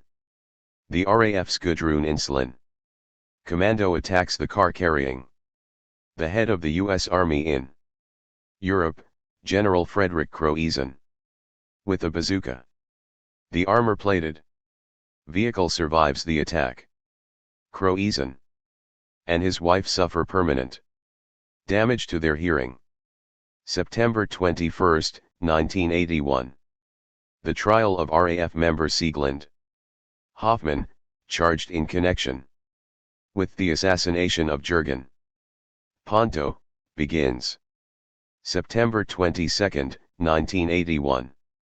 During an action to clear squatted houses in West Berlin, police chase protesters into the street, where one squatter, Klaus-Jürgen Ratte, is hit by a municipal bus and killed.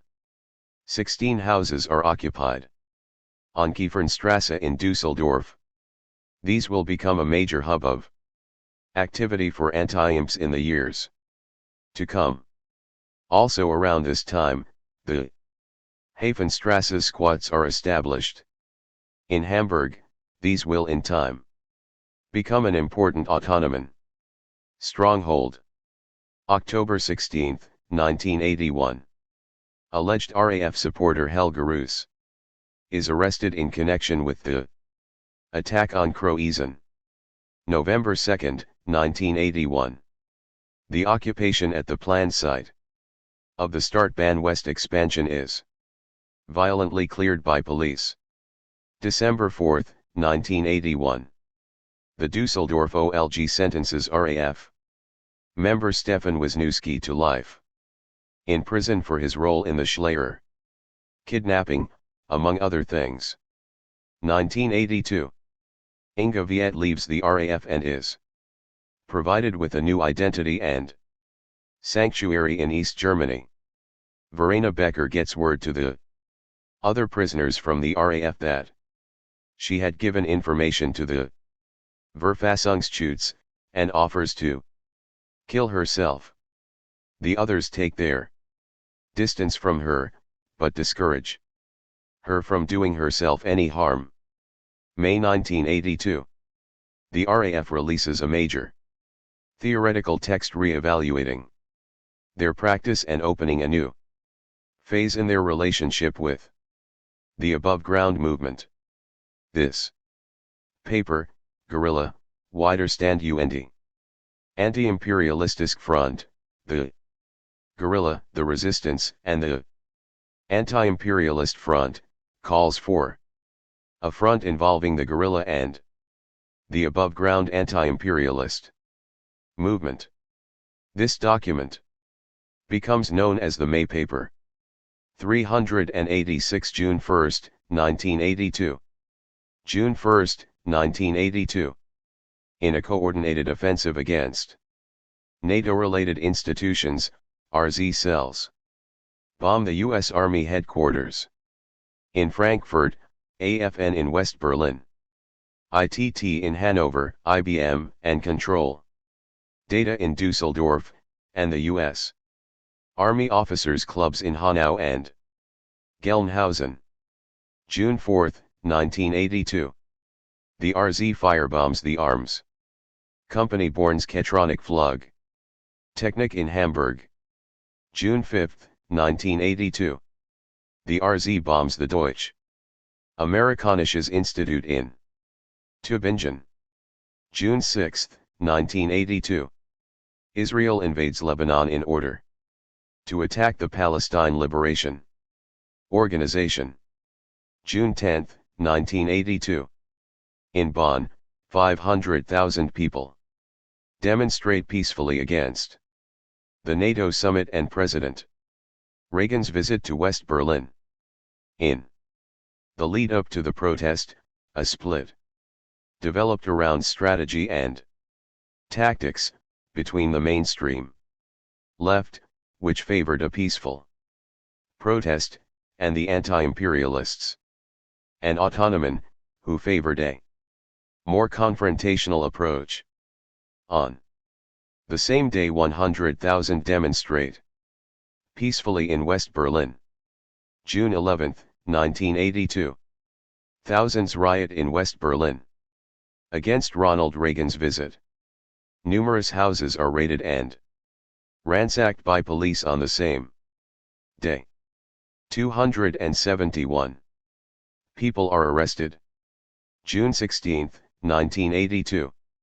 The Frankfurt OLG sentences RAF member Sieglinde Hoffmann to 15 years in prison for her role in planning the attempted kidnapping that led to the Ponto assassination. The women arrested with her are sentenced to 5 to 6 years in prison. July 16, 1982. George Shultz replaces Alexander Haig as U.S. Secretary of State.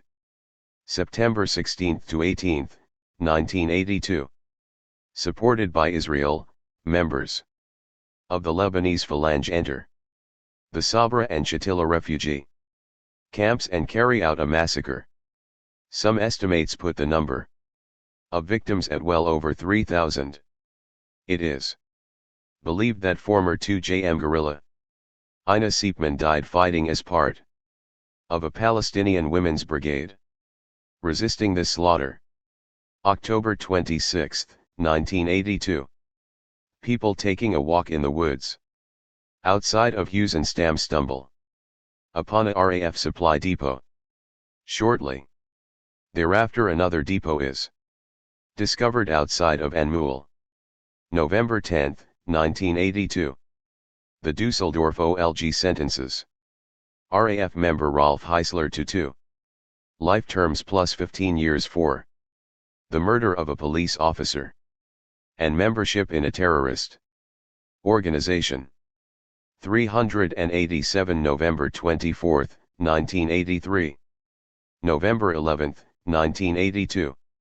RAF members Brigitte Moncourt and Adelheid Schultz are arrested at the RAF's Huisenstam Arms Depot.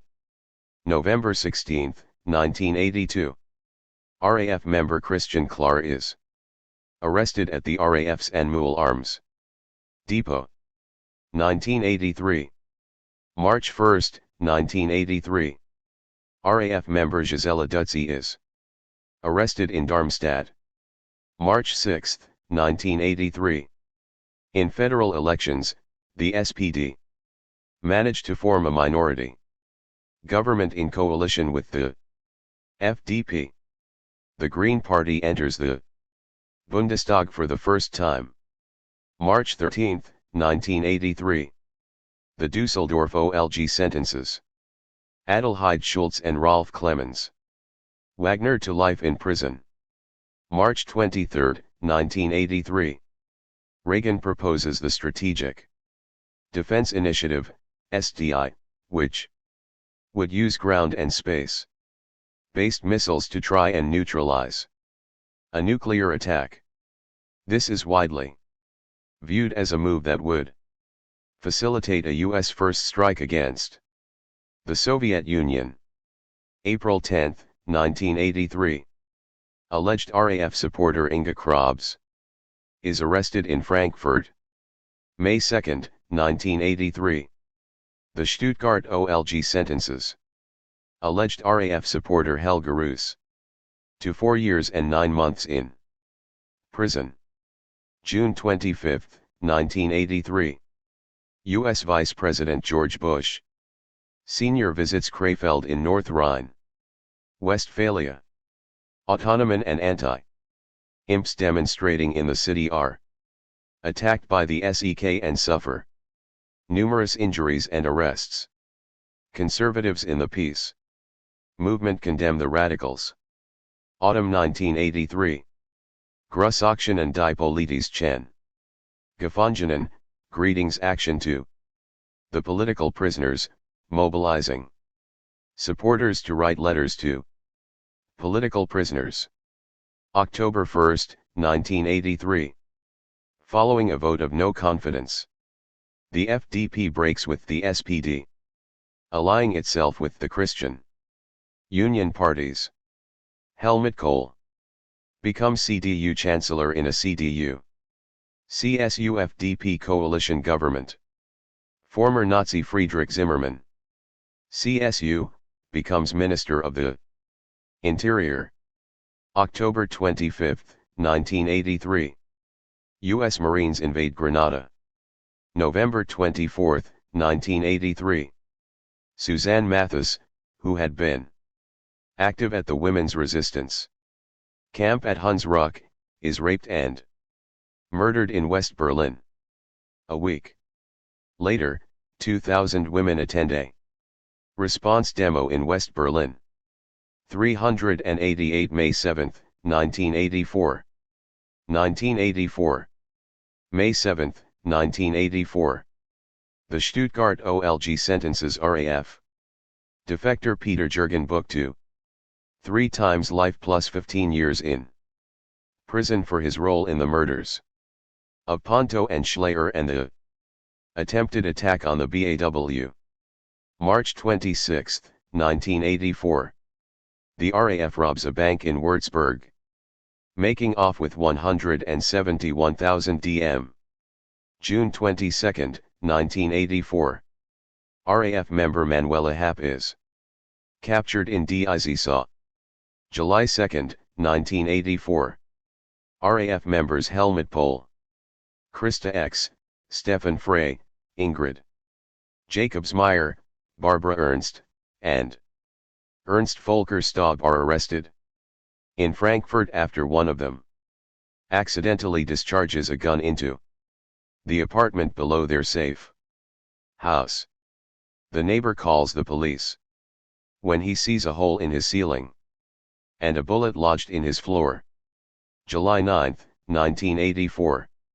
Heidi Hutt is arrested and charged with supporting a criminal organization in connection with the RAF group arrested on July 2. December 4, 1984. In trial statements, prisoners from the RAF Brigitte Moncourt and Christian Klar offer an appraisal of the RAF's 1977 offensive, as well as analyzing the situation facing the left in the post-1977 period. Prisoners from the RAF commence their 9th collective hunger strike, setting off an unprecedented wave of attacks from the above ground resistance. Shortly thereafter, the first issue of the illegal RAF support newspaper Zusammenkämpfen, Struggling Together, appears.